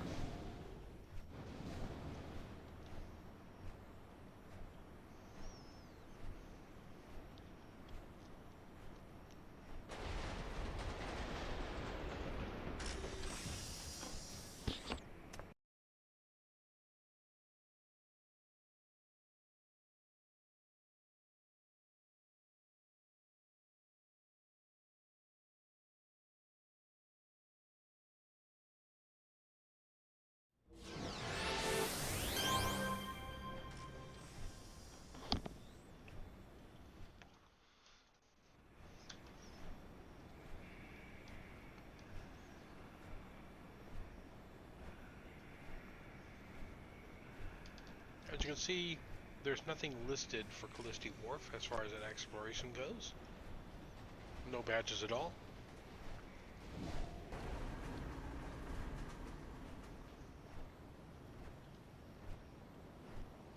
Because there is only one.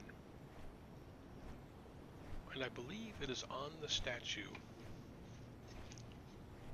of Statesman.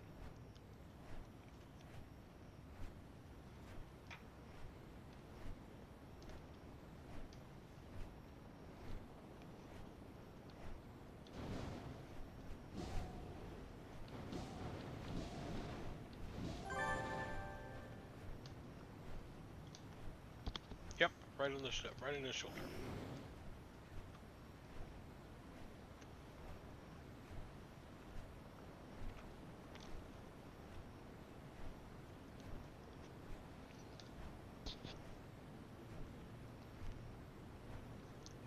Which as you can see, I now have all of Paragon City explored.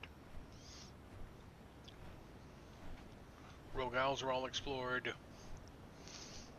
Have not explored any of Praetoria yet. And have only got Firepace Zulu explored there. The Hive is, there are exploration badges on the Hive, but I don't believe there is any kind of, as you can see, it doesn't go anywhere. However, we can teleport back to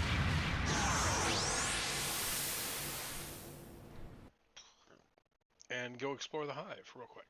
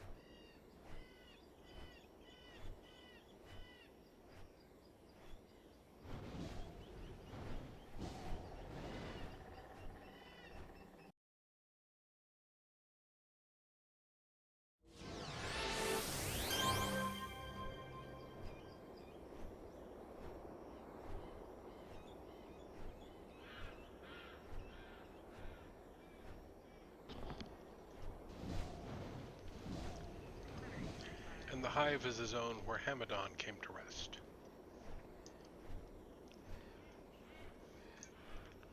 You see there are no plaques here, only a few exploration badges. The first of which is right over here.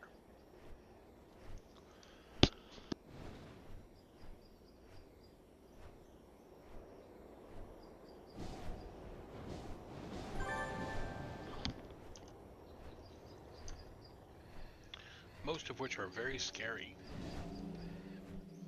Because everything in here is an elite boss, I think. Oh, just a monster. Doesn't tell me what kind of boss it is. But it does tell me it's purple.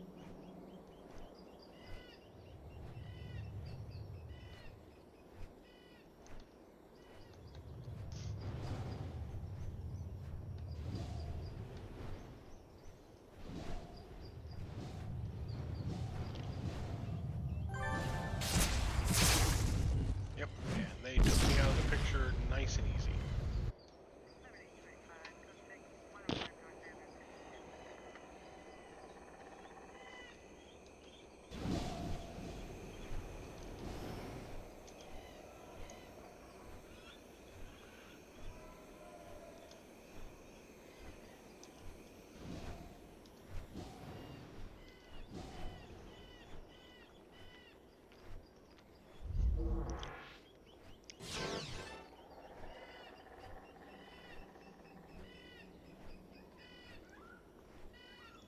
Not that I expect my meager defensive abilities as a blaster, especially a blaster with nothing slotted,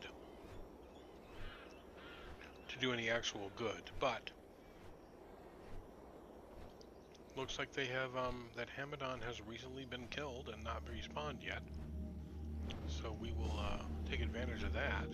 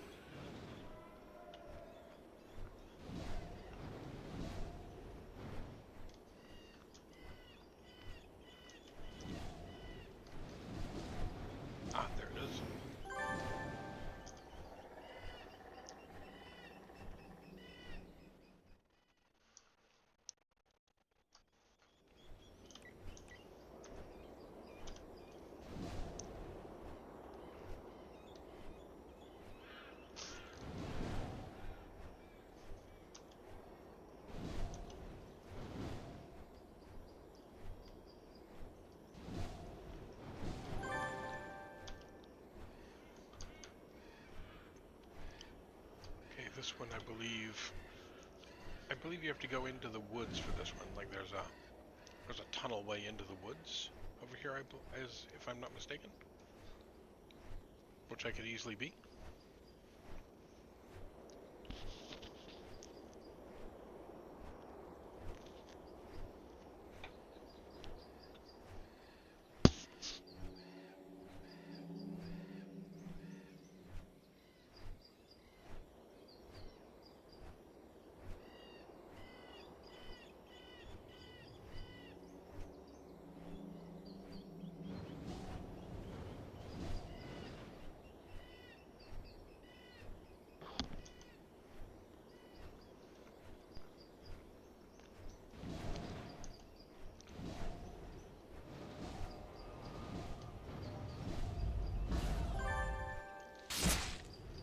Ow! Do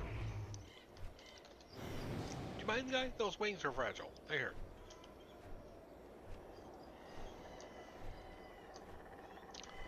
I swear. When I'm rich and powerful, I'm going to make it a point not to like him.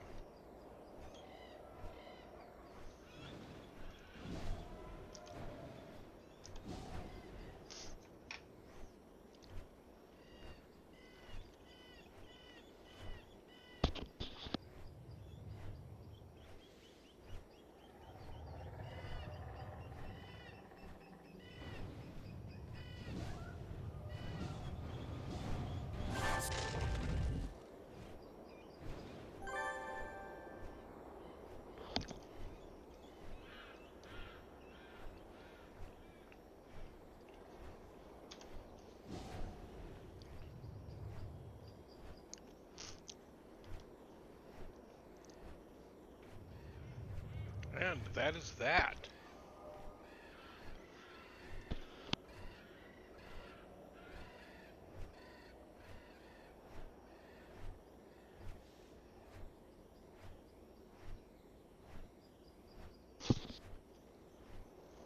Lux Sanitatum's next exploration will be in Pretoria. I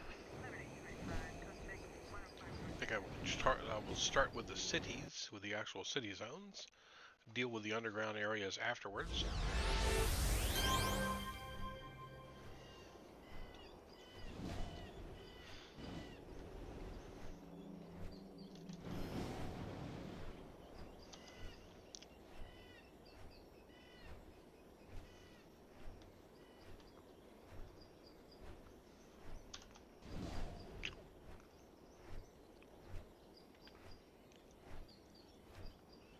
In the meantime, I believe I'm going to...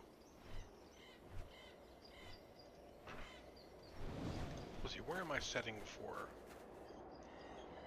Where am I setting for those badges I was looking at? 94. So I need 2 more exploration zones. I need the exploration of 2 more zones to actually get another ability. Let's see here. Oh, I've got pacing of the turtle, which is actually one of my goals. Pacing of the turtle, knock back to knock down, is one of the things I want for explosive blast. Actually, I'm not sure why I want that for explosive blast.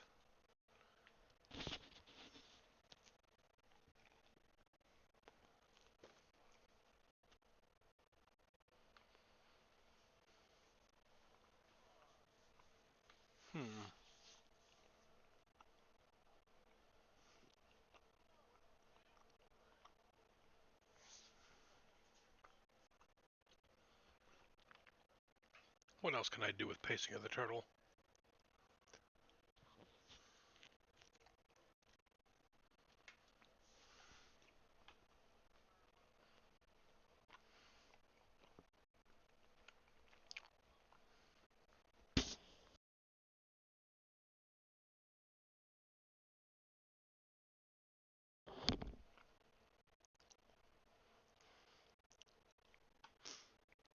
Well, I need a thorn tree vine and a magical conspiracy.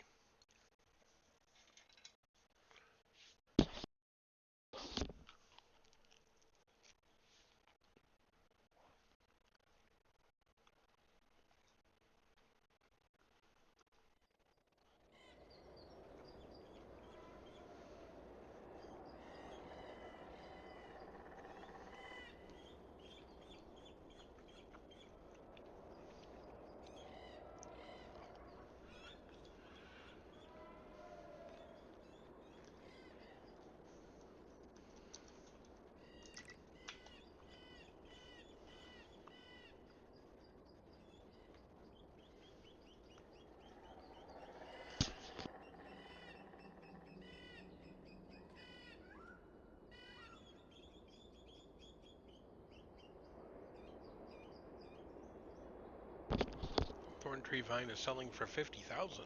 Holy cow.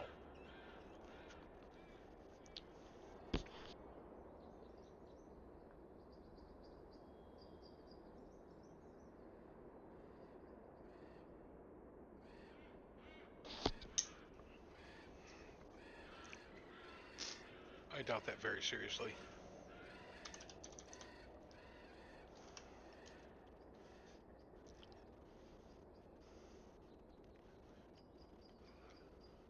What about Magical Conspiracy? That's going to be 600,000, I bet.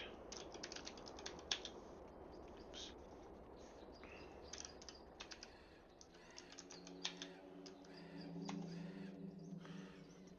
Holy cow, going for 700,000? No. I'll just see what my farmers have to offer.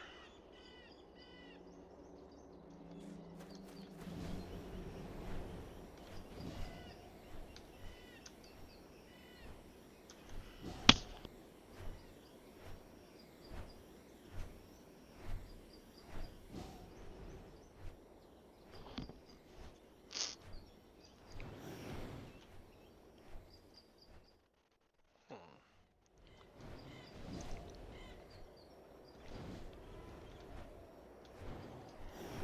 Okay. 150 yards away, huh? That means it's going to be like right around the corner here somewhere.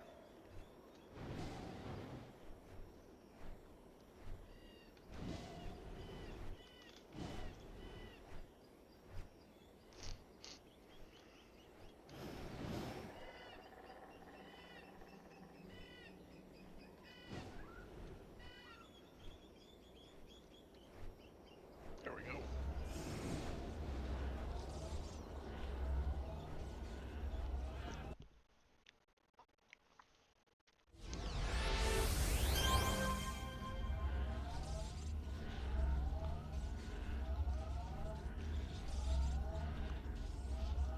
Got some Ricky Alloy.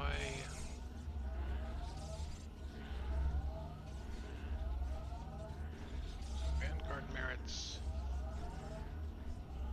A few interesting items. Really, I think right now I just need to go do... You know, I think I'll do some Oro stuff before I close up, before I sign off for the morning.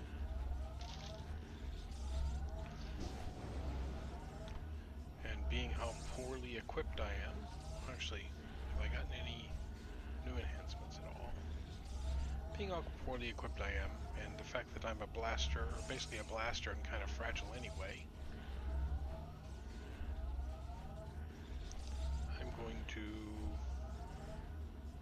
set my difficulty, my notoriety here to pretty much nothing.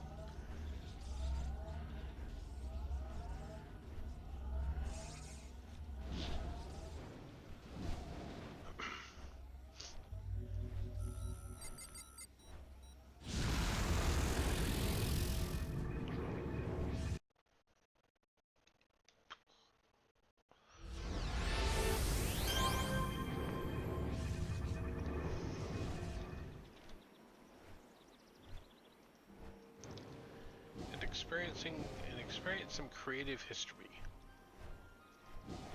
Access mission list. Let's go to low-level stuff. As you can see, I haven't done much on Lux here.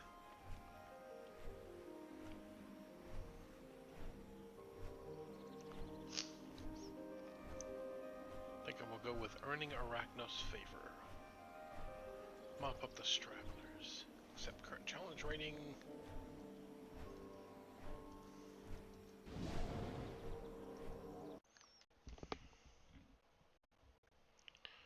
Teleport to contact. Mainly because this will give me badges. I don't think it'll give me many badges, but it will give, or not badges, it will give me merits. I don't think it'll give me many merits, but it will give me some. Mercy Island, mop up the stragglers.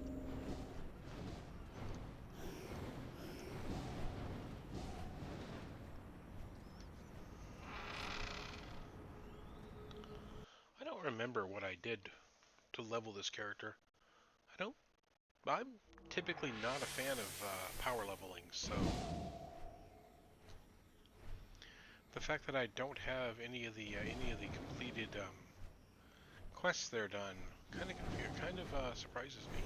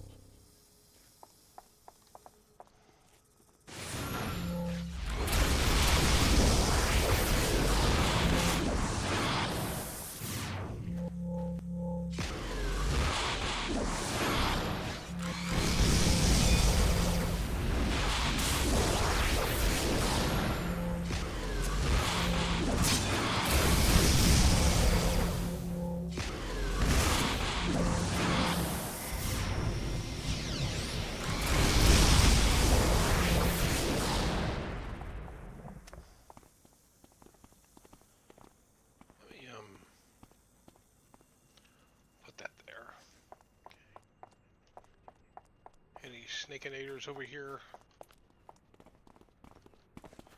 Doesn't appear so. But I have a whole Arachnos squad with me now because I managed to keep them all alive.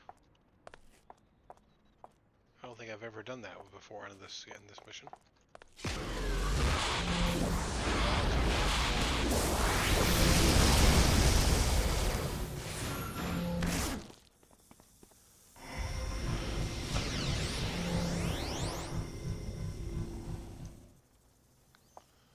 I don't have X's. I don't have the triangles on this screen yet, so I guess I'm not nearly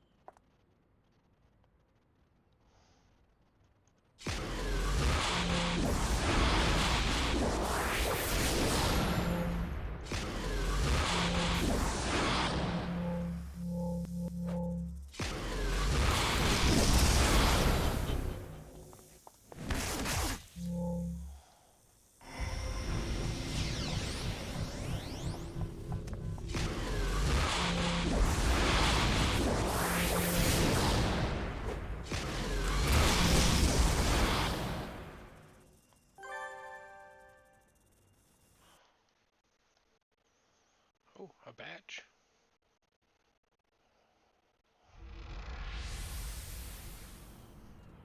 Earn the mongoose badge from just that mission?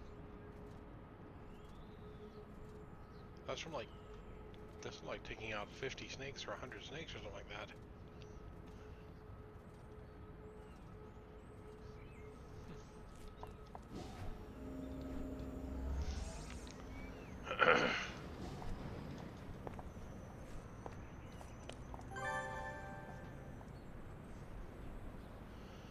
My peers with Arachnos. My peers within Arachnos were quite impressed with your abilities to look sanitatum.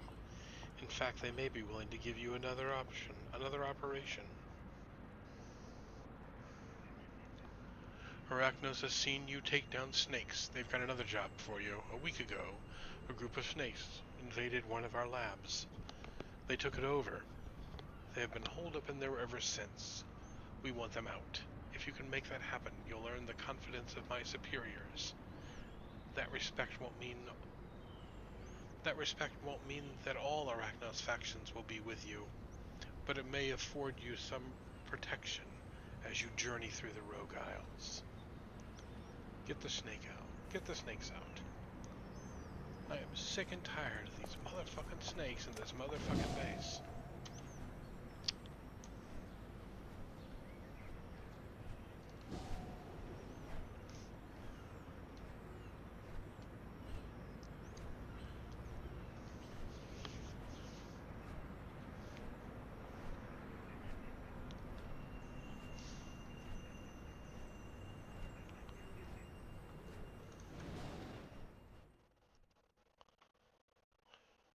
Oh, Molly's still streaming today? Dicey Dungeons.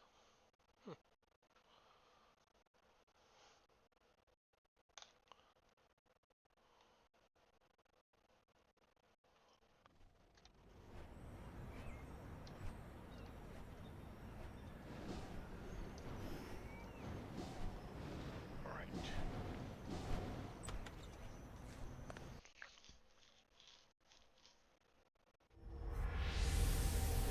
These dark and menacing hallways are filled with snakes, strange scent.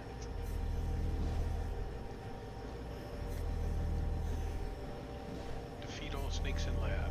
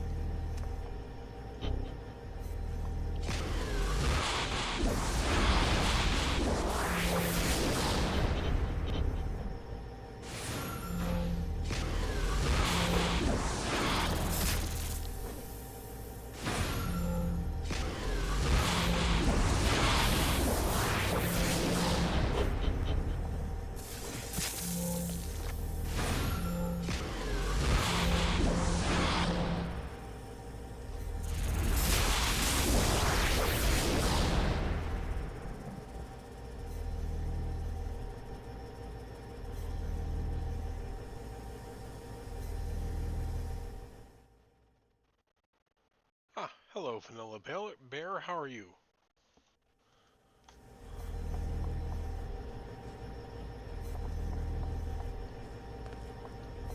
We are following the adventures of a fallen angel as she decides to buckle up in time as she can.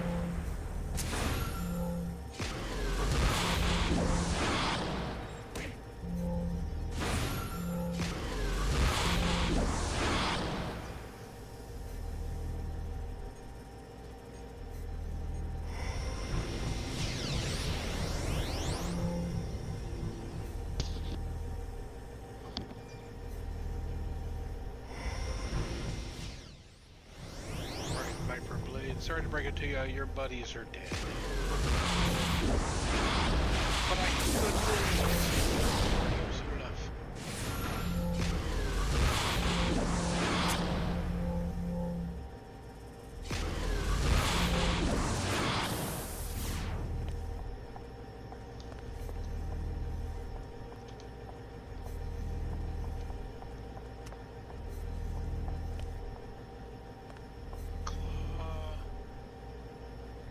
Two claws, which I better set. It doesn't matter if I can't hit them.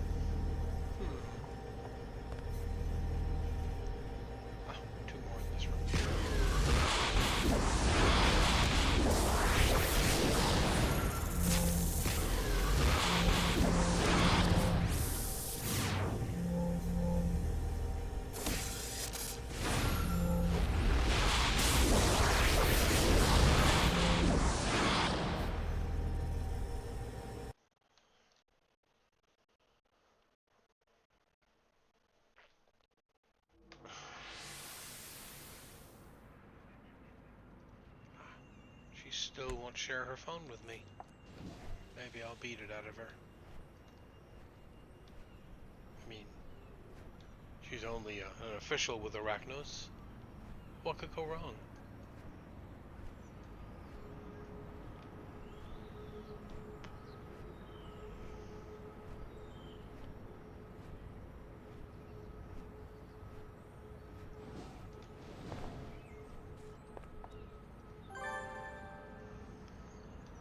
You've done well.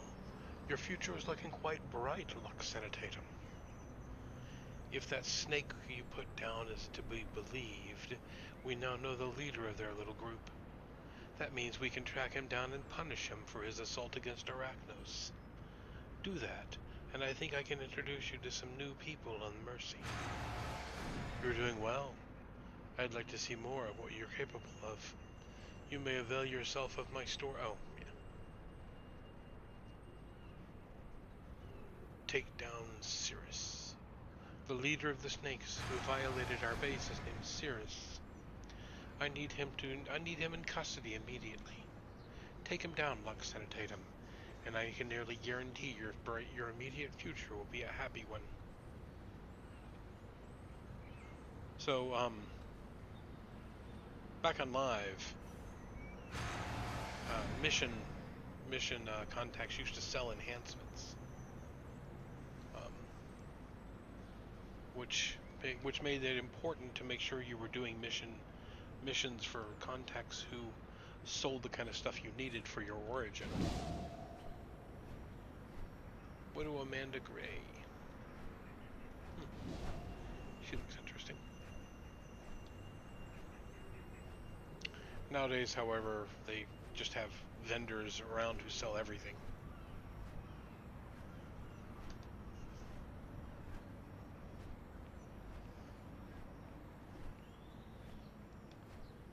But since you also out-level missions and contacts so quickly that it's almost impossible to do them all, I guess it kind of makes sense.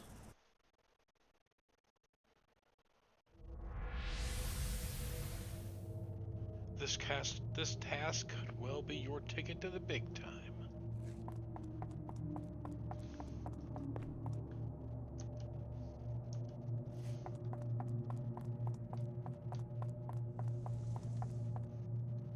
Here we go.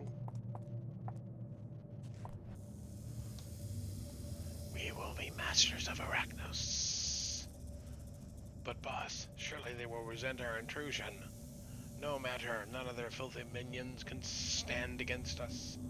But I heard they have someone special. Someone named Lux Sanitatum. Ah, let them come. Your wish is my command.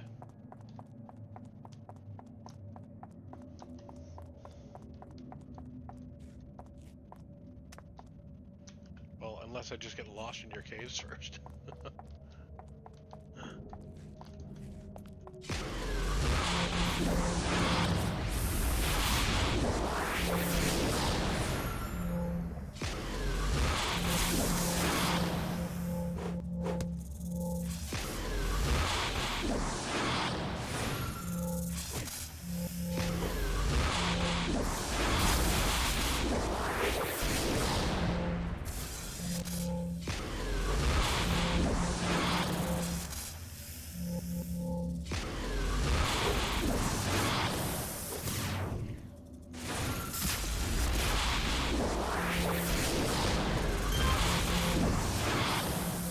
That's interesting. I got a notice somebody I follow live while I'm streaming.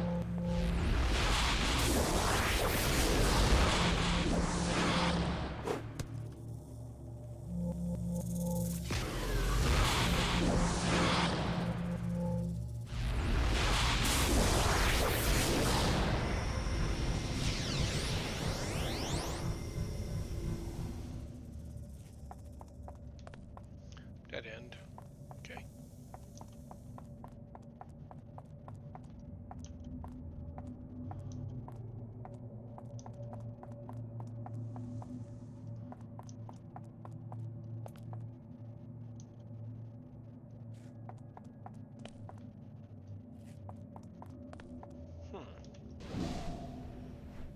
Did I just miss where the tunnel branched off or something?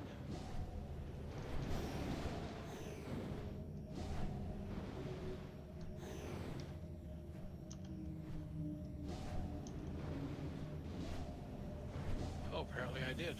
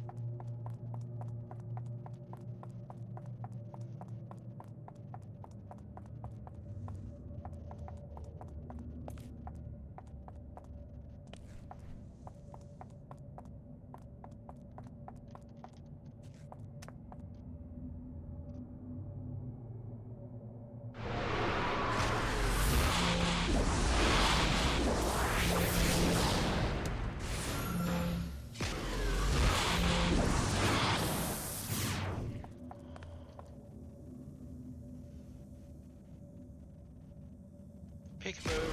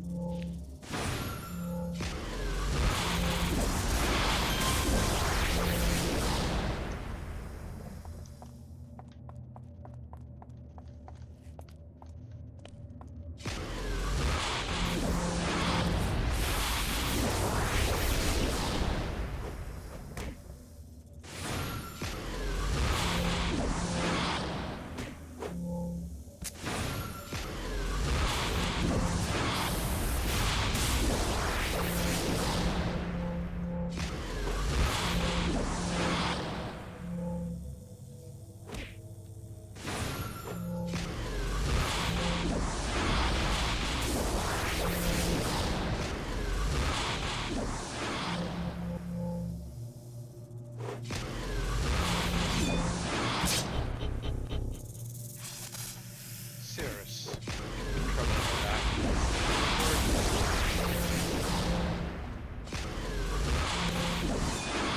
Unfortunately, I've been asked to bring you in alive.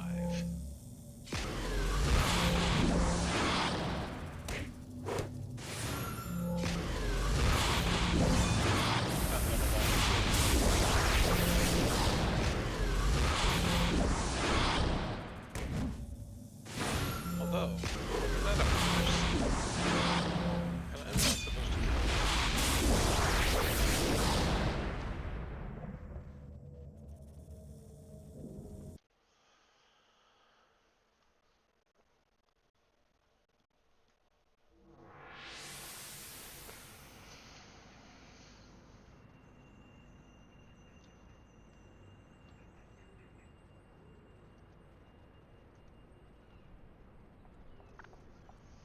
Do I get reward merits for that? I got 8 for that. Yes, that's enough. Well done, young Lux Sanitatum. Young? Your skills against the snakes have convinced me that Hunter Mongoose can make better use of your talents than I. The time has come for us to part, but rest assured, I will be watching you for as long as you choose to remain in the Rogue Isles. Soon, I foresee that our little Mercy Island will become too small for you, for one so powerful as yourself. As you venture forth to each new island, you will have to build your reputation anew in order to establish contacts. But remember, brokers always have a task available for those with few scruples. Seek up brokers, and your journey will continue. Speaking of my journey continuing, where is a merit vendor?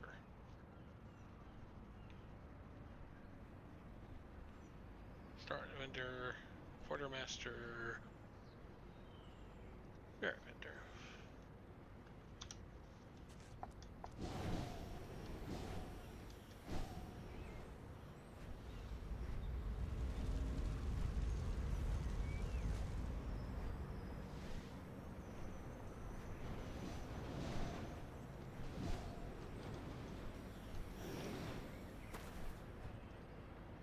Okay, enhancements.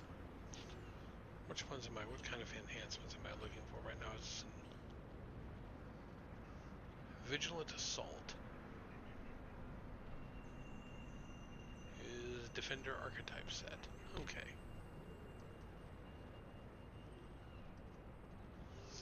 Archetype set, Defender, Vigilant Assault. That's going into energy. That's going into Power Bolt, which is my cheapest, which is my very first attack, so it's one I have. I already have plus absorb. I've got that one already.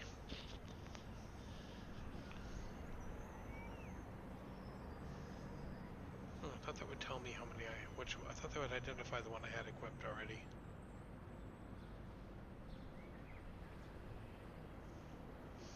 We'll see here. According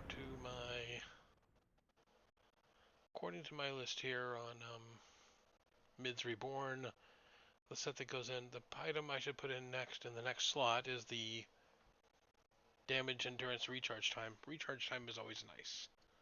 So let's see what sort of recharge times they have. Damage recharge. Let's get that one next. Damage recharge.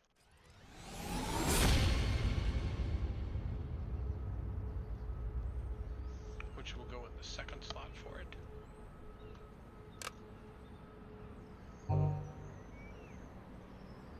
And increases my maximum endurance by 1.8. Doesn't sound like a lot, but any little bit helps.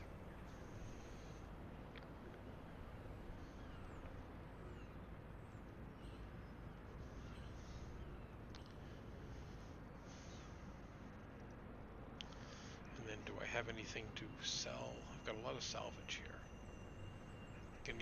Did I get anything to make a recipe? I did. Curé, accuracy, endurance for holds, huh? Don't think I have anything that goes into it that has holds. So that's really not worth anything to me. And spending the conversion or the converters on converting a yellow is also not really worth my time. So let's go see the quartermaster and get rid of most everything I have on me.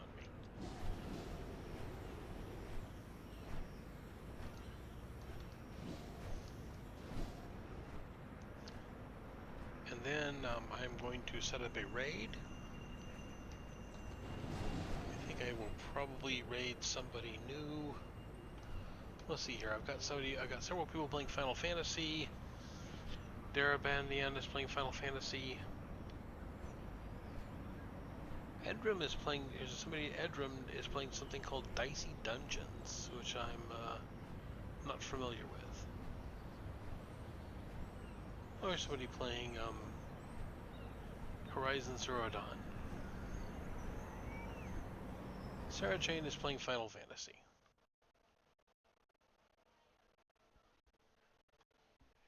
Do you play Final Fantasy there, Vanilla Bear?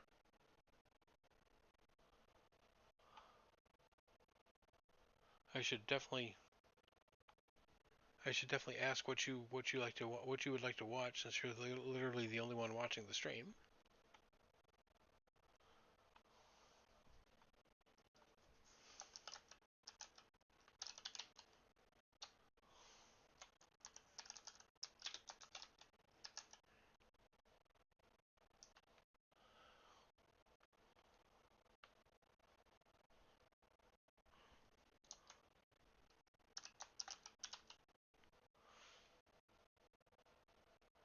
Okay,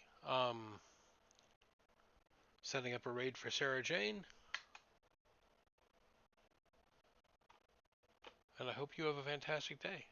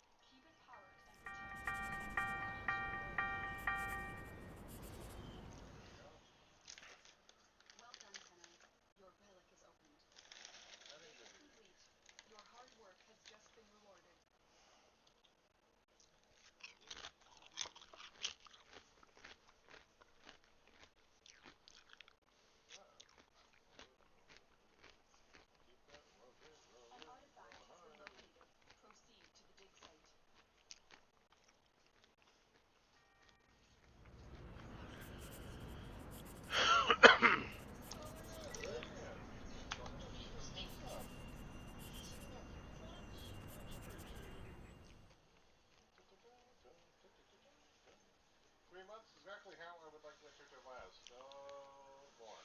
But I don't think that's going to happen. How you doing? Thank you so much for the resub. We're still warframing it up over here. I see that. We're trying to unlock decent stuff with our relics. We haven't been getting too lucky tonight. Why will that open? Look at this stuff.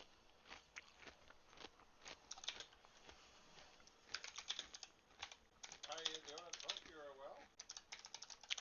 Yeah, a lot of bronzes, the odd silver. I don't think I've seen any gold tonight. I put some, I kind of stacked the deck a little bit on this one. I put some extra resources into this one. You may leave now or continue excavating artifacts. The choice is yours. Heavy trauma. Excavator deployed. Protect the unit while it extracts the artifact. Many more reactive. There we go. I will take. I already have Hilton Prime. I'll take the Bratton Prime, I guess. Those are all kind of crappy. I don't need the Neuroptics because I already have it. I already have a Hilton.